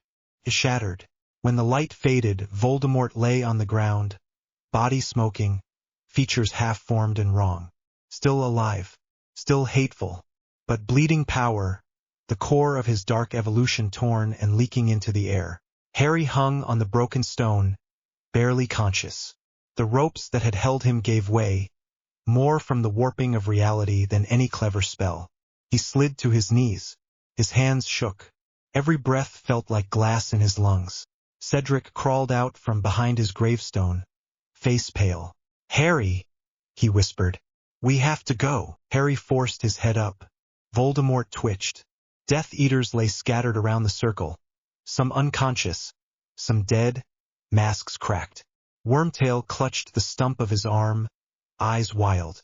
The Dark Lord's gaze found Harry, still full of loathing. "This is not over," Voldemort rasped. "You cannot hold what you stole. It will eat you from inside." Harry believed him. He staggered to his feet. His power pressed against his skin like something alive, frantic and unstable. It wanted to move, to twist the world more, to finish the job. He forced it down with sheer stubbornness, clinging to the memory of Cho's laugh on the balcony, of Ron's complaints, of Hermione's lectures. "Grab the cup," he muttered to Cedric. "If it is still here, it should take us back." They found it near a broken angel statue, humming faintly. The metal looked warped, its shape not quite consistent. Harry did not want to think about why. "Ready?" Cedric asked. "No," Harry said honestly. "But we are going anyway." They touched the cup together. The graveyard vanished in a rush of twisted air. They landed back in the maze clearing, not with a soft thud, but with a crack like thunder. The hedges around them bent outward as if something had tried to push through from the wrong side. The sky above Hogwarts churned, clouds boiling, streaked with colors that did not belong in nature. The stands erupted. People screamed. Lights from cameras and wands flashed. Above it all, the looming shape of the castle itself seemed to vibrate, stones unsettled by the shock that had rolled across the world and back. Harry saw all of it in a blur. Cedric was beside him, alive, shouting something he could not hear over the roar in his own ears. "Harry!" Dumbledore's voice cut through at last. "Harry, my boy, what happened?" Hands grabbed him. Madame Pomfrey tried to press him down onto a stretcher. Dumbledore's lined face filled his vision, blue eyes sharp and urgent. "He is back," Harry managed, throat raw. "Voldemort. He used a ritual. He is different now. Not only magic. Something else. Pulled it. Some of it. I could not stop." Dumbledore's expression tightened. "And the sky." Harry laughed. A cracked, tired sound. "That might be my fault as well." Fudge pushed forward, face red, hat askew. "This is an outrage," he bellowed. "Look at the sky. Look at the castle. There are muggles outside the grounds. Reporters. They will have seen everything. This boy has drawn something onto us that we cannot hide." "Voldemort did this?" Harry snapped, sudden anger burning through the exhaustion. "He used power that never belonged in your quiet little laws." Fudge jabbed a finger at him. Yet you are the one who bent the heavens, he said. The ministry has had to answer questions from Muggle governments for months about strange readings and disturbances. Now this, a global event centered on Hogwarts, timed with your little tournament. Cornelius, Dumbledore warned. No, Fudge shouted. I have been patient, Albus. I have soothed and stalled and lied. But there are limits. They have data now. Machines that show spikes in their numbers every time this boy loses control. Do you understand what that means? They will demand action. They will demand answers. McGonagall cut in, voice sharp as broken glass. Which you have refused to seek because they frighten you. Fudge rounded on her, but his voice shook. The wizarding world has a right to protect itself, he said. We cannot allow unknown genetic threats to run loose, tied to our name. If Muggle governments decide we are breeding weapons, they will come for us. Harry pushed himself off the stretcher, ignoring Madame Pomfrey's protests. He stood on unsteady legs, every muscle trembling. I am not your weapon, he said. I did not ask to be this. I just refuse to die neatly to keep you comfortable. Fudge's gaze flicked to the sky, where the last of the warped clouds were slowly twisting back into something that resembled normal. The damage was done. The secret was gone. You leave me no choice, he said quietly, for once sounding less like a blustering politician and more like a man who had run out of ideas. The Wisengamot will convene tonight. We will draft a decree, a law to define and control this type of power before the Muggles do it for us. Registration, testing, containment if needed. A registry, Dumbledore said, voice cold. Of people like Harry, of anyone whose abilities do not fit our established magical categories. Fudge snapped. Muggle-borns, squibs, anyone who shows signs of this gene. We will call it what the Muggles already whisper. Muggle power categorization. We cannot allow uncontrolled anomalies, Albus. The world saw something tonight that it will not forget. Hermione, who had fought her way through the crowd to reach Harry, went very still. Her eyes darted between the minister and Harry, mind already racing through laws and consequences. Minister, she began. That sounds dangerously close to discrimination based on birth. Fudge laughed once, a harsh sound. You think the Muggle governments will be kinder? He asked. They have armies and bombs and no respect for wands. They already fear the word mutant. If they decide that word applies to our people, we are finished. So you will sacrifice me, Harry said, and anyone like me, to buy yourself time. Fudge did not answer. He did not need to. The crowd around them had gone quiet, listening. Students, teachers, foreign visitors, reporters pressing against the outer wards, cameras raised to capture the sky that had just tried to tear open. Harry looked up at the castle. The stones seemed to lean toward him, as if waiting. He felt the new, unstable mass of stolen power inside him twitch in response. I did this, he thought. The dragon, the lake, the graveyard. Every time I refused to fit their rules, I made it harder for them to pretend the world was simple. But Voldemort would have done worse with this same strength. Dumbledore stepped closer, placing himself between Harry and the minister. Whatever laws you write tonight, he said, remember that this boy saved lives. He dragged a Triwizard champion out of death. He stood alone in a graveyard against a foe you refused to admit still existed. If you turn him into a symbol of fear, you prove the worst stories about us true. Fudge's jaw clenched. The law will pass, he said, with or without your approval. He turned and stalked away, robes flaring, already calling for his aides. The crowd began to break apart, noise rising again. Harry stood in the center of the ruined clearing, tasting ash and metal and the sour tang of coming exile. Ron limped up, face pale.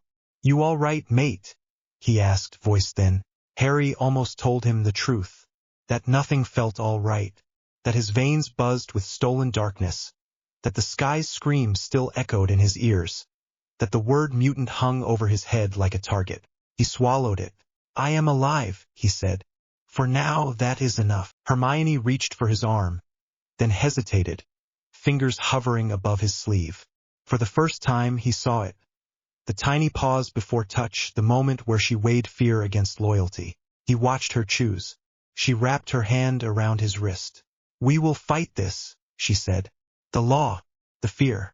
We will not let them turn you into a monster on parchment." Harry wanted to believe her. Lights flashed from the edge of the grounds as Muggle cameras captured the last traces of warped sky over a castle that should never have existed in their news feeds. The Age of Secrets was over, and Harry, the Omega who lived, stood in the center of a world that had finally seen what he really was. Citations for outline and rule use. Outline: Mutant Harry. Writing rules prompts V2. Sources: the hospital wing lights were too bright. Harry lay on the nearest bed, blanket up to his chest, the taste of grave dirt still thick in his mouth. Every muscle in his body ached. His scar throbbed in time with his pulse. The thin curtain around his bed did nothing to block the noise from the corridor. Raised voices bled through. "That boy is not leaving this school in chains." Dumbledore, calm on the surface, steel underneath. "I am not here to debate your sentimental attachment." Albus. Fudge. Breathless, angry, a little scared. "The entire world just saw the sky twist over your castle. Our Muggle liaison office has been ringing non-stop. Their governments have charts, lines on screens. They know something happened. They know it came from here." Harry sat up slowly. The room tilted, then steadied. Across from him, Ron snored softly, still out from a dose of sleeping draught. Hermione sat on a chair between their beds with a blanket around her shoulders, hair a tangled mess. She looked up as Harry moved. Her eyes were red. "Harry, lie down," she whispered. "Madame Pomfrey said you should not get up yet." "Yeah, well." He swung his legs over the side anyway. The floor was cold. His feet felt like someone else's. "There is a shouting match outside my curtain. Hard to sleep through that." Hermione bit her lip. "It is not just shouting. The minister brought oars. Here." "Yes." Her fingers twisted the edge of her blanket. "They all looked at your bed first." Harry's stomach tightened. He pulled the curtain aside. Madame Pomfrey stood at the far end of the ward, arms folded, lips pressed tight. Dumbledore faced Fudge near the door. Both of them blocked the path in and out so completely that the three Aurors behind the minister had to lean around them to see. Harry recognized one of them as Kingsley. The other two wore the standard dark robes and the wary look of people who had seen too much already today. All of them glanced toward Harry as the curtain scraped back. "Ah," Fudge said. "Awake at last." Dumbledore turned. His eyes softened for a moment when he saw Harry sitting up, then sharpened again as he looked back at Fudge. "Cornelius," he said, "this can wait until morning." "No," Fudge said. "It cannot. The Wisengamot has already convened in emergency session. A decree has been drafted. It passed by majority vote less than an hour ago." Hermione drew a sharp breath behind Harry. "You already passed a law," she said. "About him." Fudge saw her then, and Ron and the other occupied beds. He smoothed his cloak with a quick, nervous gesture, and tried to arrange his face into something friendly. It did not work. "This is not about one boy," he said. "This concerns the safety of our entire society. Of both societies." Madame Pomfrey snorted. "Funny how your concern always arrives just after the damage." Fudge ignored her. He reached into his robes and pulled out a folded sheet of parchment with the official ministry crest at the top. "By order of the Wisengamot," he said, voice rising like he was in front of a crowd, "the ministry has enacted the Genetic Anomaly Registration and Regulation Decree." He let the words hang in the air for a beat. Ron muttered, "Catchy," under his breath. Hermione did not speak. She looked like someone had just hit her. Harry kept his gaze on Fudge. "What does it mean?" "It means," Fudge said, "that any witch or wizard who demonstrates abilities that cannot be classified under recognized magical branches is to be registered, evaluated, and, if necessary, contained for the safety of the magical and Muggle communities." "Contained," Harry repeated. "That sounds like a pen," Hermione said, voice shaking. Fudge flushed. "It sounds like common sense," he snapped. "You bent the sky tonight. Muggle instruments recorded it. They called. They asked if we had detonated something. They asked if we had developed new weapons. I had to look them in the eye and say no while my own people sent me data that says otherwise. I am not your weapon, Harry said. Fudge's gaze flicked to him. You are an uncontrolled power source, he said. The decree is to make sure that Source does not destroy us all. Dumbledore stepped slightly in front of Harry. It was a small movement, but every Auror in the doorway noticed. Wands shifted just a hair. Cornelius, Dumbledore said quietly. You are frightened. I understand that. The world changed tonight.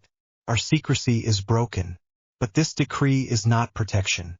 It is panic given ink. It is law, Fudge said. You of all people should respect that. Dumbledore's expression did not change. I respect laws that protect the innocent. This one targets them. Fudge shook the parchment. Do not make this about your ideals. This is about survival. If we do not regulate these mutants, the Muggles will do it for us, and they will not stop at our borders. They will come for our children. All of them. The word mutants landed like a stone in the room. Hermione flinched. Ron sat up slowly in his bed, face pale. Harry felt the hum in his chest rise, that same steady buzz that had become the background of his life. Every time someone said the word now, it seemed to answer. So what exactly do you want? He asked.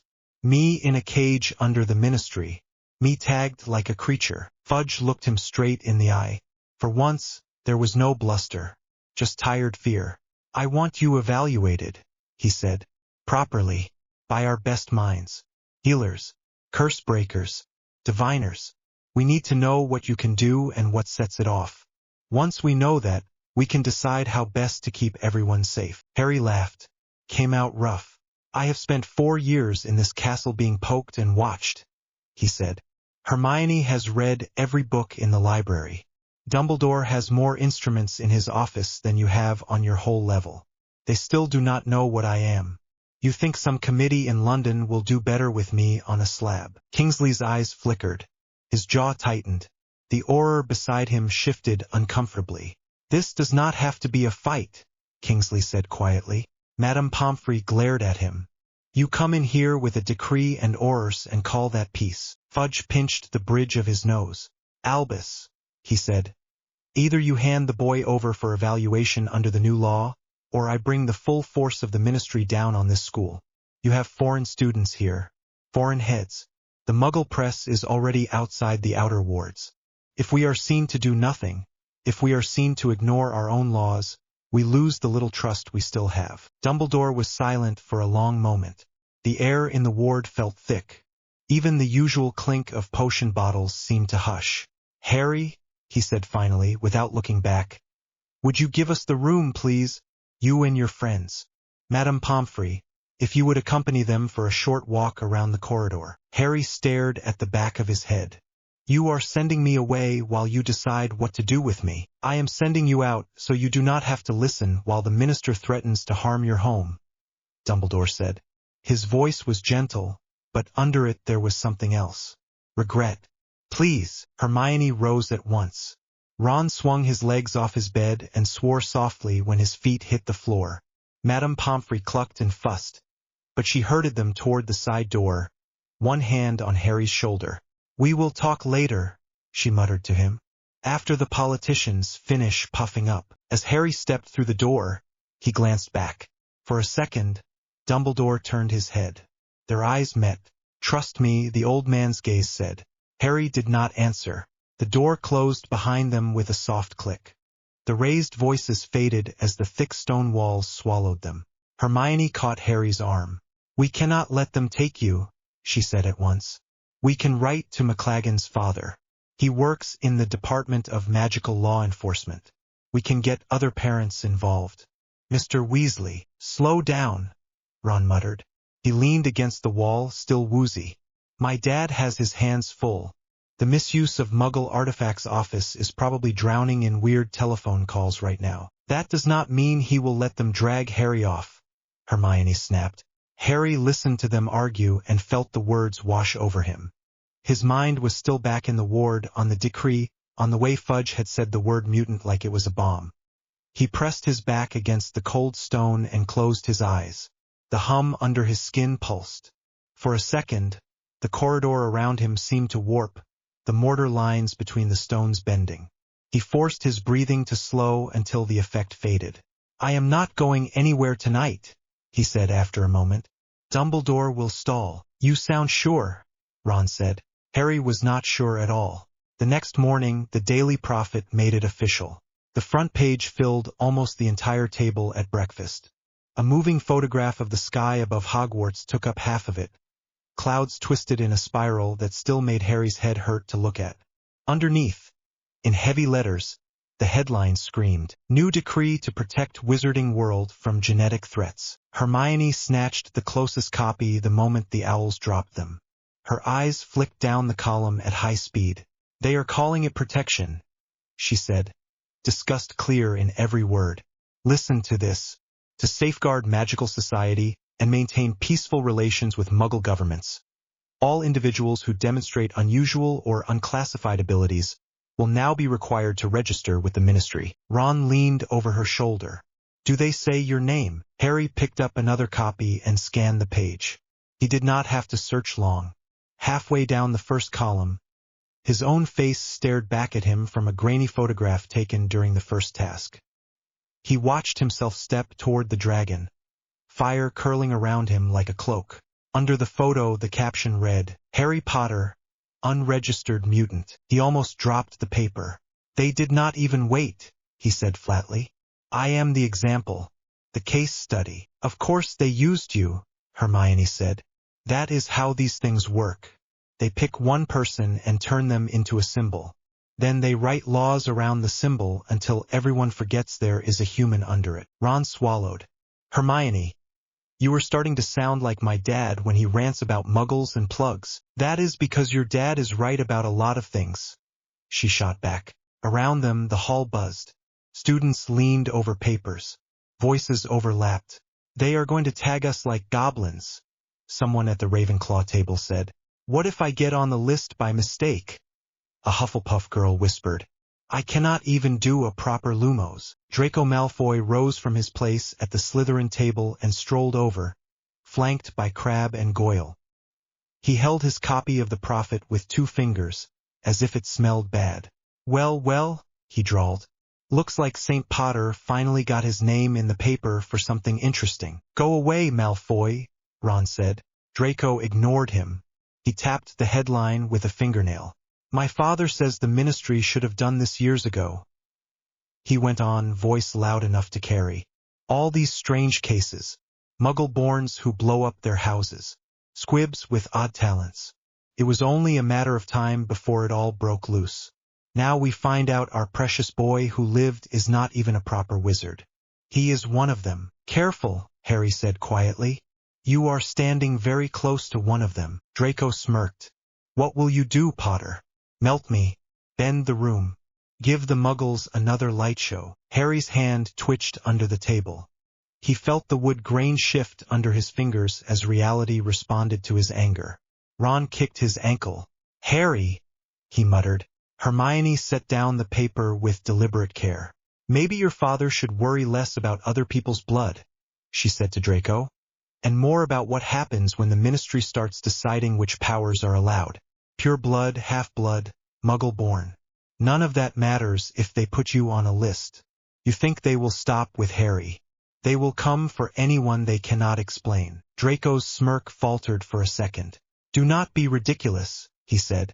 "They know who matters." "Do they?" Harry asked. His voice was calm now, which made Draco glance at him with a flicker of unease. "Because from where I am sitting, the minister does not care whose name is on the parchment as long as he can wave it in front of a Muggle and say, 'Look, we are in control.'" Draco sneered, but it looked thinner than usual. He turned away. "Enjoy your breakfast, Potter," he said over his shoulder. "While you still eat it at this table." He went back to Slytherin. Crabbe and Goyle trailed after him, muttering. Harry stared down at his plate. The eggs had gone cold. The smell of toast made his stomach flip. "They are going to send someone," Hermione said quietly, "from the Ministry, maybe even from the Muggle side, to enforce it." "Let them," Ron said. "Dumbledore will not let them drag you off." Harry thought of the look in Dumbledore's eyes in the hospital wing. The way he had stepped between Harry and the law. The way he had also asked Harry to leave before the real bargaining began. "I am not sure even Dumbledore can stop this forever," he said. They did not have to wait long to see what enforcement looked like. By the end of the week, new objects appeared at the main entrance to the grounds. Tall metal arches with strange runes carved along the sides. They hummed softly, a sound Harry felt more than heard. The air around them prickled against his skin. Filch stood beside them with a clipboard. Two grim-looking witches from the Department of Magical Law Enforcement watched every student pass through. "Move along," one said. "Single file. No pushing." "What are those?" Ron asked, squinting. Hermione's face went pale. "Detectors," she said. "They must have combined Muggle technology with magical wards. They are trying to pick up your field." "My field, your power," she said. "Or anything like it." The line moved forward. Students shuffled through the arches, muttering nervously. Each time the detectors gave a faint, steady chime. Safe. Normal. When Harry stepped through, they screamed. The sound cut through the courtyard. Every head turned. The runes along the arches flared bright red, then white, then dimmed again. Harry felt the field they produced slam against his own like a badly cast shield charm. For a second, the world tilted. The stone under his feet rippled. He gritted his teeth and kept moving. The witch with the clipboard stared at the reading on her device. "Name," she said, even though everyone present knew. "Harry Potter," she swallowed. "Right," the second witch leaned in. "That is off the chart." "Noted," the first said. Her eyes flicked to Harry's scar, then away.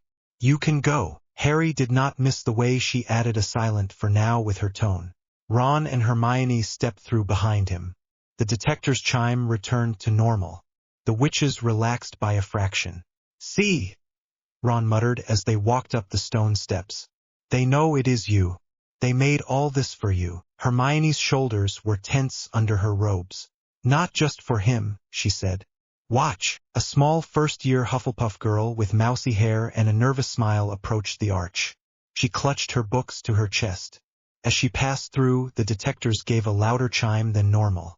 Not the full scream they had given for Harry, but enough to make the witches stiffen. "Hold," one said. "Name," the girl squeaked. "Emmy Bishop, year and house, first-year Hufflepuff." The witch glanced at the reading, then at the girl. "Any unusual incidents at home before Hogwarts?" she asked. "Fires, storms, objects moving." Emmy blinked rapidly. "Sometimes the lights flicker when I am upset," she whispered. "Dad says it is the wiring." Hermione's hands clenched. "That is normal for underage magic," she called. The witch shot her a warning look. "Back of the line, Miss Granger." Hermione flushed but stayed where she was. The witch made a small note on her parchment. "Emmy Bishop," she said. "You will report to the infirmary after classes for a standard evaluation." "I did not do anything wrong," the girl said. "No one is saying you did," the witch replied. "This is just procedure." Harry watched Emmy shuffle away toward the castle, shoulders hunched. Her friends hovered at her side, talking too fast. "This is wrong," Hermione said. "They are going to have a list of every child whose magic does not look like theirs." Ron looked rattled. "I do not like this either," he said.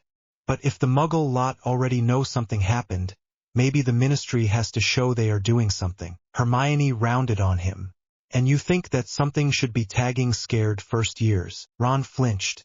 "I am just saying it is not simple." Harry listened to them and felt a slow, cold certainty settle in his chest. "It is simple for me," he said quietly. "They want to know what I can do so they can decide whether to lock me up or point me at someone." He looked back at the detectors. The arches gleamed dully under the gray sky. "I am done letting other people decide that for me." He went to Dumbledore that night. The headmaster's office felt smaller than usual. The portraits on the walls muttered quietly among themselves. Fawkes watched from his perch, head tilted. Several of the delicate silver devices that once spun and chimed on the tables now sat in broken pieces, victims of the same shock that had cracked the sky. Dumbledore stood at the window, hands clasped behind his back. "You have read the decree," he said without turning. I walked through the new toys at the gate, Harry replied. They screamed at me. So yes, I have noticed. Dumbledore sighed and turned. He looked older than at the start of the year. The lines around his eyes dug deep. The detectors were not my idea, he said. I argued against them.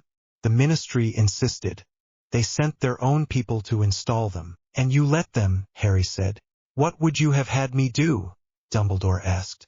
Raise the wards against them. That would have been seen as open rebellion. Fudge would have had a reason to march an entire Auror squad onto the grounds in front of every camera. As it is, the detectors are crude and the readings they give will be easy to question. Does not feel crude when you are the one setting them off, Harry said. No, Dumbledore agreed softly. I imagine it does not. Harry stepped closer to the desk. What did you decide in the hospital wing? He asked. About me. Dumbledore met his eyes. For a moment, the old twinkle tried to appear, then faded. I bought us time, he said. That is all. How much? Days, Dumbledore said. A week at most. Fudge agreed not to enforce the decree here until the foreign students are safely home and the Triwizard fallout is contained. After that, he will press again. Harder. Harry stared at him. So you did not say no. I said not yet, Dumbledore answered. Because a flat refusal now would mean a siege. You, trapped in this castle with Aurors at the doors and Muggle lenses pointed at the walls, while Voldemort gathers his followers in the shadows. I will not turn your school into a battlefield while children still sleep here. And after they go home? Harry asked. When there are only us. Dumbledore was quiet. You are thinking about giving me up, Harry said. The words hung in the air between them. I am thinking, Dumbledore said slowly, about how to keep you alive while the world rearranges itself around you.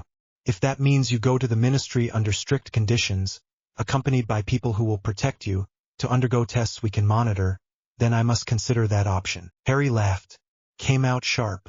You want me to trust the same ministry that sent Dementors to a school, he said. To write my name on a list and poke me until they think they understand me. I do not trust the ministry, Dumbledore said. I trust some of the people in it. That is different. There are voices there who are already speaking against the worst parts of this decree. Madam Bones, Shacklebolt. They know what happens when you start making lists. Then why did the decree pass? Harry asked. Because fear sells, Dumbledore said simply. Because most of the Wisengamot has never met a mutant and they are content to let you stay an idea instead of a boy. He moved around the desk and sat down, shoulders slumping. I failed you when I kept you from Xavier, he said. I thought I could handle this within our world. I was wrong. Now I must decide whether to work with a flawed system or defy it and risk you becoming the excuse for a war between our kind and theirs. Harry walked to the edge of the desk and planted his hands on the wood. You once told me choice matters more than anything, he said. You made a lot of choices for me. Where I lived. Where I went to school. Who knew what I could do. I am telling you now that this choice is mine. I will not walk into the ministry and let them decide what label to put on me. Dumbledore's gaze did not waver. Then we must find another path, he said. Your friend, Harry said. Xavier. You said he would come even if you did not invite him. I believe he already knows more than the minister does, Dumbledore said. His instruments are better. His mind is sharper. I wrote to him again after the graveyard. I told him no more secrets. I expect an answer soon. When he sends someone, Harry said, I want to talk to them. On my terms. Not yours. Not Fudge's. Dumbledore nodded. That is fair, he said. Harry turned to leave. At the door he paused. Professor, he said without looking back. If you decide the safest thing is to hand me over anyway, say it to my face. Do not hide it behind words like evaluation. There was a long silence. I will not lie to you again, Dumbledore said quietly. Harry left without answering. In Westchester, Charles Xavier sat in his study with the decree spread out on the desk in front of him. The parchment had arrived by owl, which still amused him every time, but there was nothing funny about the words written on it. Jean stood at the window, arms folded, watching the rain streak down the glass. They put it right in the name, she said. Genetic anomaly. They did not even try to soften it. They rarely do when they are afraid, Xavier said.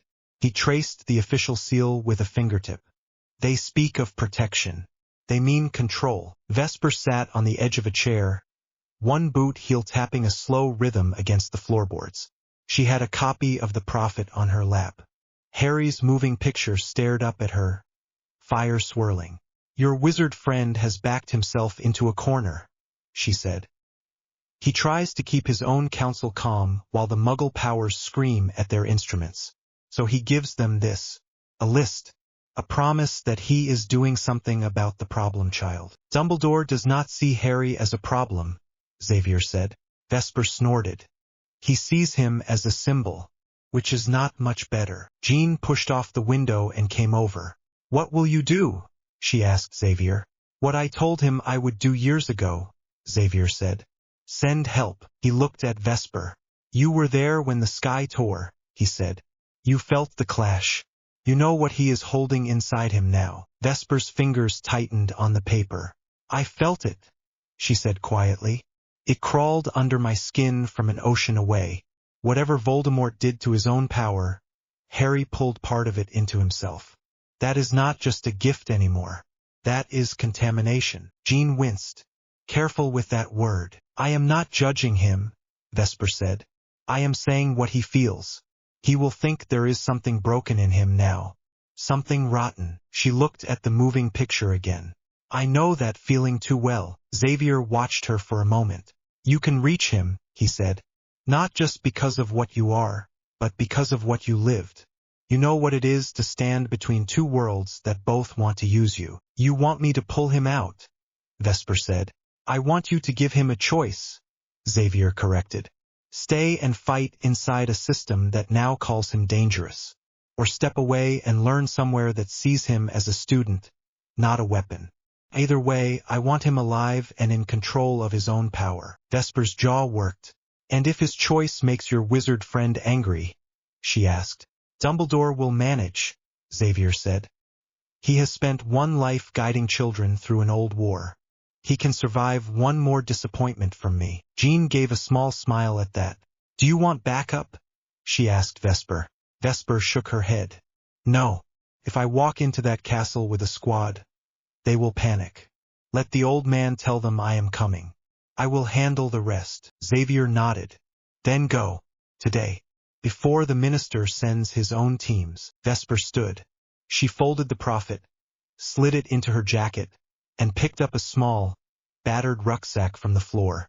Tell Storm to keep an eye on Europe, she said. If the sky starts doing tricks again, we might need a rain goddess. Jean rolled her eyes. She hates when you call her that. I know, Vesper said. She reached the door, paused, and looked back. If this goes wrong, it will not be because of him. It will be because old men on both sides want to hold on to their fragile order. She left without waiting for an answer. 3 nights later, Hogwarts felt wrong. It was not the usual wrong that came with curses or secret chambers. This was quieter. The sky above the towers looked ordinary enough, but the air had a tension to it, like the pause before a storm. The students moved through the corridors in tight little clusters, voices low. Rumors ran faster than Filch could ever hope to. The minister is coming back. They say Muggles are at the outer edge of the wards with cameras. My mum wrote and told me not to talk about Harry by name in letters. Harry walked through it all with Ron and Hermione at his sides and felt every glance land on his back. They ended up on the astronomy tower after curfew, because that was where they always went when they needed quiet and space.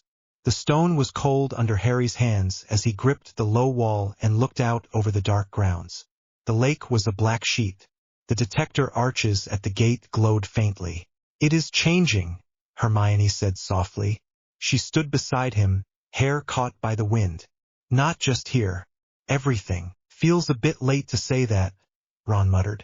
After sky tricks and mutant laws. Hermione elbowed him. I mean it, she said. My parents called from home. They never do that this late. They sounded scared. The news has been full of strange storms and unexplained lights. There are panels and experts and people arguing whether it is aliens or new weapons. No one says the word magic. No one knows the word mutant yet in that way. Not like we do. But they feel it. Harry stared at the grounds. And apparently I am the poster boy. You did not ask for that, Ron said. Pretty sure the universe did not check, Harry replied. He felt it before he heard anything. A small shift in the air behind them. Not magic. Not the simple weight of another body on the tower. It was like the space around the staircase folded for a second, then unfolded again. He turned. A woman stood near the top of the stairs. She wore plain dark clothes and a long coat that did not match any Hogwarts style. Her hair was dark, shaved close on one side and longer on the other. Her eyes were sharp and very, very tired. "Hello, Harry," she said. Ron grabbed his wand at once. "Who are you?" he demanded. "How did you get up here?" "The stairs squeak like mad." "They squeaked," she said. "You just did not hear it." Hermione stepped closer to Harry without seeming to think about it.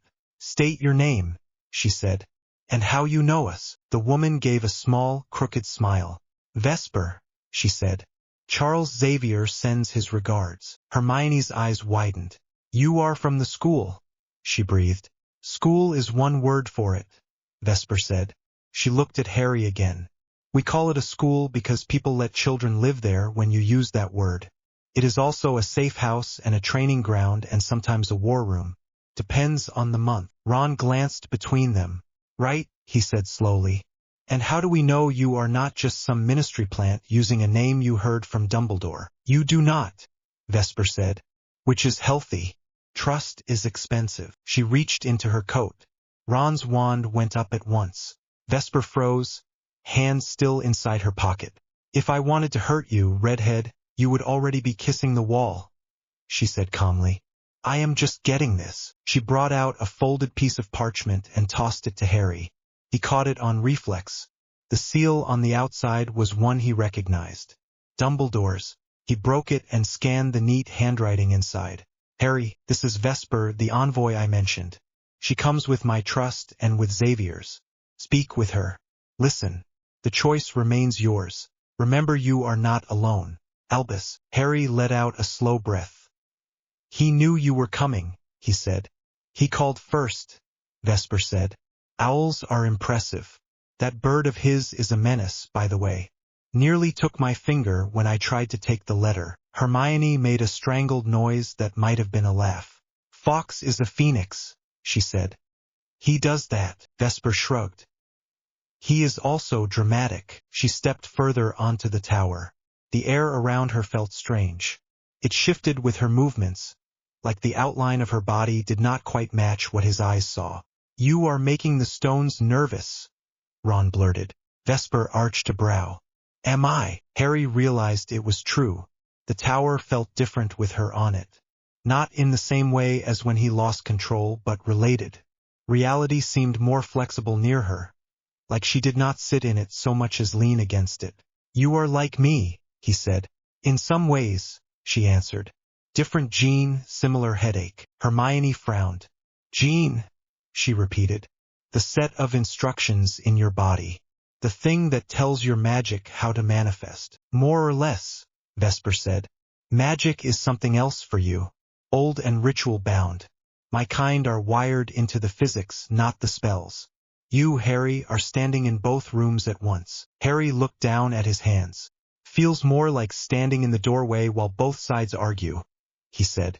"That too," Vesper said. She leaned on the low wall, facing them. "So," she said, "you blew up a Dementor and drank a piece of your favorite Dark Lord. Then you bent the sky and broke a few hundred delicate machines owned by Muggle governments. Busy year." Ron choked. "You say that like he forgot to do his homework." Vesper did not smile. "You are all children," she said. "You should not have had to face any of that. But here we are." Harry met her eyes. "What does Xavier want?" "Wants is a big word," Vesper said. "He would like you not to die. He would like you to have training. He would like the word mutant to stop being a curse. He knows he cannot have all of that at once." She pushed her hair back from her face. There was a thin white line of an old scar along her temple. "He asked me to come and give you an option," she went on. "The ministry will push this decree. They will come for you. Maybe not today.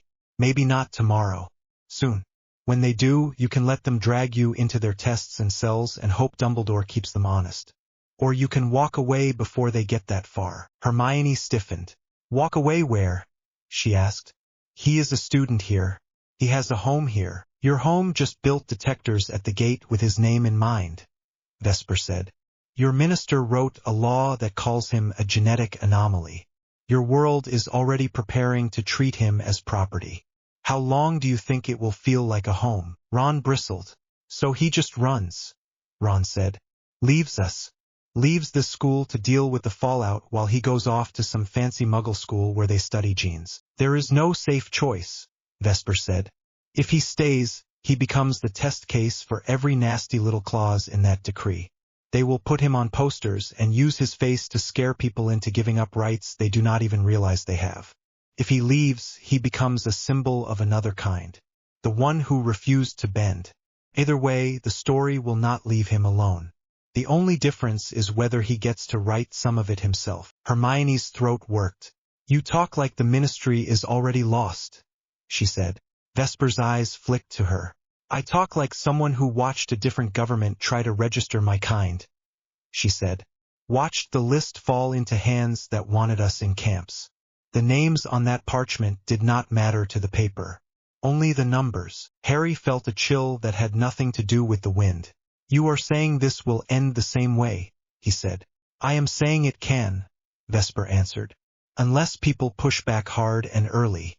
You cannot push from inside a cage. Ron looked between them, face torn. If he goes with you, Ron asked, what happens to you know who? To our world. He is the one with the prophecy. Without him, we are dead. Vesper glanced at Harry. Prophecies are just words, she said. Useful for old men who like to pretend the future owes them a plan. I care about what you can do. Not what some glass ball said before you were born. That glass ball had people killed, Harry said. I know, Vesper said quietly. I read the reports. All that death because someone decided the boy in the riddle must be you. You did not choose that. They did. They put a target on your head so they could feel like the universe made sense. Harry stared at the dark grounds. If I leave, he said slowly, Voldemort will still come. He will still kill people. He will not stop because his favorite experiment is gone. No, Vesper said. He will not. But you will not be here for them to feed to him. You can train somewhere they cannot dictate the rules. You can decide if and when you come back to that war. On your terms. Hermione shook her head hard. Running away is not like you, she said to Harry. You stayed and fought the basilisk. You stayed and fought Dementors. You went after Sirius when everyone told you not to. That stubbornness is why we are alive. And it is why he is at the center of every disaster, Vesper said. The universe keeps dropping the worst things in his lap because everyone around him expects him to stand there and take it. Hermione spun on her. And what are you suggesting? She demanded. That he let everyone die to save himself. Vesper held her gaze. I am suggesting, she said, that he does not have to be a martyr at 14 for a world that never asked what he wanted. Silence sat heavy on the tower. Ron scrubbed a hand over his face. This is above my pay grade, he muttered. Hermione laughed once, bitter and tired. There is no pay, she said. We are children. We are meant to be doing homework. Harry listened to both of them, to Vesper, to the wind, to the steady hum in his chest. Voldemort's stolen power sat there like a lump of ice. His own field wrapped around it, trying to keep it from leaking. Every breath reminded him that he was carrying a piece of the man who had killed his parents. I cannot leave now, he said. Vesper did not look surprised. Why? She asked. Because the decree is not just about me, he said. It is about Emmy Bishop. About every kid who sets off those detectors and has no idea what gene even means. If I walk away now, it gives Fudge a free hand to define what mutant means in this world without anyone pushing back. You think you can change a law at 14? Vesper asked. No, Harry said. I think I can make it harder for them to pretend I am a monster while they write it. He looked at her. I am not saying no forever, he said. I am saying not yet. If they try to drag me into a cell, I might take you up on that safe house. Until then, I stay. I fight here." Vesper studied him for a long moment. "You sound a lot like Xavier," she said at last. "Stubborn, annoying, decent." "I will take annoying," Harry said. She smirked. "Just a hint." "All right," she said. "You get your not yet. But when you hit the point of no more, do not wait until the chains are on before you call." "How would I even reach you?" he asked. She tapped her temple. "You already did once," she said. "When you ripped the sky open. Trust me. If you ever let that power flare again, I will feel it." That was not comforting. Vesper stepped back toward the stairs. "The minister is due tomorrow," she said. "He is bringing new enforcement teams. They will want to see you behave. Do not give them anything extra to use." "Not yet." She gave him one last look, then vanished. It was not apparition. There was no crack. The air folded around her shape like water, and when it uncreased, she was gone. Ron swore softly. "That was creepy," he said. Hermione nodded, still staring at the space where Vesper had been. "It was also the coolest thing I have ever seen," she said. Harry did not answer. He gripped the stone until his knuckles went white. Tomorrow the minister would come, with laws and lists and friendly lies. Dumbledore would stand between them as long as he could. Vesper was somewhere beyond the wards, waiting for the moment the doorway stopped being wide enough. For the first time since he had learned the word, Harry understood what mutant really meant in their mouths. Not special, not gifted, problem. He was not going to make it easy for them. The minister came back with a storm behind his eyes. Harry knew it the moment he saw the carriages. Not the usual thestral ones, not the bright scarlet train. Dark ministry coaches rolled up to the edge of the wards in the pale morning light, wheels crunching on gravel. Cloaked figures stepped out one by one. From the front doors, Harry watched with Ron and Hermione at his sides. The detector arches at the gate hummed in their usual low way. Filch lurked near them, looking proud and miserable at the same time. "That is more Aurors than last time," Ron muttered. Hermione counted in a low voice. 8 at least, plus Fudge. And someone in that gray suit. Look, a woman climbed out after Fudge. No robes. Dark suit, sensible shoes, hair clipped back. She moved like she was used to heavy doors and security checks. Muggle government, Harry guessed. Liaison. Or handler. "They brought Muggles inside the wards," Hermione whispered. "That is new. Thought that was the whole point of this mess," Ron said. "They want to show they can play nice." Harry did not answer. His scar ached faintly, a reminder that the man tied to it was somewhere out there, rebuilding. His chest hummed with the unstable knot of power he had dragged back from the graveyard. Fudge marched through the gate first. The detectors gave a soft chime as he passed. The Aurors followed. When the woman in the suit walked between the arches, the runes flickered once, then steadied. "Normal, harmless, official." "Harry," Hermione said, "whatever they say, do not let them take you away alone. Promise." He kept his eyes on the group coming up the path. "Depends what they bring," he said. "Harry," she pressed. He forced himself to look at her.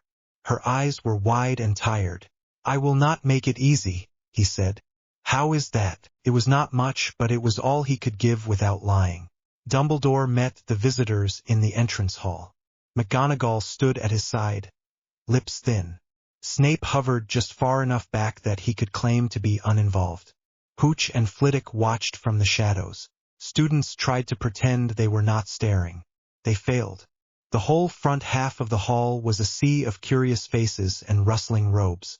"Headmaster," Fudge said, voice loud and hearty. "Thank you for receiving us at such short notice." "Minister," Dumbledore replied.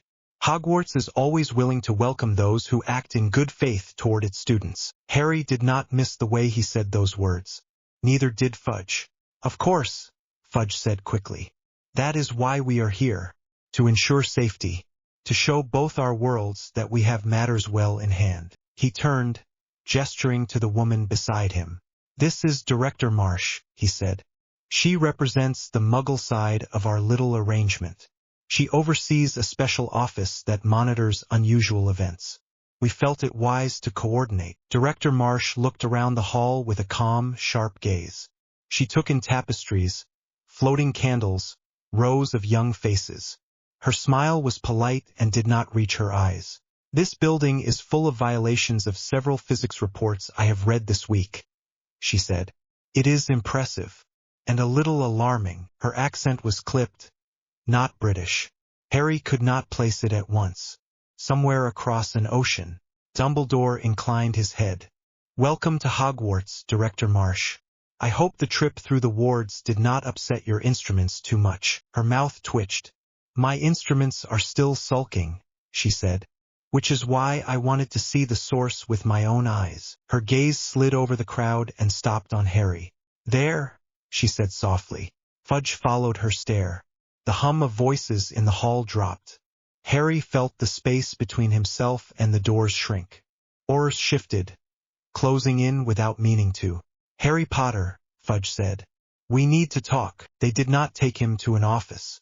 They took him to the Great Hall. Long tables had been pushed back along the walls. In their place, a ring of chairs encircled a single empty space. Cameras stood near the doors, set up by nervous-looking Muggle technicians in Ministry-issued badges. Wands glowed beside lenses, a compromise between worlds. Harry sat in the center on a simple wooden chair. His hands rested on his knees. He wore school robes, not hospital whites or prison gray. Dumbledore stood just behind him, a quiet presence at his back. Fudge, Marsh, and 2 members of the Wisengamot occupied the front row of chairs. Behind them, McGonagall, Madame Bones, and a few other high-ranking witches and wizards. Off to one side, Kingsley waited with the oars. Students had been barred. Harry could still feel them at the edge of the wards, though. Hundreds of hearts beating a little faster, breaths caught, whispers held. Director Marsh folded her hands. Mr. Potter, she said. Thank you for agreeing to this. I did not agree, Harry said. I woke up and you were here with your toys. A faint smile tugged at the corner of her mouth. Fair, she said. Thank you for not running away. He was not sure it counted as thanks but said nothing. We are not here to hurt you, she went on. We are here to understand you. What happened in that graveyard shook more than your magical community. Our satellites saw it. Our planes felt it. People are frightened. When people are frightened, they make bad decisions. We would like to avoid that. So you wrote a law that calls me a genetic threat, Harry said. Fudge flinched. Madame Bones did not. Her gaze stayed steady. The wording is unfortunate, she said. The intent is to prevent worse laws from being forced on us. Director Marsh nodded. If we can show our side that we know who you are, that we are watching, that you are not an uncontrolled weapon, it gives us space, she said. If we do not, someone is going to ask why we let a teenager bend the sky without any oversight. You follow me. Harry stared at the polished stone floor for a second. I understand why you are scared, he said. I do not see why that fear gets to decide whether I get locked up. Dumbledore spoke for the first time. Harry, he said softly, for the moment they are asking questions. We will not allow them to cross certain lines. Harry did not miss the for the moment. What do you want me to do? He asked. Fudge and Marsh exchanged a quick look. A demonstration, Marsh said. Controlled. Limited. No graveyard stones or sky events. We need to see what the detectors saw when you walked through them. And we need you to answer some questions while you do it. Like an interview, Harry said. Like a test, Fudge said. Non-invasive. The healers have drawn up parameters. A healer in green robes stepped forward. She looked more nervous than Harry felt. We have measured ambient magical fields for decades, she said. We have charts, baselines. Your readings do not fit those. We need to know if your control is improving or degrading, if the power inside you is stable or not. Harry thought of the pulsing knot under his ribs, of the way reality had twitched on the astronomy tower when his thoughts slipped. It is not stable, he said. There. Saved you some time. The healer blinked. Be that as it may, she said. We still need numbers. Dumbledore leaned in close enough that only Harry heard him. You do not have to push as far as they want, he murmured. Give them something. Enough to keep the worst suggestions off the table. Harry had the strange urge to laugh. His life had become one long bargain. Give enough. Hold back enough. Hope the line did not move while he blinked. He looked at Marsh. I will try, he said. She nodded once. All right, she said. We will begin with something simple. No spells. Just you. They started with the detectors. The Aurors wheeled one of the arches into the middle of the hall. Up close, Harry could see the Muggle wiring braided along the carved runes. The thing hummed at a pitch that made his teeth hurt. Harry stepped forward. Do not try to change it, Marsh said. Just walk. He walked. Halfway through the arch, his power prickled, reacting on reflex to the pressure. The runes flared red. The device let out a high, rising tone that rattled his bones. He kept going. By the time he reached the other side, the sound had died, but the air seemed thicker. The healer scribbled notes. The Wizengamot members muttered. Field intensity off the charts. One of the Aurors said under his breath. Now what? Harry asked. Now, Marsh said. You sit and we ask you about what you did in that graveyard. Step by step. If you feel your power start to build, you tell us. If we see the detector spike, we stop. Understood. He sat. They asked. He told them about the ritual, about the first blast of force from Voldemort, about the way his scar had felt like someone poured fire into it. He kept his voice flat. He did not close his eyes. Every time he did, he saw green light and cracked stone. As he spoke, the detectors beside the wall gave small, intermittent chirps. The healer watched them, brow tight. When you pulled on his power, Madame Bones asked quietly, did you intend to steal it? No, Harry said. I intended to stay alive. Did you feel anything from him besides raw power? She asked. Memory, emotion, images. Yes, Harry said. I push those away. If I let them sit, they feel like they might stick. He felt the air change as he said that. Aurors shifted in their chairs. Even Marsh's eyes sharpened. You are saying you carry pieces of his mind, she said. I am saying I fought not to, Harry replied. I do not want him in my head. It is crowded enough. The detectors chirped again, a little louder. He realized his fists had clenched on his knees. His field had pushed out just a hair. Dumbledore spoke. That is enough for today, he said. You have your numbers. You have his answers. Pushing further puts us all at risk. Fudge opened his mouth. Marsh lifted a hand. He is right, she said. If the ceiling comes down because you wanted an extra data point, no report in the world will save my job. Harry let out a breath he had not realized he was holding. So what now? He asked. Now, Madame Bones said. We write up what we saw and what we heard. We argue. The decree is not going away, Mr. Potter. But the way it is enforced can be shaped. Fudge gave Harry a long look. There are members of the Wizengamot who already want you moved to a secure facility, he said. Today may have kept that off the vote for a while. Or not. It depends on how frightened they still are when I report back. Which is out of my hands, Harry said. For the moment, Fudge said. They dismissed him. He walked out of the great hall with his hands in his pockets and the hum in his chest louder than before. Dumbledore walked beside him but kept his thoughts to himself. In the corridor, Hermione and Ron waited, faces anxious. How bad? Ron asked. They did not chain me to the chair, Harry said. Calling that a win. Hermione studied his face. Your nose is bleeding, she said. He touched his upper lip. She was right. A thin line of blood had started there, slow and stubborn. He had not even felt it. Brilliant, he muttered. New party trick. Hermione fished out a handkerchief and pressed it into his hand. They pushed you too far, she said. I pushed me too far, he said.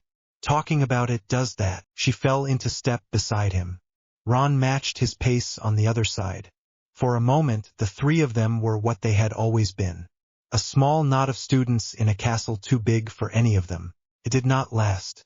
The letter came that night. Harry found it on his pillow after dinner. Noel. No seal. Plain Muggle envelope.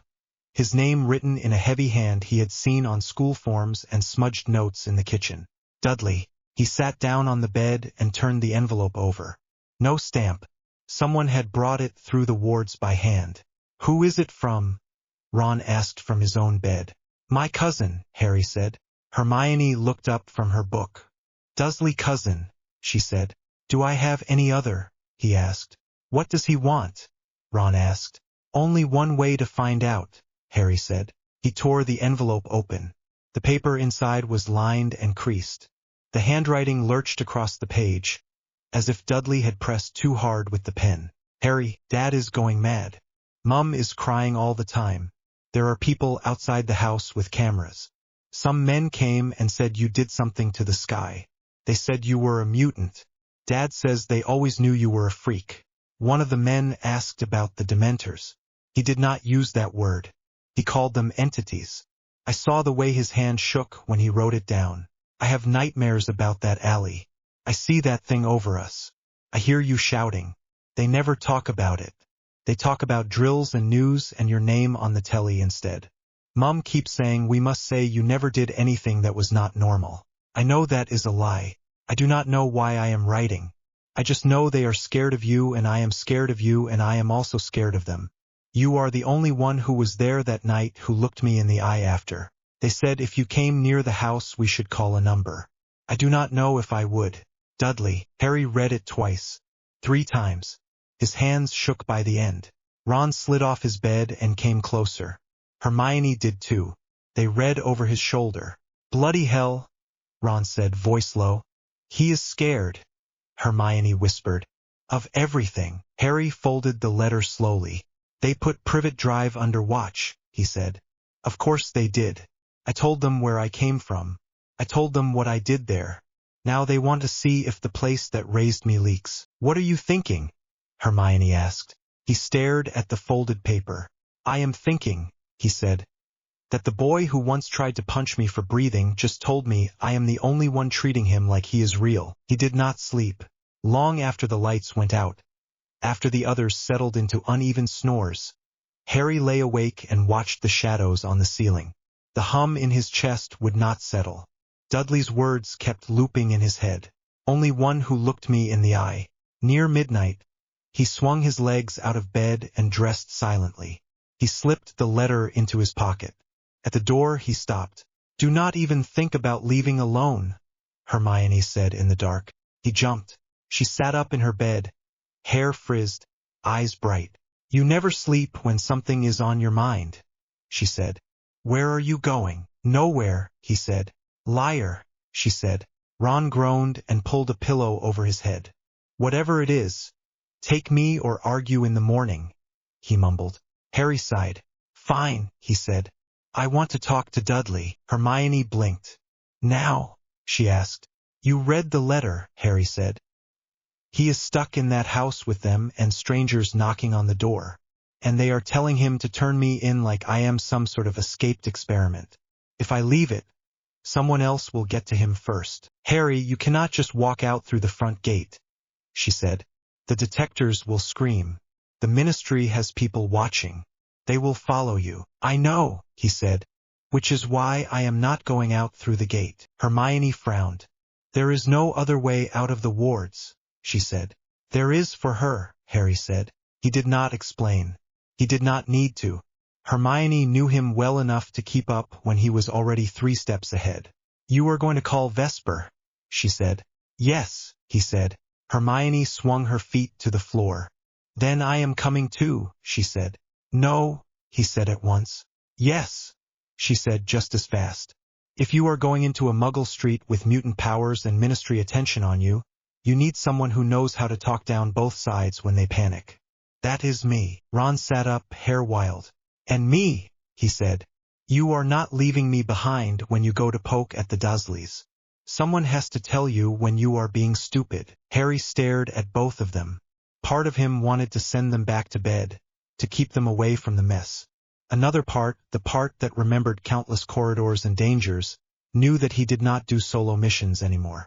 You realize, he said slowly, that if this goes wrong you will be on whatever list they write with me. Hermione lifted her chin. They already have my blood status, she said. They will put me on some list sooner or later. I would rather choose the moment than let them blindside me. Ron shrugged. Where you go, I go, he said. That is sort of the deal. Harry closed his eyes for a second. When he opened them, the decision settled. All right, he said. Get dressed. Quietly. We will meet on the tower. Vesper came when he called. Harry stood on the astronomy tower with the wind tugging at his hair and the stone cold under his bare feet. He let his power rise just enough that the air around him thickened. Not enough to shake anything, just enough to send a ripple along the strange threads he now felt under everything. The night stretched wide. Stars watched from above. The lake below was a dark mirror. A moment later, space at the top of the stairs bent. Vesper stepped out of the fold like she was walking through a door only she could see. You have good timing, she said. I was halfway through telling Xavier I would behave when you lit up the sky in my head again. Hermione and Ron stood near the rail, wands in hand. Vesper clocked them in a single glance and nodded once. Granger. Weasley, she said. Nice of you to join the field trip. You knew our names, Ron said, eyes wide. You two are in most of the stories he tells without meaning to, Vesper said. Hard to miss. Harry pulled the letter from his pocket and held it out. Dudley wrote, he said. Vesper skimmed it, eyes moving quick. Privet Drive is under watch, she said. Of course it is. They want to see if the freak house leaks extra freaks. Do not call it that, Harry said, sharper than he meant. She raised a brow. Old word, he said. Too many bad memories. Point taken, she said. She nodded toward the letter. You want to go see him? Yes, Harry said. Why? She asked. Because he is the only person who knows what it felt like in that alley, Harry said. Because they are using my name to scare him. Because he wrote to me instead of calling the number they gave him. Vesper thought about that for a long moment. You know this is a bad idea, she said. Yes, Harry said. She looked past him at Hermione and Ron. And you two are along because, she asked. Because he is our friend, Hermione said at once. Because if he runs into trouble, I want him to have someone who knows our world on each side, Ron said. Vesper snorted. You sound like a recruitment poster, she said. Ron colored. You talk like Moody, he muttered. Vesper smiled at that. All right, she said. Field trip. But we do this my way. No brooms. No apparition. No flu. Those can be traced. We walk through a door that nobody in your ministry can see. Hermione frowned. Will the wards let you take us? She asked. Vesper stepped closer to the rail and rested her hand on the stone. Your wards are built to keep magic in and out, she said. Spells. Creatures. They are woven into the fabric of this place. Charles likes them. Calls them old and fussy. I do not use the same road they guard. I step sideways. Between. That sounds like a spell, Hermione said. It is not, Vesper said. You will feel it. Try not to throw up. Ron paled. Brilliant, he said. Vesper reached out her hands. Harry, she said. You take my right. Granger, my left. Weasley, hold on to Harry, so I do not lose you behind a tower. Harry clasped her hand. It was warm and solid. Hermione took her other. Ron grabbed Harry's arm. Deep breath, Vesper said. And try to remember where you want your lungs to be when we come out. The world bent. For a second, Harry felt like he had during the graveyard blast. Not in pain but dislocated. As if someone had taken the air around him and turned it at a right angle. His stomach lurched. His ears popped. The stars smeared into a long streak. Then it snapped back. They stood on a quiet street lined with neat hedges and identical houses. The air smelled of cut grass and petrol. A far-off dog barked. Street lamps pooled light on pavement. Privet Drive. Ron's grip on his arm tightened. This is it, Ron whispered. This is where you grew up. Harry nodded. His throat felt tight. Hermione shivered. Everything is so neat, she said. It feels wrong. Trapped, Harry said. That is the word you want. Vesper looked up and down the street. There, she said, nodding toward a parked car with two figures inside. Plain clothes but wrong posture. Watching the house. Likely your ministry, maybe some of hers. She tilted her head. Across the road, light glowed in the front room of number 4. Shadows moved behind curtains. "We go in quiet," she said. "No big displays. You talk. I watch the watchers." Harry swallowed. "Harry?" Hermione said softly. "Are you sure?" "No," he said. "But he wrote. I cannot ignore that." They crossed the street. Every step toward the front door made Harry's skin prickle. Memories lay thick on the pavement. A small boy sweeping leaves while his cousin watched cartoons inside. Cold nights on the doorstep. A letter that refused to be ignored. Vesper hung back near the gate. "I will be close," she said. "If anyone outside decides to be clever, I will be offended." Ron nodded, eyes on the car. Harry and Hermione walked up to the door. The paint was fresh. Vernon always did like things to look proper. A new deadbolt glinted above the old lock. Harry raised his hand and knocked. For a moment, nothing moved. Then footsteps thudded in the hall. A chain rattled. The door opened a crack. Petunia stared out. Her face had more lines than he remembered. Her hair was still neat, but there was a tightness around her mouth that had not been there before. She saw him and went white. "You?" she said. "Hello, Aunt Petunia," Harry said. "Can we come in?" Her eyes flicked past him to Hermione. To the street. To the car. She saw the watchers and flinched. "You should not be here," she hissed. "They told us to call if you came. They said you were dangerous." "Then why did Dudley write?" Harry asked. She froze. "You got that?" she whispered. "Yes," he said. "He asked for help in his own way. I am answering." Behind her, a heavy step sounded. Vernon appeared in the hall, belly pressing against his shirt buttons. His face turned a deep shade of red the instant he saw Harry. "Boy," he spat. "You dare show your face after what you have done." Harry felt his jaw tighten. "What I have done," he repeated. "You brought them down on us," Vernon said. "Men with questions. Cameras in the street. Letters with your name in them. It was bad enough when we had to live with your freakishness under this roof. Now the whole world knows. They think we knew what you were." "You did," Harry said. Vernon's hand twitched like he wanted to hit him. He did not. Not with Hermione watching. Not with shapes moving in the car outside. "Where is Dudley?" Harry asked. "Upstairs," Petunia said at once. "He is not coming down to see you." A voice drifted from the landing. "Yes, I am." Dudley leaned on the banister, one hand gripping the wood. He had lost some of the baby fat since the last time Harry saw him. There were shadows under his eyes. His shoulders were hunched, not in his old lazy way, but like he was braced for someone to shout. He came down the stairs slowly. Vernon's mouth opened. "Diddykins," Petunia said, warning sharp. "It is all right, Mum," Dudley said. His voice was deeper, but it wobbled.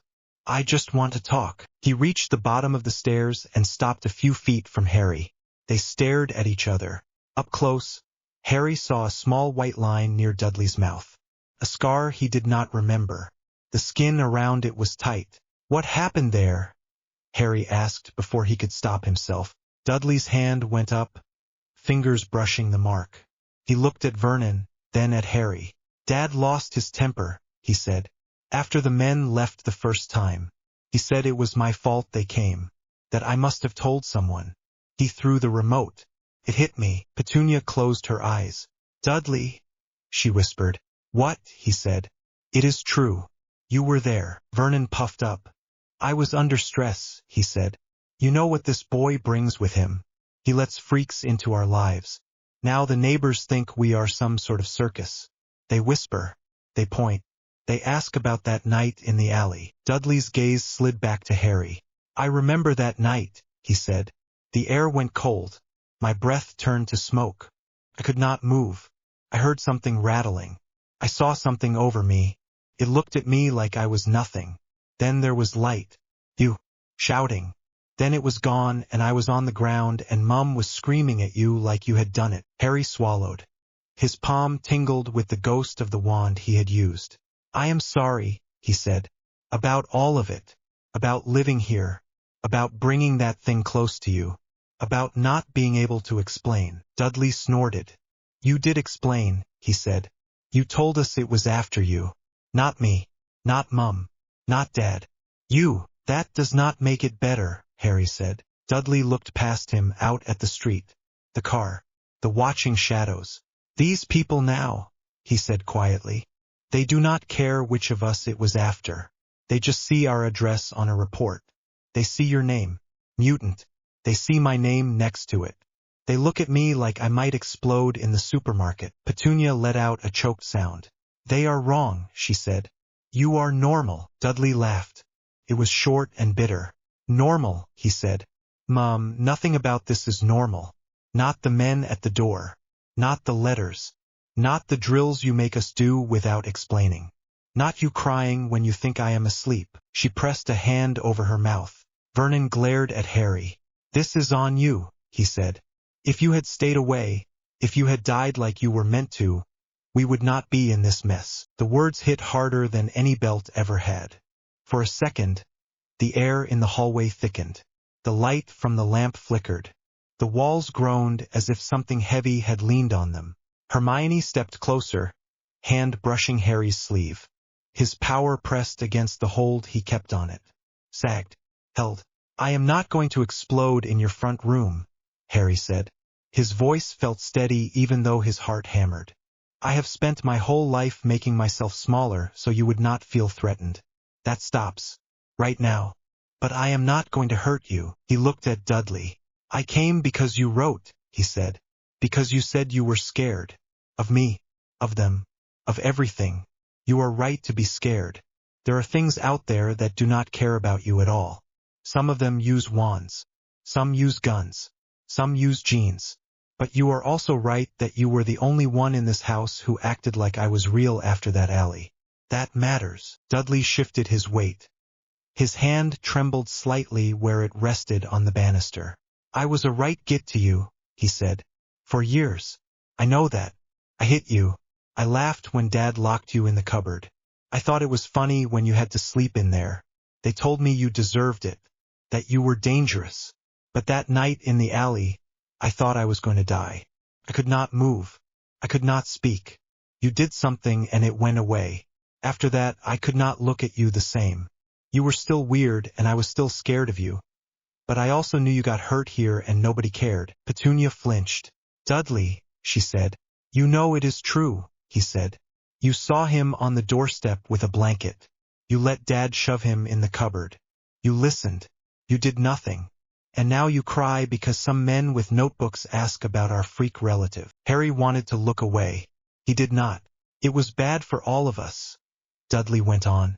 Dad yelled. You pretended nothing was wrong. I pretended I did not see you pretend. Now the world knows you exist and they look at me like I might be the same. I do not know what I am anymore. You are a boy who got caught in a mess he did not choose, Harry said. Same as me. Dudley's eyes met his. There was no old contempt there now. Just confusion and a tired sort of anger. Are you going to blow up the sky again? Dudley asked. Not on purpose, Harry said. Are you going to bring more of those things? Dudley asked. I am trying to stop them, Harry said. Are you going to get killed? Dudley asked, voice smaller. Harry hesitated. I am trying very hard not to, he said. For a second, silence sat heavy in the hall.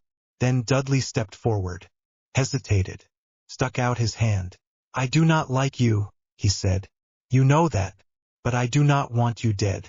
And I do not want them to put you in a cage and use you in their experiments. So if someone comes here asking where you are, I will say I do not know. Even if I do, that is the best I can do. Harry stared at the offered hand. Petunia made a weak sound. Dudley, no, she said. Vernon sputtered. You will not swear loyalty to that thing in my house, he said. Dudley's jaw tightened. I am not swearing anything to him, he said. I am choosing not to stab him in the back when he is already bleeding. Hermione's breath hitched beside Harry. Harry reached out and took Dudley's hand. The grip was clumsy and a little too hard. It was also real. Thank you, Harry said. Dudley let go quickly, like he was afraid someone would see. You should go, he said. They are watching. If they see you, they will make a fuss. They like fuss. I know, Harry said. He looked at Petunia. You could have stopped some of it, he said. You chose not to. That does not go away. But you still raised me enough that I can choose not to hurt you now. That is something you do not get to claim. But I do. She swallowed. Her eyes were bright. Your mother saved my life once, she whispered. I repaid that by letting you suffer in this house. I do not know how to fix that. You could start by not calling me a freak again, he said. She nodded, quick, as if that small act took effort. He stepped back. Hermione followed. At the threshold he paused. If they ask about me, he said, looking at Dudley, you can tell them this. I am not your problem. I am theirs. And I am not going to sit in a cage for them. Dudley gave a short nod. Good, he said. Harry and Hermione walked out into the cool night. The door closed behind them with a soft click. Vesper stepped in from the shadows near the hedge. Her eyes were on the car. Both of the watchers are on their radios, she said. One is telling someone you are here. We have maybe a minute before they decide to be brave. Then we go, Harry said. Vesper reached for his hand again. Hermione took the other without being told. Ron joined them at the gate, face pale. How did it go? Ron asked. Complicated, Harry said. He shook my hand. Ron's eyes widened. Blimey, he said. No time, Vesper said. Close your eyes if you like your stomach where it is. The world bent again. The street, the car, number 4, the old ghosts. All snapped away. They stood back on the astronomy tower. The air was colder here, cleaner. The castle hummed under their feet. Ron staggered to the rail and took deep breaths. I hate that, he said. You get used to it, Vesper said. Hermione leaned against the wall, hand pressed to her chest. He is scared, she said. Dudley. He is scared of everything. His father. The men with notebooks. You. Himself. It is awful. Welcome to the mutant condition, Vesper said dryly. You wake up one day and realize the world does not have a slot where you fit. People start making one with laws and guns. Sometimes you find out you were helping them hold the hammer. Harry still felt the warmth of Dudley's grip on his palm. The echo of old blows and new words sat side by side in his chest. He was a bully, he said. He enjoyed it. He hurt me because it made him feel big. I hate that part of him. But he was also a kid in a house that taught him fear as a language. He got hit when he stepped wrong. He got lied to. He was told I deserved worse than him. That leaves marks too. Vesper watched him for a long moment. That empathy will get you killed if you let it, she said. Maybe, he said. Or it might be the only thing that keeps me from turning into the thing they are already scared of. She snorted. You sound like Charles, she said. He says if you stop seeing the people under the labels, you lose the war before it starts. Is he wrong? Hermione asked. No, Vesper said. He is just exhausting. She moved closer to Harry, close enough that he could see the fine lines around her eyes. Today you let the minister prod at you, she said. You walked into a house full of old hurts. You listened to a boy who had every reason to hate you admit he was scared. You did not throw anyone through a wall. That is control. Felt like barely, he said. Barely counts, she said. It is the difference between a crater and a conversation. He let out a short laugh. I still feel like a bomb, he said. Then you learn to aim, she said. She glanced at Hermione and Ron. And you make sure your spotter and your conscience stay close, she added. Ron frowned. Which am I? He asked. Both on a good day, she said. Hermione puffed out a small breath of amusement. Your decree is not going away, Vesper went on. Marsh will write reports. Fudge will wave them in front of frightened faces. Dursley's neighbors will talk. They will say the word mutant like a curse. You cannot stop that. I know, Harry said. What you can do, she said, is decide who you stand with while they do it. Xavier offers you a place where people like you are not the thing under the bed. I offer you a team that knows how to hit back without sinking the whole street. You stood in that house tonight and chose not to be what they called you. That matters. To me, he met her eyes. You keep saying mutant like you own it, he said. It is mine, she said simply. They turned it into an insult.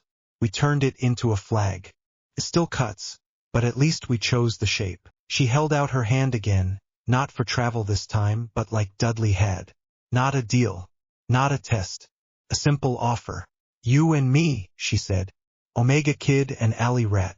We do this together. Training. Planning. Pushing back when the laws come down. Not as teacher and student. Not as general and soldier. As people nobody else quite understands. Because if everyone is scared of us, if they decide we are the monsters, who do we have but each other? Harry looked at her hand. He thought of Dumbledore and his half-told truths, of Fudge and his decree, of Marsh with her calm reports, of Dudley on the stairs, scar on his mouth and fear in his eyes. He took Vesper's hand. Deal, he said. Good, she said, because the world just got a lot louder, and you are going to need someone who knows how to shout back. Hermione stepped closer, chin lifted. You mean we, she said. Vesper gave her a short nod. You stayed, she said, even when it meant stepping into that house. That counts. Ron joined them, folding his arms. Fine, he said. But if any of your mutant friends try to recruit me for weird experiments, I am out. Noted, Vesper said. For a moment, the four of them stood together on the tower. Wizard, witch, pure blood, muggle-born, mutant, Omega. Labels people had pinned on them. None of them quite fit. Below, the castle slept. At the gates, the detectors hummed, waiting for the morning rush. In London and beyond, screens showed graphs and twisted sky, talking heads throwing around words like energy surge and unknown threat. In a small house on a neat street, a boy who used to bully his cousin sat on his bed and stared at his own hand, where he could still feel a faint pressure from a grip he had never thought he would return. Up on the tower, Harry felt the weight of all of it settle. Ministry laws, Muggle fear, Voldemort's shadow, the knot of borrowed power under his ribs. He also felt something else. He was not alone. The map on the wall looked nothing like any Marauder's tool Harry had ever seen. It was larger than the blackboard in McGonagall's classroom. Thin lines of light traced continents and oceans across its surface. Little flares pulsed at different points, some steady, some flickering. To one side, a more familiar parchment lay pinned, covered in neat notes in Dumbledore's cursive and Hermione's blocky script. They had turned one of the old and used classrooms near the Charms corridor into a war room. The long desks had been pushed against the stone. A single table stood in the center, covered with reports, files, and a scattered pile of small gray devices that hummed softly. Harry stood at the table, hands braced on the edge. Hermione sat on his right with quill and notebook. Ron perched on the far corner of the table, swinging one leg, trying to look casual and failing. Ginny sat near the window. Moonlight caught the red in her hair. Her elbows rested on her knees, hands linked. She watched the map as if she could will one of the lights to blink out. Vesper leaned with her back to the wall near the door, arms folded. The glow from the map picked out sharp lines on her face. She looked like she had not slept in days. Dumbledore stood opposite Harry with his wand tucked into his sleeve. The skin of his right hand was blackened and cracked, wrapped in a plain bandage where the glove did not quite cover it. Harry's eyes kept slipping to that hand. The first time he saw the damage, Dumbledore had brushed it off as an old curse.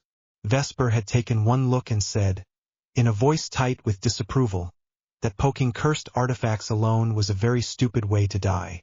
Now the ruined hand was part of the room like the table and the map. A reminder. They were not dealing with normal magic. Kingsley stood near the door with his arms crossed, Auror badge visible. Madame Bones sat on a chair in the corner, back straight. Director Marsh had joined them this time as well. She sat near Ginny, a notebook on her knee, pen uncapped. On the wall map, one of the flares pulsed brighter. Hermione tapped it with her quill. There, she said. That one again. South Coast, Kingsley said. Near the cliffs. It is not a weather station reading, Marsh said without looking up. Our sensors do not spike like that for storms. That signature is the same one we have been tracking since the graveyard. Dark, concentrated, focused. Horcrux, Vesper said. Ron still grimaced slightly at the word. I hate that name, he muttered. Sounds like something you cough up. It is meant to, Dumbledore said quietly. There is nothing gentle in the making of one. He tapped the parchment on the board with his wand. Carved cups, diadems, snakes, rings, all reduced to sketches and arrows. We have destroyed too, he went on. The diary you faced in the second year. The ring I found in the old gaunt shack, at the cost of this hand. He flexed the blackened fingers, then let the arm hang. At least one remains in Hogwarts, Hermione said. The diadem. Riddle would not resist hiding a piece of himself here. And one in the ministry, Kingsley added. The locket. It vanished from the Black House years ago. We have reason to think Dolores Umbridge took it. She moved up through the ranks after that. She keeps a locked case in her office that our people are not allowed to scan. Of course she does, Ron said. She would love a bit of extra foul magic humming under her teacups. And there is Nagini, Vesper said. The snake. The readings around her do not look like a simple beast. She carries some of his anchor. That one will be difficult to reach. Harry took all of that in and looked back at the map. So, he said, diary, ring gone. That leaves diadem, locket, snake, and any piece we have not found yet. Everyone we leave gives him somewhere to retreat when his body breaks. Everyone we destroy forces more of him into what he is wearing now. What he is wearing now, Marsh repeated. His current body, Hermione said. Rebuilt in that graveyard ritual. It was already unstable. Harry pulled part of it into himself when he survived that blast. The more anchors we strip away, the more pressure sits inside what is left, which means he will hit harder every time, Vesper said. And crack faster. You want to make him collapse under his own weight, Marsh said. Something like that, Harry said. He thinks the world runs on fear and rituals. He does not understand that this power is also biology. Stress a structure past its limit and it fails. Lovely, Ron said. We are back to being walking stress tests. Ginny stood and came closer to the table. What is the order? She asked. You cannot go after all of them at once. Hermione pointed at the glowing dot on the south coast. This one first, she said. The cupboard at the ministry needs more planning. The castle has eyes on it. That coast reading sits in a stretch of cliffs with no obvious cover. But the spike is too strong for this to be a simple experiment. It fits with the reports of Riddle using that cave for an earlier ritual. Regulus Black mentioned a cave, Kingsley said, in the last bit of his notes. He never managed to pull the locket free. We will, Vesper said. Marsh looked at Harry. You realize, she said, that every time you use your power on that scale, the sensors on our side go mad. We can tell the press the sky glitches are just aurora for only so long. I am not planning to turn the cliffs inside out, he said. That is why we call these surgical. We go quiet. We get the anchor. We get out. You said that in the Department of Mysteries, Ron muttered. Went well. That time I had no idea what was in my chest, Harry said. Now I do. That helps. Dumbledore watched him over his half-moon glasses. You understand that even a surgical strike can provoke a reaction, he said. Once he realizes what the loss of each anchor means, he will not simply send Death Eaters. He will come himself. Good, Harry said. I would rather see where he is than wait for him behind someone else. A small silence ran around the table. Vesper finally broke it. You are still a child, she said. Harry looked at her. So are you, he said. She gave a small crooked smile. Fair, she said. All right, we do it this way. Cliff sight first. Then we prepare for the ministry. Every time we knock one of his anchors out of the ground, we teach you how to soak the shock without frying your brain. And try not to bring down a mountain in the process, Marsh added. An ambitious plan, Dumbledore said. But I find myself short on better ones. He looked around the room, taking in each face. Harry, Ron, Hermione, Ginny, Vesper, Kingsley, he said. You will go. Madam Bones, Director Marsh, and I will hold the line here and prepare to explain whatever odd readings appear on assorted machines. Ginny opened her mouth as if to protest at being listed last, then shut it again when his gaze met hers. You know I can fight, she said. I know, Dumbledore said. It is why you are on this list at all. But I also know you have parents who would prefer you not storm a cliff full of dark wards. We will make do with their displeasure later. Ginny straightened. I will write them after we get back, she said. So they have something to shout at. Ron winced. Mum is going to murder all of us, he said. Then we had better make sure the dark mutate does not get there first, Vesper said. She pushed off the wall and clapped her hands once. Suit up, she said. Magical gear, mutant dampers. Whatever charms Flitwick can pile on in the next hour. We leave at moonrise. Kingsley nodded. I will alert the Auror on watch, he said. We move this under official clearance where possible. If anyone asks, we are testing joint response drills. Joint? Marsh repeated with a faint twist of her mouth. Nice word.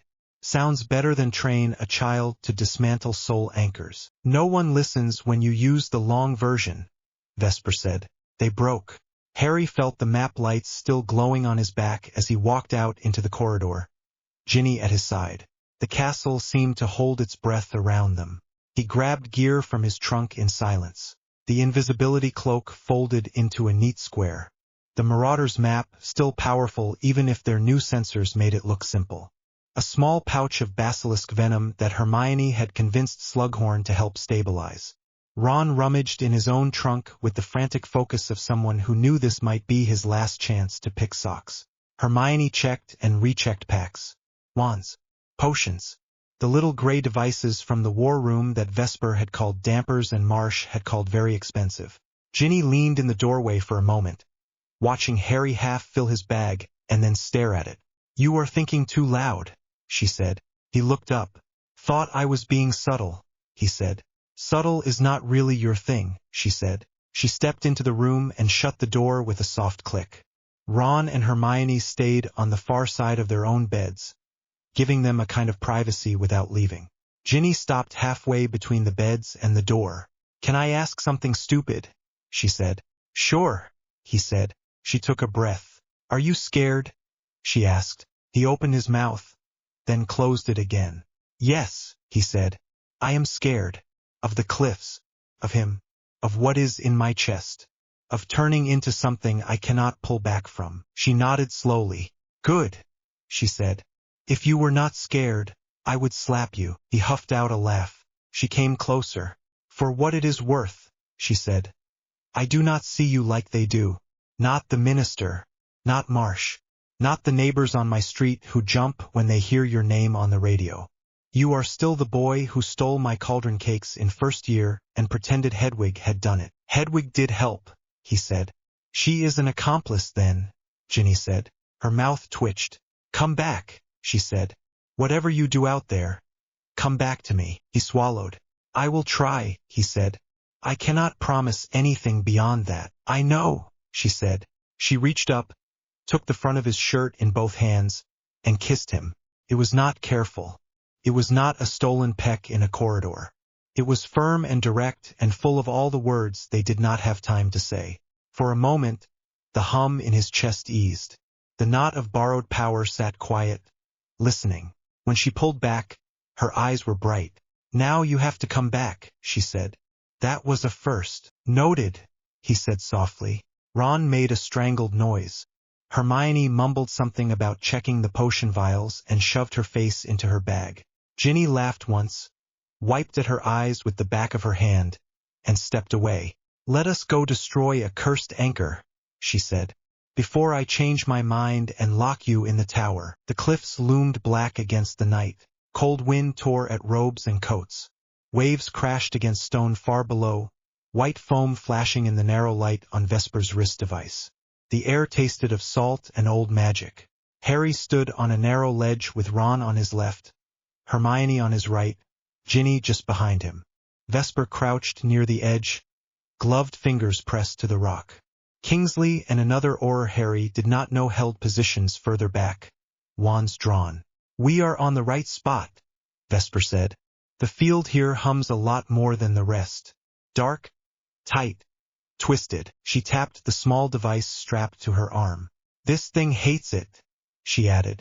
Which is a good sign. Hermione adjusted her grip on her wand. Riddle would have layered this with protections, she said. Blood wards, memory traps.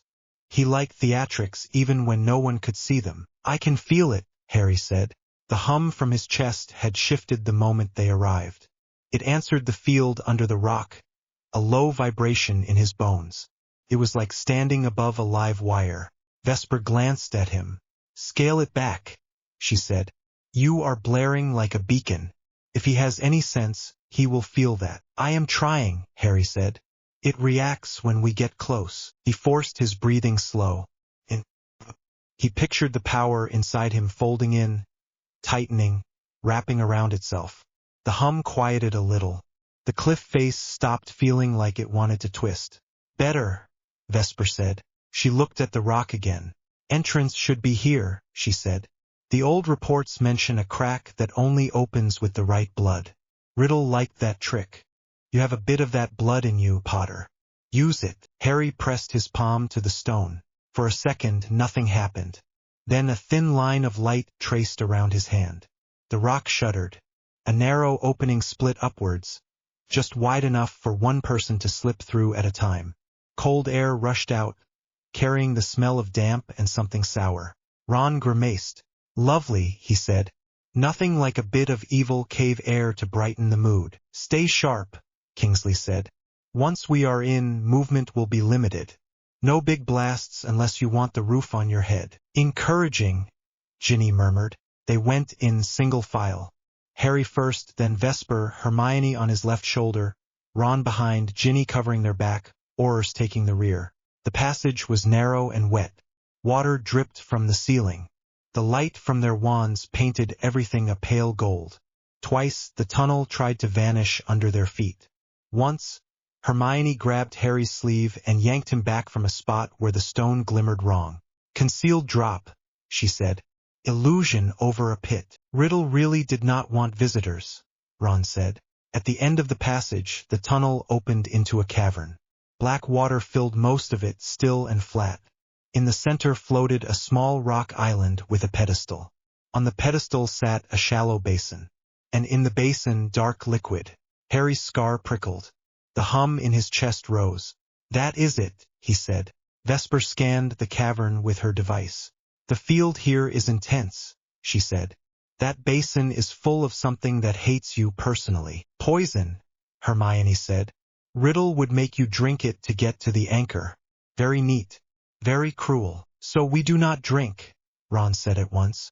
Hermione gave him a look. No one said we would. Kingsley studied the water. Boat, he said quietly. Harry followed his gaze and saw it. A small, almost invisible shape by the shore. A single passenger craft, Hermione said. Designed for one. Riddle again. He must have assumed no one would bring friends. He makes that mistake a lot, Harry said. Vesper crouched by the edge and rested her fingers just over the water. There are things down there, she said. Waiting. Some kind of animated corpses. Inferi, Hermione whispered. Ron went slightly green. So we do not go in the water, he said. Agreed, Kingsley said. We use what we have. Vesper looked at Harry. You can pull on their field, she said. Not enough to wake them, just enough to see where the lines run. The anchor will sit at the center. Harry closed his eyes and reached, not outwards toward the water, but inward toward the knot under his ribs. He let a thin thread of that power seep into the air. The cavern answered. For a moment, he saw it not with his eyes but with whatever sense the mutation gave him. The water glowed faintly, shot through with veins of greenish dark. All of them ran toward the pedestal. The basin pulsed like a black heart.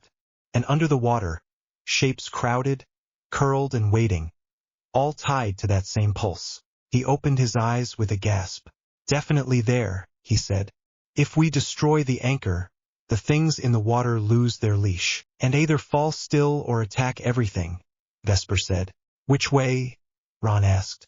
Depends how kind Riddle felt when he made them, Hermione said. Then we prepare for the worst, Kingsley said. They did not talk about what the worst meant. It took them 20 tense minutes to get a rope to the island and pull a small wooden platform across without touching the water. Vesper balanced on it like a street performer while Kingsley and Ginny held the line. Harry, Hermione, and Ron watched the water for any ripple. Vesper reached the island and stepped off with a careful twist of her body. The basin pulsed in front of her. "That stuff is vicious," she called softly. "Feels like concentrated spite. Can you siphon it without touching?" Hermione asked. "Maybe," Vesper said, "but it will push back. And if it pushes through me into him, we get a very bad moment." Harry stepped forward until his toes were at the edge. "I can take it," he said. Hermione hissed, "Harry." Under her breath, Ginny tensed on the line. "Not all of it," Harry said quickly. "Just enough to let us see the anchor. If I pull the top layer and you hit what is underneath the moment it shows, we can break it before it adjusts." Vesper looked from him to the basin. "Interesting plan," she said. "Risky. Reckless." She smiled faintly. "I like it," she added. Kingsley muttered, "Of course you do." Vesper placed her hands above the basin, palms down.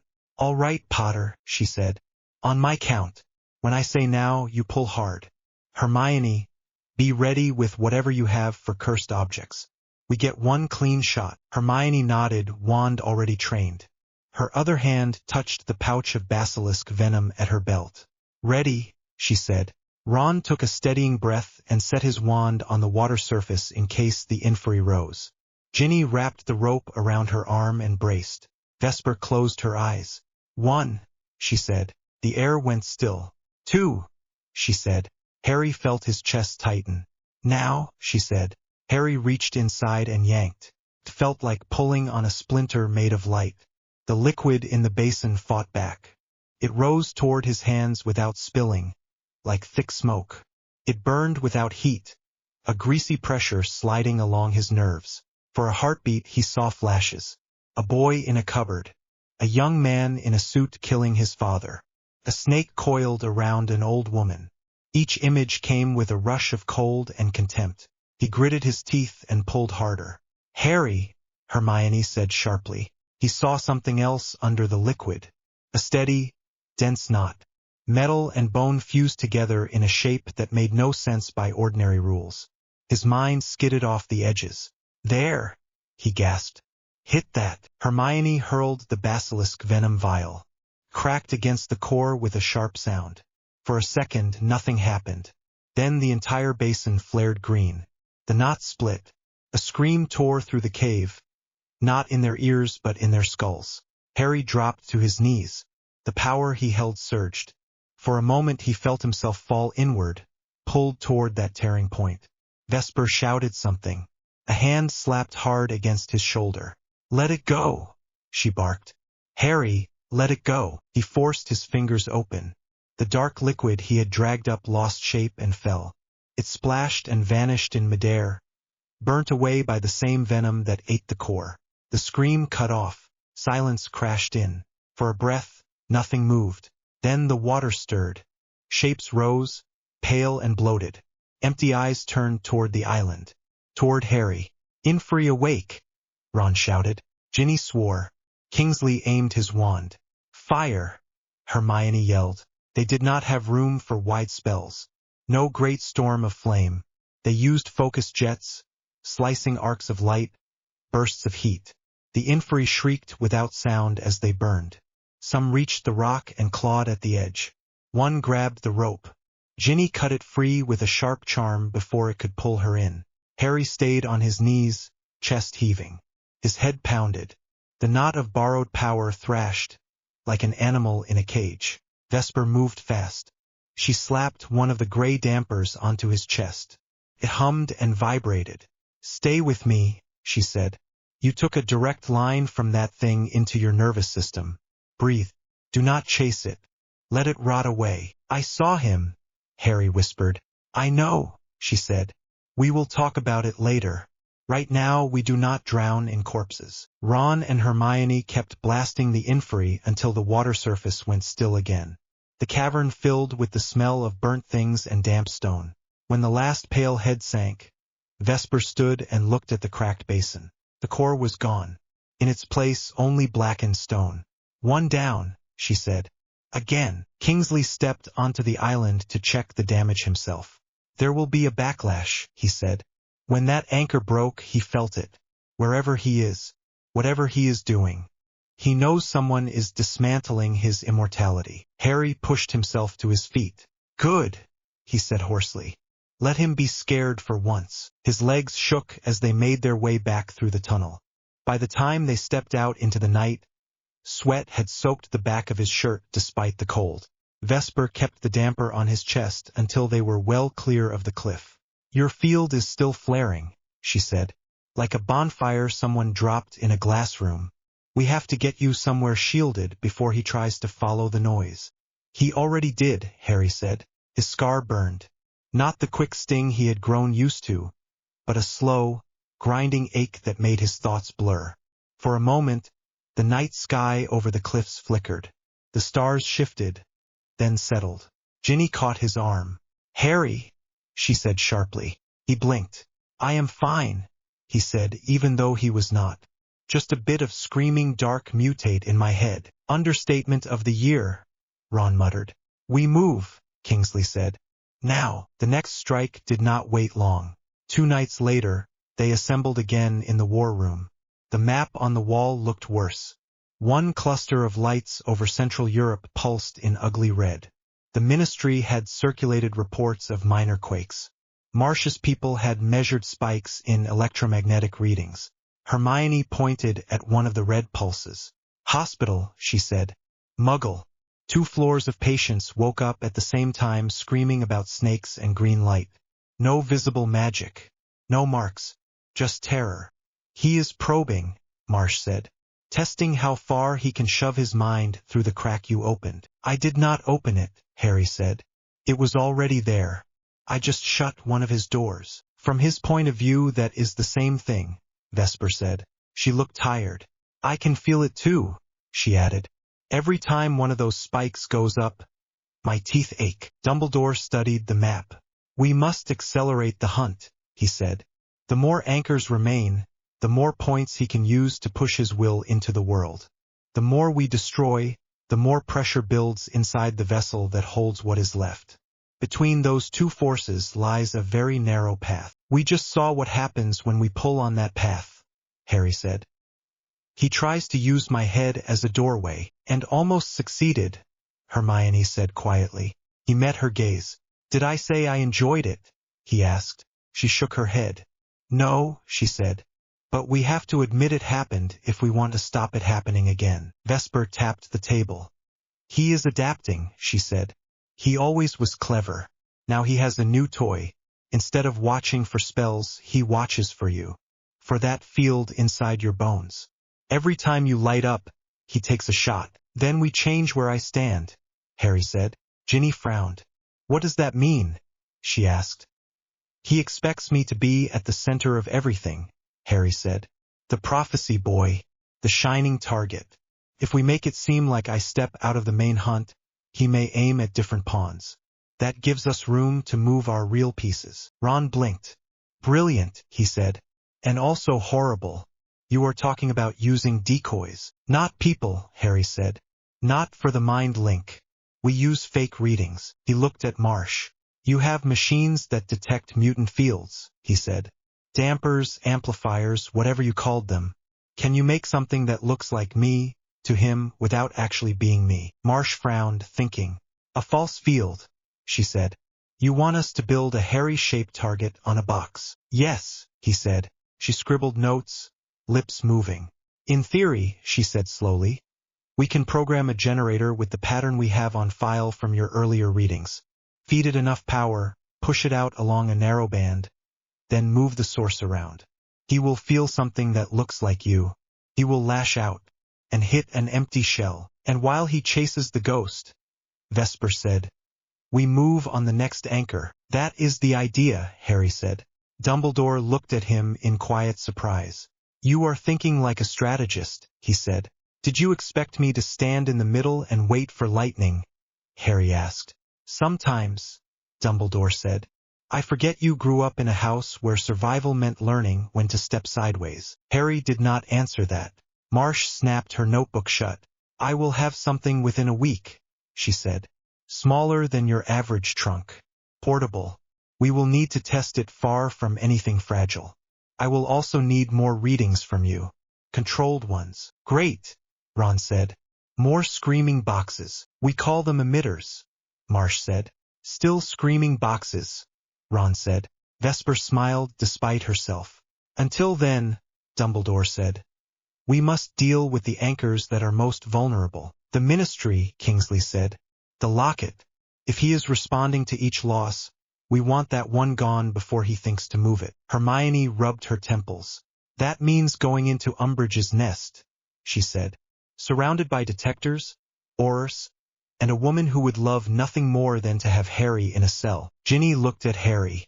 I do not like that, she said. Join the club, he said. Vesper glanced at Marsh. Can your people blind the Ministry sensors for a short window? She asked. Marsh considered. We can cause a maintenance outage, she said. Blame it on updating the circuits. That gives you 10 minutes before someone notices their toys are quiet. Plenty, Vesper said. Kingsley nodded. I can get you in through the visitor entrance, he said. Polyjuice for the faces. Deflecting charms for the muggle cameras. Once you are inside, I will walk you past most of the patrols. And Umbridge? Ron asked. That is the trick, Kingsley said. Her schedule is unpredictable. She likes surprise inspections. We go on a night when she usually leaves early. Hermione snorted. She probably tucks herself in with a stack of blood purity laws, she said. Ginny muttered. And a framed picture of the minister. Harry looked at the map again. One of the glowing points sat right over London. Surgical strike, he said. Fast in, fast out. No extra noise. Vesper put a hand on his shoulder. If he tries to use your head again, she said, you let me take some of the hit. You do not get points for suffering alone. Mutant solidarity, he said. Something like that, she said. They set the time. The Ministry atrium at night felt wrong. During the day, it was full of voices, footsteps, the splash of the fountain. Now it was almost quiet. Only a few Aurors moved along the edges, boots clicking on stone.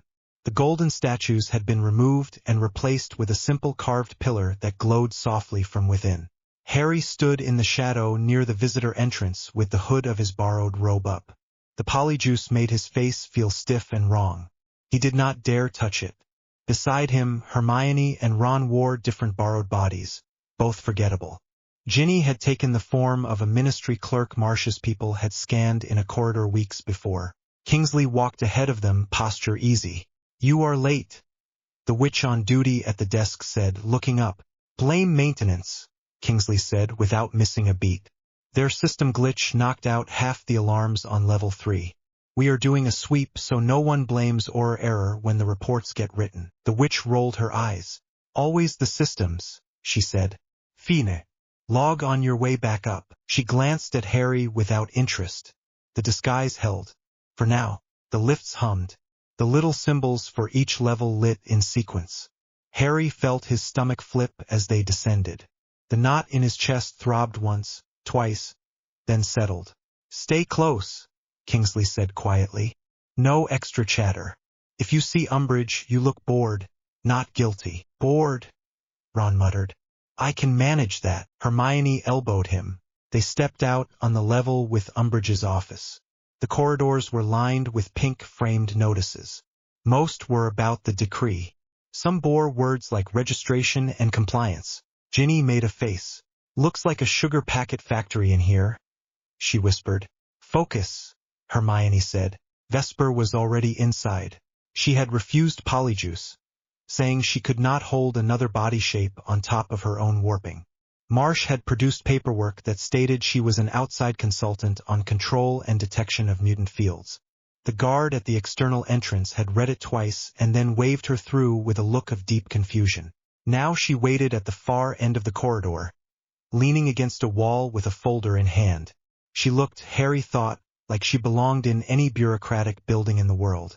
Kingsley nodded to her as they passed. Consultant, he said in a bland voice. With me. Lucky me, Vesper said in the same tone. Umbridge's office door was locked. Naturally. Her ridiculous plate collection gleamed on the walls inside when Vesper peered through the keyhole. "She sleeps at home," Kingsley said. "We checked. The office will be empty on a night like this. She does not work late unless she has someone to terrorize." "Comforting," Ron said dryly. Hermione cast a quick charm on the door, muttered something under her breath, then nodded. "Done," she said. "She will not notice the tampering unless she checks the runes by hand." They slipped inside. The office was even worse than the corridor. Lace on the desk, pink everywhere, dozens of plates with simpering kittens. Ginny turned in a slow circle, expression twisted. "I hate her taste," she said. "Everyone hates her taste," Hermione said. Harry's eyes went to the glass case on the wall behind the desk. It looked innocuous, almost dull.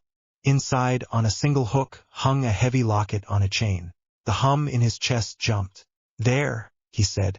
Vesper moved to the case and laid her gloved hand against the glass. "Field's signature matches the cave anchor," she said. "Strong, twisted, tied directly into something elsewhere." "Can we open it without setting anything off?" Kingsley asked. Hermione studied the frame. "Alarm charm," she said, "linked to her personal wand. If anyone but her touches that glass, it screeches. We can divert the notice, but not stop it at the source." "So if we open it, she knows," Ginny said. "Not if we work faster than the letter," Vesper said. Kingsley shook his head. "You cannot outrun magical alerts," he said. "You can," Vesper said, "if you travel sideways." She shot Harry a look. "Ready?" she asked. He swallowed. "Define ready," he said. "Standing up, breathing, willing to risk your mind again," she said. "Then yes," he said. Hermione opened her mouth to protest, then closed it. She tightened her grip on her wand instead. Vesper took a small dampening device out of her pocket and snapped it on the underside of the glass case. "This will blur the field for a few seconds," she said. "Not enough to hide the anchor, but enough to confuse the wards when they wake. Hermione, as soon as I say go, you redirect the alarm. Send it somewhere harmless. Toilets, storage room, anywhere that delays Umbridge from coming here." Hermione nodded.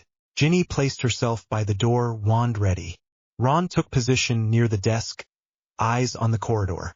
Kingsley stood just behind Harry, solid and steady. "Go," Vesper said. She tapped the case. The glass clicked and swung up. The locket breathed. The word was wrong, but Harry had no better one. A rush of cold air spilled out, thick and oily. His scar burned. The hum in his chest surged. He reached inside before it could surge the other way. This time he did not pull hard. He eased a thread of power toward the chain, wrapping it, containing it. The locket fought. For a heartbeat his vision blurred. Hermione muttered a spell. Somewhere down the corridor, a distant alarm bell started to shriek. "Not here." "Got it," she said through clenched teeth. "Redirected." Ginny hissed. "Someone is moving outside." "From her post." "Fast," Kingsley said.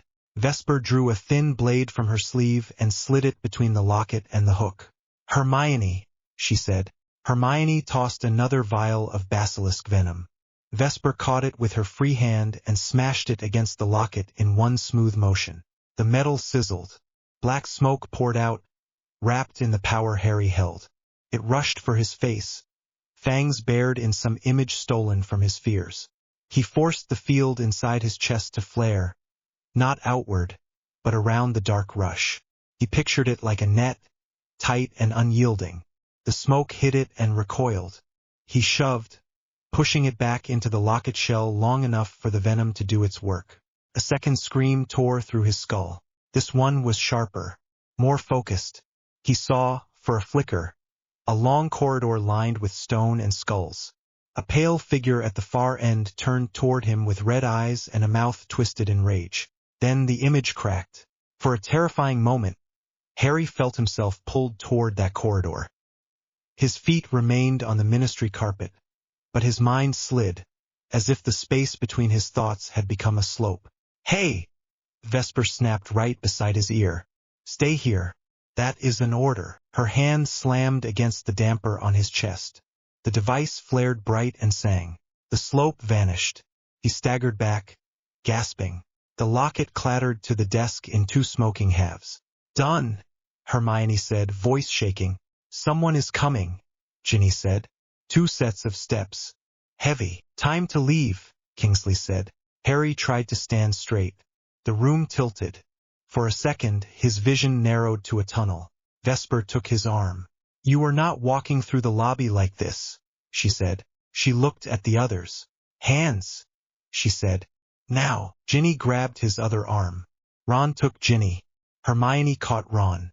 Kingsley hesitated, then rested his hand on Vesper's shoulder. "You cannot take all of us," he said. "Watch me," she said. The door handle rattled. The world bent. For the second time in as many days, Harry felt space fold sideways.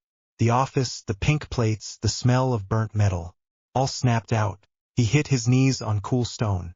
Air smelled of wax and parchment. The castle. The war room. He stayed on his hands and knees, lungs dragging in air like he had run a mile. The hum in his chest spiked again, then dropped. For a heartbeat, his vision went white. When it cleared, he was on his back, staring at the ceiling. Voices overlapped somewhere above him. Pulse irregular. Field readings all over the chart. "You pulled too hard. Better that than leaving him in Umbridge's office." He tried to sit up. Hands pressed him gently back down. "Stay still, Potter," Madame Pomfrey said firmly. "You are not going anywhere." He turned his head. The war room swam into focus. Dumbledore stood near the map, his face drawn. Marsh hovered beside a stack of devices, checking readouts. Vesper knelt at his side, one hand still on the damper. Hermione and Ron stood close by, pale. Ginny sat on the floor near his feet, knees up, eyes fixed on his face. "What happened?" he asked, voice rough. "You almost fell into him," Vesper said. Her voice held no humor now. "When the locket broke, he grabbed the other end of the line," she went on. "Tried to yank you through. If the damper had not held, you might have gone straight into his skull." "Sounds crowded in there," Harry said weakly. "Do not joke," Hermione said. Her hands shook.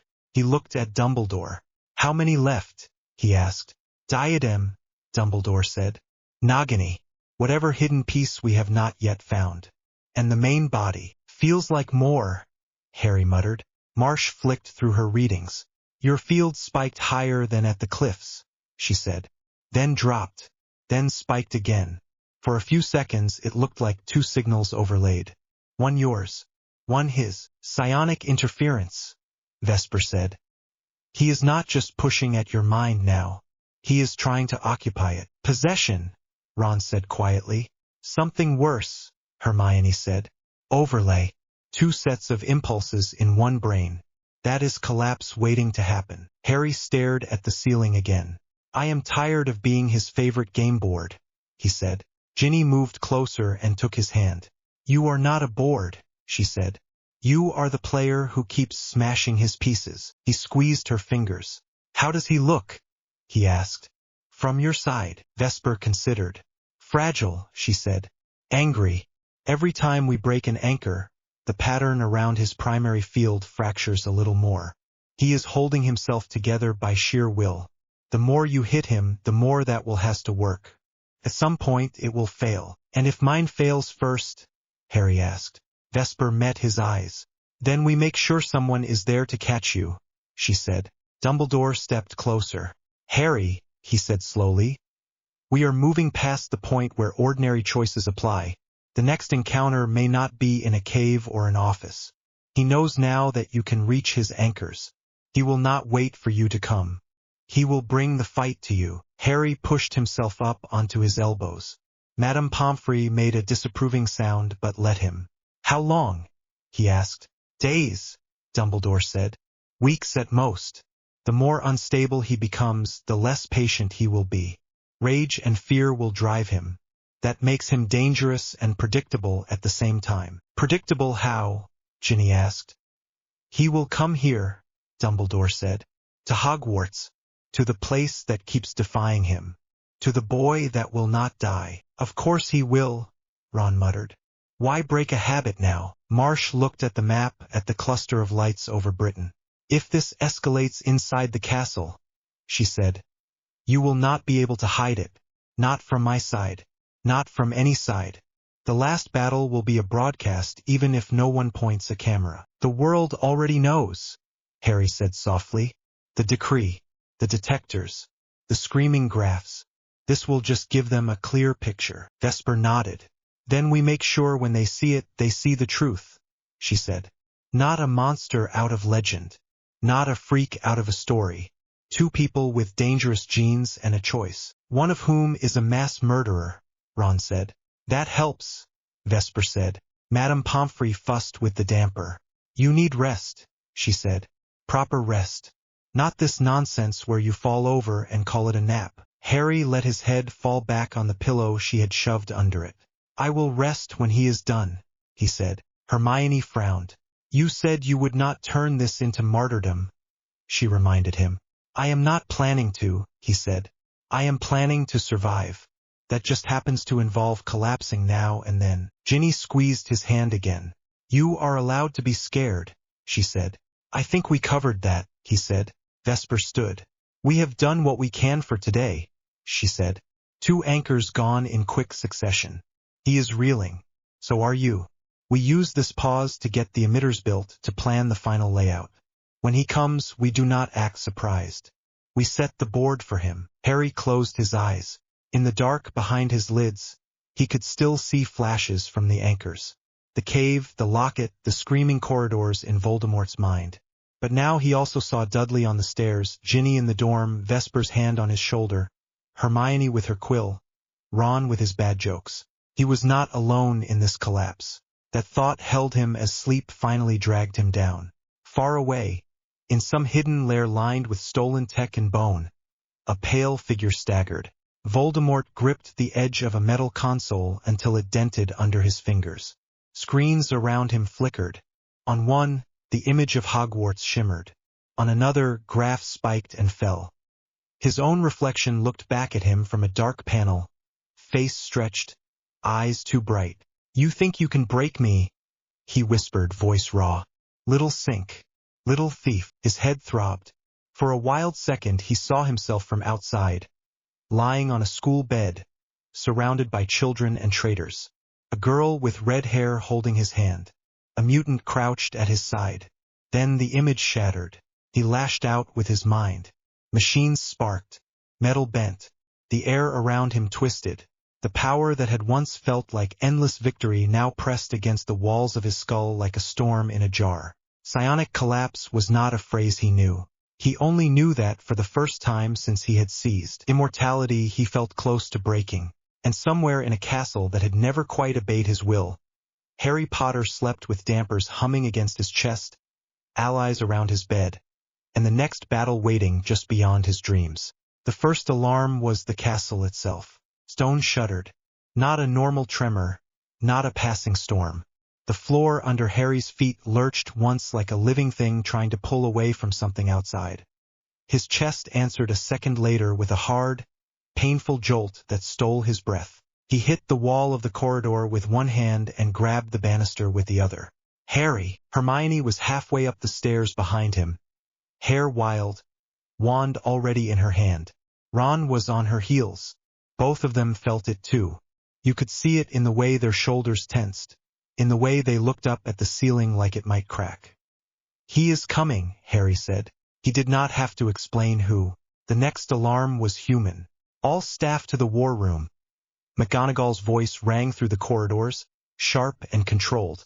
Students to their dormitories. Prefects, implement Defense Plan 3. Her voice echoed off stone, chased by the distant pound of feet. Harry pushed away from the wall and started to run. Hermione caught up beside him. Ron matched their pace opposite. Their breath rasped. The hum in his chest climbed with every step. Plan 3, Ron puffed. That is the one where we do not pretend this is fine, right? That is the one where we admit we are under attack, Hermione said. No drills. No covers. Harry did not answer.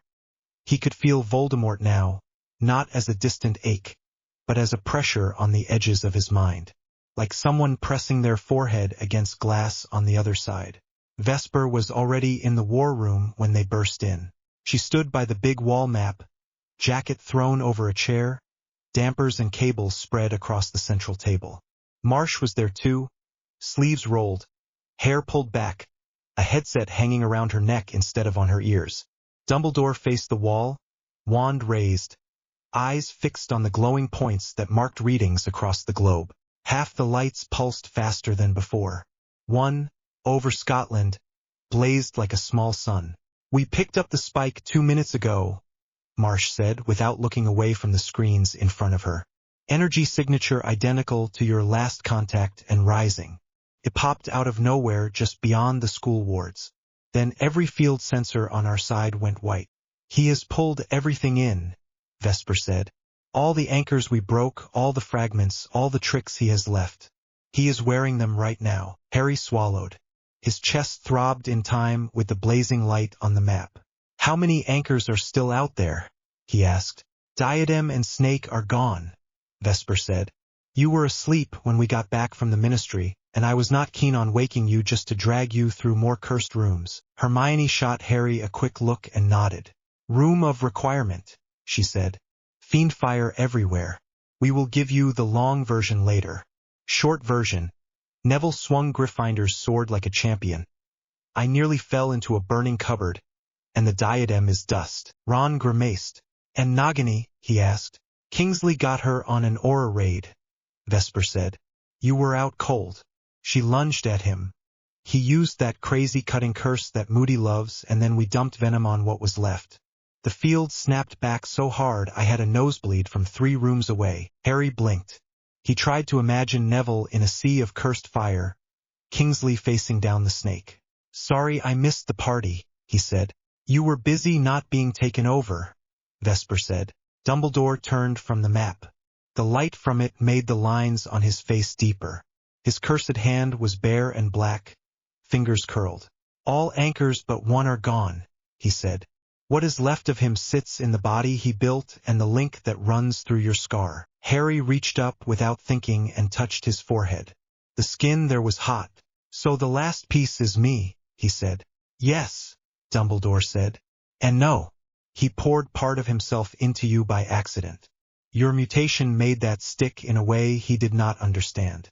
To truly finish this, you must decide what to do with what you carry." "Cannot we just cut it out?" Ron said. "Metaphorically, or literally, whatever works." "If it were that simple we would have done it years ago," Hermione said. Marsh finally looked up from her readings. "Whatever sits in your head is not just his memories," she said. "It is a pattern, a way his energy likes to arrange.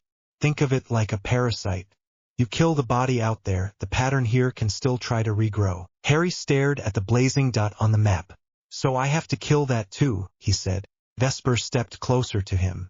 "You cannot kill energy," she said. "You can only move it, change it, or spread it so thin it stops being dangerous. That is what we mean by nullify." She placed 2 fingers against his chest, just above the damper. "You are the only one here who can do that to this kind of field," she went on. "You take in scattered magic like it was air. You have been doing it by accident for years. You just never had someone explain that it was a skill." "And if I misjudge it?" he asked. "Then you burn out," she said. "Or he rides the surge and wears you like a coat." Ron made a small choking sound. "Brilliant," he said faintly. "So no pressure." The castle trembled again, harder. A faint booming sound reached them through stone. "He is at the wards," McGonagall said from the doorway. Harry had not even heard her arrive. Now she stood there in full battle robes, tartan and armor, lips thin. Hagrid loomed behind her, crossbow slung across his back. Behind them, Ginny, Neville, and a knot of older students waited, wands ready. Madame Bones pushed past them, eyes already scanning the map. "Reports from the gate say the outer wards fired twice and then went blind," she said. "Something tore through them without touching the runes." "Mutation again," Vesper said. "He is not a spell anymore. He is a moving phenomena." Marsh grabbed a case from the table and snapped it open. Inside, 4 small metal boxes lay against foam. Each had a faint glow. "Emitters," she said. built from your earlier readings. They broadcast a copy of your field when we turn them on. Not perfect, but good enough to confuse something that is already unstable. We have 2 in the towers, one by the greenhouses, one on the far side of the lake. She handed one to Vesper. This one stays near him, she said, nodding at Harry. If the connection between you and the dark mutate spikes, this might bleed some of the load. Or make me twice as bright, Harry said. Marsh gave a short, humorless smile. That is the thing about experiments, she said. Sometimes you only get one run. Ginny stepped fully into the room. Her face was pale but steady. Where do you want us? She asked. Dumbledore looked around at all of them. Teachers. Or students. Mutant. Muggle scientist. This school has stood through many dangers, he said. It will stand through this one. We cannot move the children before he arrives. That means we hold him here. He pointed his blackened hand at the map. Staff and order will defend the grounds and the walls, he said. Director Marsh, you and your team will monitor from here and feed us what you see. Vesper, you and Harry are our spear. You meet him where he breaks through. I will lend what strength these old bones have left. The rest of you form a shield. Wards, stone, flesh, whatever it takes. McGonagall nodded once. You heard him, she said to the students at the door. You are not heroes tonight. You are guards. You hold the corridors. You keep your classmates back. You hit anything that wears a skull mask and you do not chase. Neville swallowed and straightened.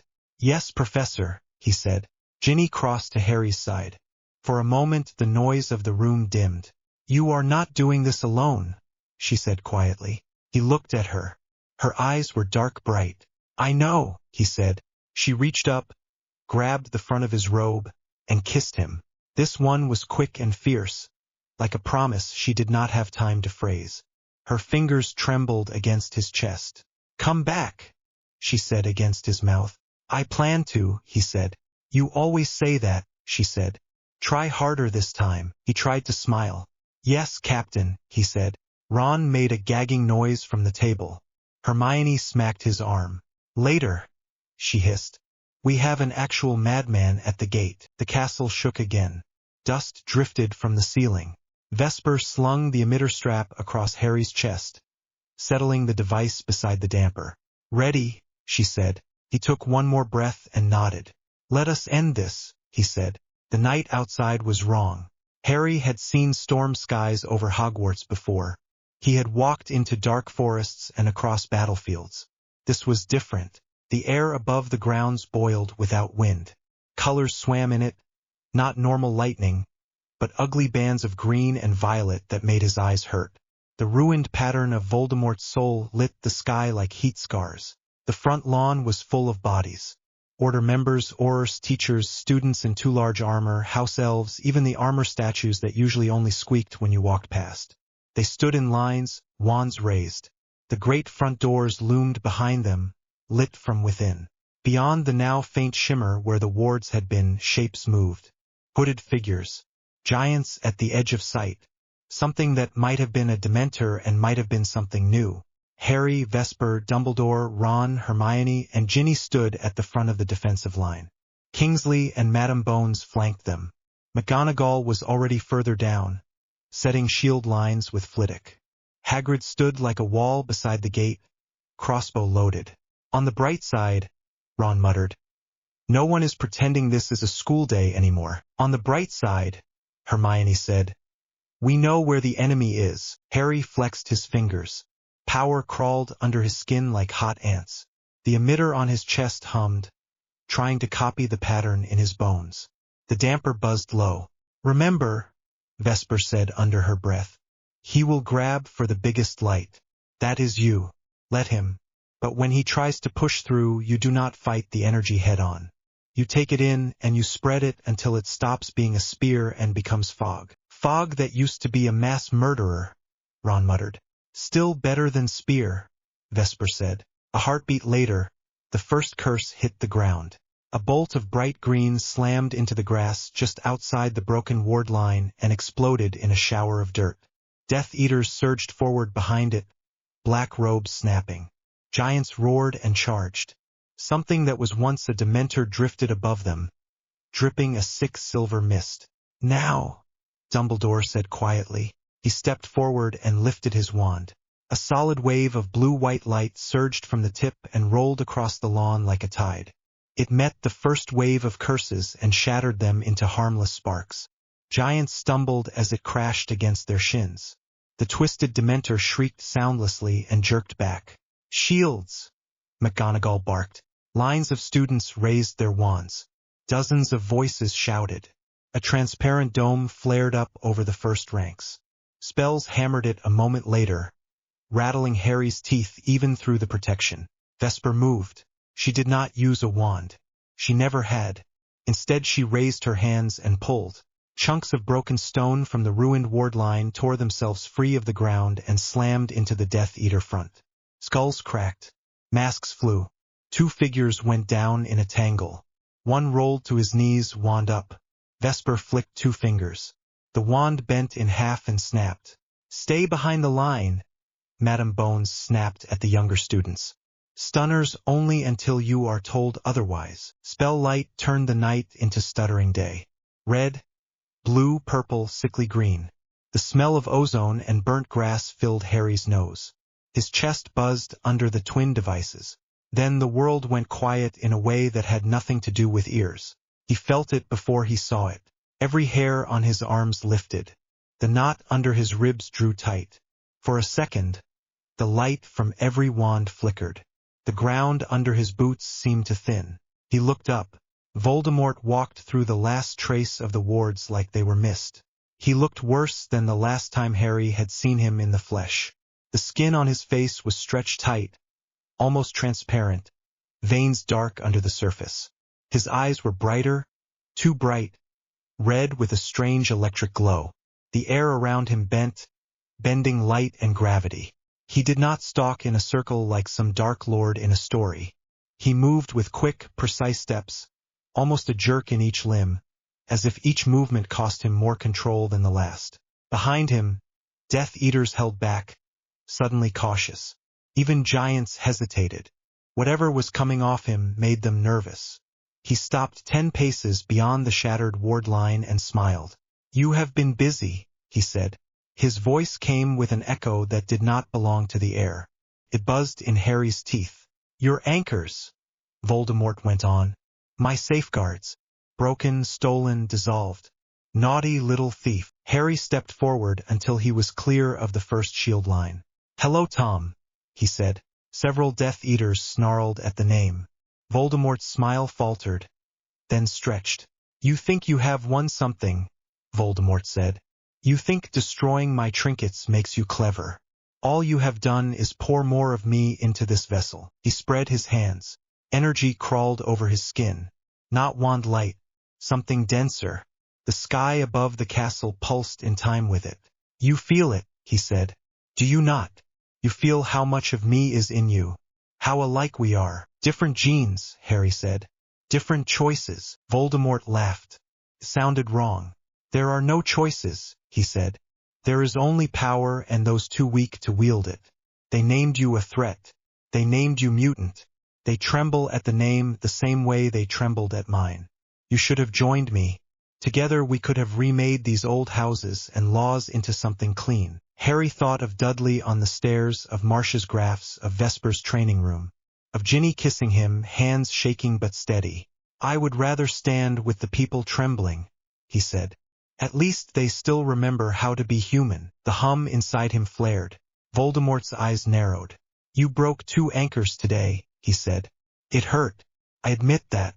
It made me bleed in ways a spell never could. So now I will return the gesture." He raised his hands. The air around Harry thickened. Not just air. Something reached for him, thin and sharp as needles. He felt it slide along the iron in his blood, tug at the water in his cells, scrape along the nerves in his spine. His heart stuttered. He staggered. "Harry!" Ginny shouted behind him.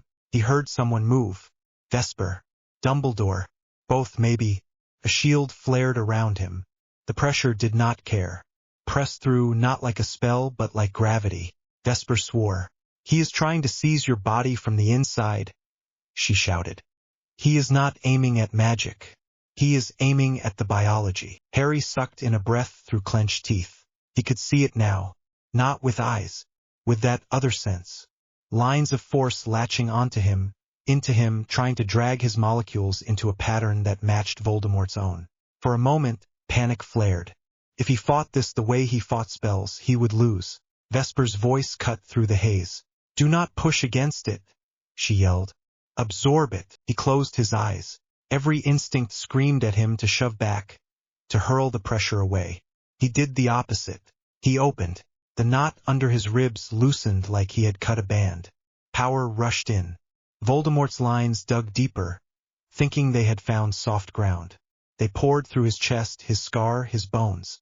Pain was a solid thing, not sharp, heavy, like someone had poured molten iron into his veins. He bent forward with a groan. The world narrowed to red light and the taste of metal. Voices blurred. Someone grabbed his arm. Ginny, maybe. He could not tell. Inside, where that strange sense worked, he saw it. Voldemort's field was not just raw power. It had structure. It wanted to twist everything it touched into a spiral of fear and control. Old memories rode on it. Killings, rituals, horcruxes. He felt them skim his mind and tried not to look. He pulled anyway. He drew the energy in, not because he wanted it, but because pulling was the only way to keep it from shredding the people behind him. The emitter on his chest screamed. The damper glowed. "Enough!" Voldemort shouted, voice cracking. Harry realized something. The pain was bad, but it was not infinite. There was a shape to it. Top end. Omega, Vesper had said in their training. No upper limit detected. That had terrified him. Now he saw the flip side. If his field had no measured ceiling and Voldemort's did, then there was a point where he could outmatch it simply by staying open. He dug deeper. Voldemort snarled. Around them the battle had slowed. Death Eaters hesitated, glancing at their master. Giants backed away. The twisted Dementor thing shrank into its own hood, as if frightened. Dumbledore's voice reached Harry through the haze. "Now!" the old man shouted.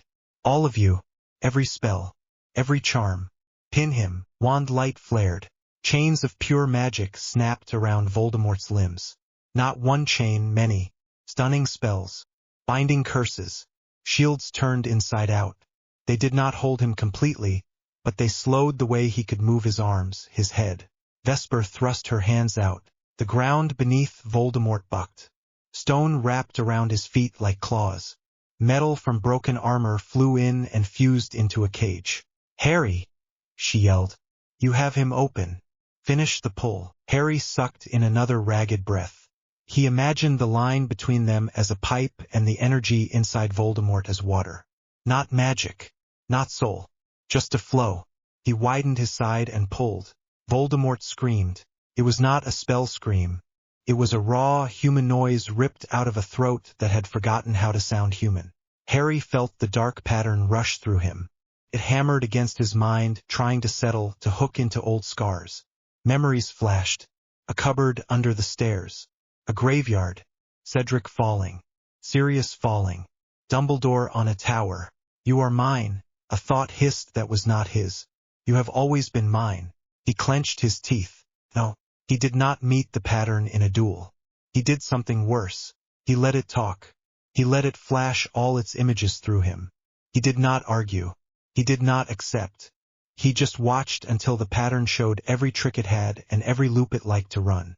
Then he did what he had learned with smaller fields in the training room. He broke the shape. Not with another pattern. With none. He took all that screaming, swirling force and let it spread. Not out into the battlefield. Inward, but wider. He let it collect for a second in the knot under his ribs. Then pushed it through every cell in his body at once. Not as a spear, as a mist. Thin, thin, thinner. The more he spread it, the less it hurt. The more it faded. It did not vanish. Energy never does. It just became something else. Heat in his muscles.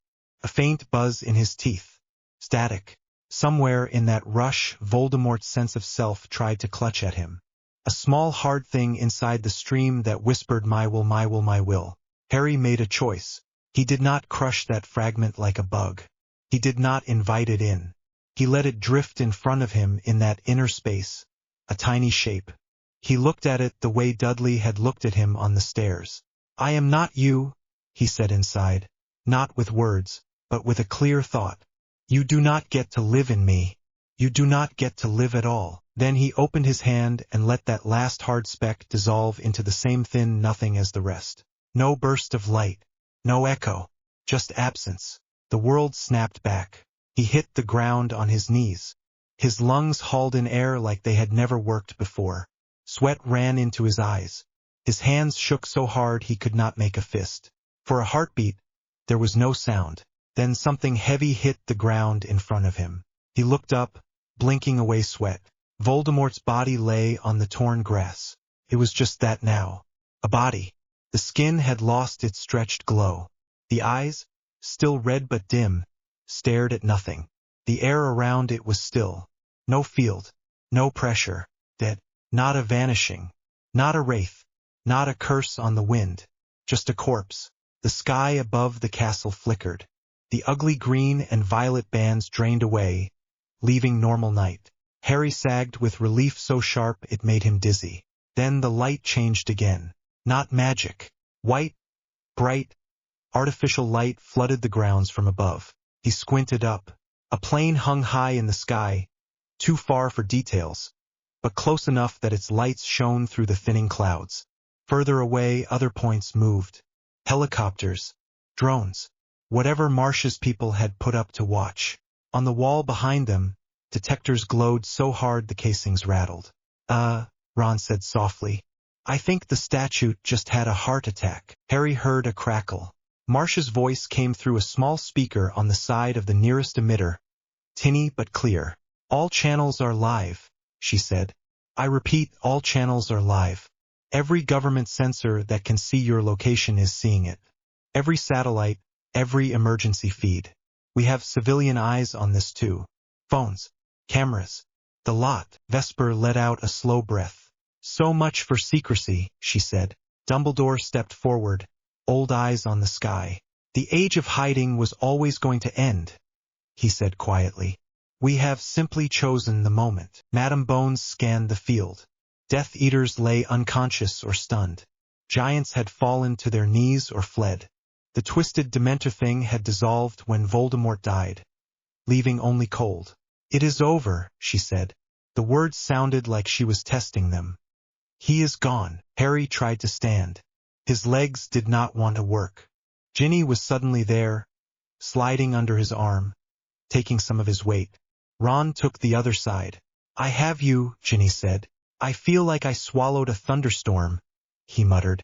"You look like someone dropped a library on you," Ron said. Hermione wiped her eyes with the back of her hand. She was shaking. "You did it," she said. Harry looked over at Vesper. She watched him, face unreadable, eyes bright in the dust and wand light. "How bad?" he asked. "You have traces," she said. "Any time you play lightning rod you will. But the pattern is gone. He is not sitting in your head. Not in the way he wanted." He let out a breath he had not realized he was holding. "Good," he said. People were moving now. Oars binding Death Eaters. Giants being guided away by Hagrid and a few brave students. Teachers checking the wounded. House elves popping in and out with bandages and potions. Above all of it, the unnatural white lights stayed fixed. "Director," Dumbledore said, raising his voice just enough that the emitter mic would pick it up. "What does your side see?" There was a pause, then Marsh answered. "They see a boy standing in front of a ruined line, glowing like a fault in the sky," she said. "They see a figure they have labeled Dark Mutate lying dead at his feet. They see a castle full of children holding wands and a sky that just stopped tearing itself apart." She paused again. When she spoke next, there was something almost gentle in her tone. "They also see that the kid did not run," she said. "That matters." Vesper looked up at the hovering plane and then at Harry. "This is it," she said. "No more hiding what you are. Not from your ministry. Not from hers." Harry swallowed. His throat hurt. "I am tired of hiding," he said. Ginny squeezed his side. "Good," she said. Because you are terrible at it. The next hours blurred. Harry remembered images more than a smooth flow.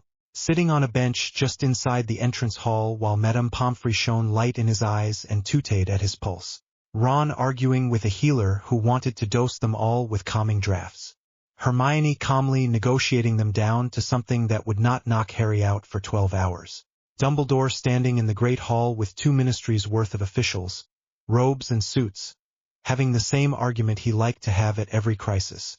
Except this time there were cameras on tripods at the back of the hall, and some of the people in suits looked like they had walked out of Marsh's office. Hagrid carefully carrying in Voldemort's body wrapped in a sheet, like any casualty, laying it at the far end of the hall instead of leaving it outside like some warning. McGonagall moving among the students, checking faces, directing prefects, snapping at anyone who tried to treat this like gossip. At some point, someone shoved a mug of tea into Harry's hands. It shook against the saucer. He did not drink it. He just held the warmth. Vesper leaned against the pillar near him. Her jacket was torn. There was a scrape along her jaw. She knew he was watching because she smirked. You look terrible, she said. You look worse, he said. Flattery, she said. Careful. I might think you like having me around. I do, he said before his brain could stop his mouth. Her smirk faded into something softer. Good, she said. Because when the dust settles, you are going to need someone who can talk both to wands and to people who think in graphs. She nodded toward the far end of the hall. Marsh was there, flanked by 2 official-looking people in suits. One looked exhausted. The other was already talking about frameworks and registration systems. You could tell from the hand movements. Listen, Vesper said. You hear that? They will push for control. For lists. For collars. They always do when they are scared. Harry gripped the mug harder. I will not go into a cage, he said quietly. I know, Vesper said. Neither will I. Neither will the kids at the mansion or any other mutant who watched that sky tear open on the news and thought, oh, that is me. He pictured it. Kids in small houses, in cities, in empty fields. Watching the sky over Hogwarts turn strange on screens. Feeling something inside them answer. What happens to them? He asked. That depends, Vesper said. On what people like you and me and Charles and Marsh and Dumbledore decide is worth fighting for. On whether we let fear write the laws or we walk into the rooms where they write them and say no. Harry watched Dumbledore speak with Marsh and Madame Bones. You could not hear the words from here, but you could hear the tone. Calm, firm, unbending. You really think they will listen to us? Harry asked. Some of them, Vesper said. Enough. Maybe. She nudged his shoulder with hers, careful of his bruises. Either way, she said. You are done being a secret weapon. You are a public one now. He made a face. That sounds horrible, he said. It is, she said. But it also means you get to choose how they use your name. They painted you as a threat. Show them what a protector looks like instead. He thought of Dudley's letter. Of his cousin in that neat horrible house, caught between fear of him and fear of the people who thought they owned him. I can try, he said. That is all anyone can do, Vesper said. It was almost dawn when he finally made it back to the tower. The sky outside the windows was pale gray. Smoke from small fires still hung over the grounds, but the worst was out. The common room looked wrong with no chatter. A few students still sat near the fire, blankets around their shoulders, eyes red. A first year was curled up in an armchair, thumb in mouth, fast asleep. A prefect sat beside them, awake and alert. Harry climbed the last stairs to his dorm and stopped in the doorway. Ron lay face down on his bed in full clothes, snoring. Hermione had taken the chair under the window and fallen asleep with a book open on her chest. Ginny was not here. Her room was down below, but he knew she would find him later. He eased past Ron and sat on his own bed. For a long moment he just sat there, elbows on his knees, hands hanging loose. The hum in his chest was different now, quieter. It was still there, still him, still the same strange field that had made detectors scream. But the ugly edge that had been Voldemort's had gone. He closed his eyes and listened. No hiss, no foreign whisper, just his own tired thoughts. Someone knocked softly on the doorframe. He looked up. Ginny stood there in an old jumper and socks, hair pulled back, wand tucked behind one ear. "I thought you might come up here to pretend you were fine," she said. "I considered the library," he said. "But they told me you have to be quiet in there." She stepped in and closed the door behind her. "Can I sit?" she asked. "Always," he said. She came over and sat beside him. Their shoulders touched. For a while they did not say anything. The quiet did not feel heavy. It felt earned. "What does it feel like?" she asked eventually. "Inside you." He searched for the right words. "Lighter," he said. "Like I have been carrying a weight in my chest for years without knowing. Now someone has taken most of it away. I am still me. I can still feel the power. But he is not there. His pattern is gone." Ginny nodded slowly. "Good," she said. He looked at her. "You are not scared of me," he said. "I am terrified of you," she said, then bumped his shoulder before he could flinch. "I watched you drink in enough power to make the sky twitch. I would be an idiot not to be scared. But I am also scared of you crossing the courtyard without looking where you are going. Fear is not the point. What we do with it is." He smiled a little at that. "I am glad you were there," he said. "If you had not been, I do not know if I would have kept my feet. You have a habit of falling over at dramatic moments," she said. "Someone has to be ready to catch you." He reached for her hand. She let him take it. "Marsh says everyone saw it," he said quietly. "The whole world, or enough of it to matter. Me, him, this place. There is no closing that curtain again." Ginny squeezed his fingers. "Then we build something better without it," she said. He looked out of the window. The sky over the lake was brightening. The reflection of the castle on the water shook where the surface rippled, but it held. "I do not know how," he said. "Same way you always have," she said. "One stubborn step at a time. You talk to people. You stand in the way when someone tries to push others into a cupboard. You make sure the laws they write with your name on them do not turn into cages." He thought of the decree, of the word mutant stamped on paper like a warning. "Maybe we can change the form," he said. "Turn it from control into protection. Rules that stop people being hunted instead of rules that make the hunt easier." Ginny smiled. "Listen to you," she said. "Talking like Hermione." "Someone has to," he said. She leaned her head on his shoulder. "You know this is not over," she said. "Voldemort is gone. That is one war. Now there will be people in rooms who think they can use what you are afraid of to get more power. Different war, same old story." "I know," he said. "But you are not alone anymore," she said. "You have us. You have Vesper.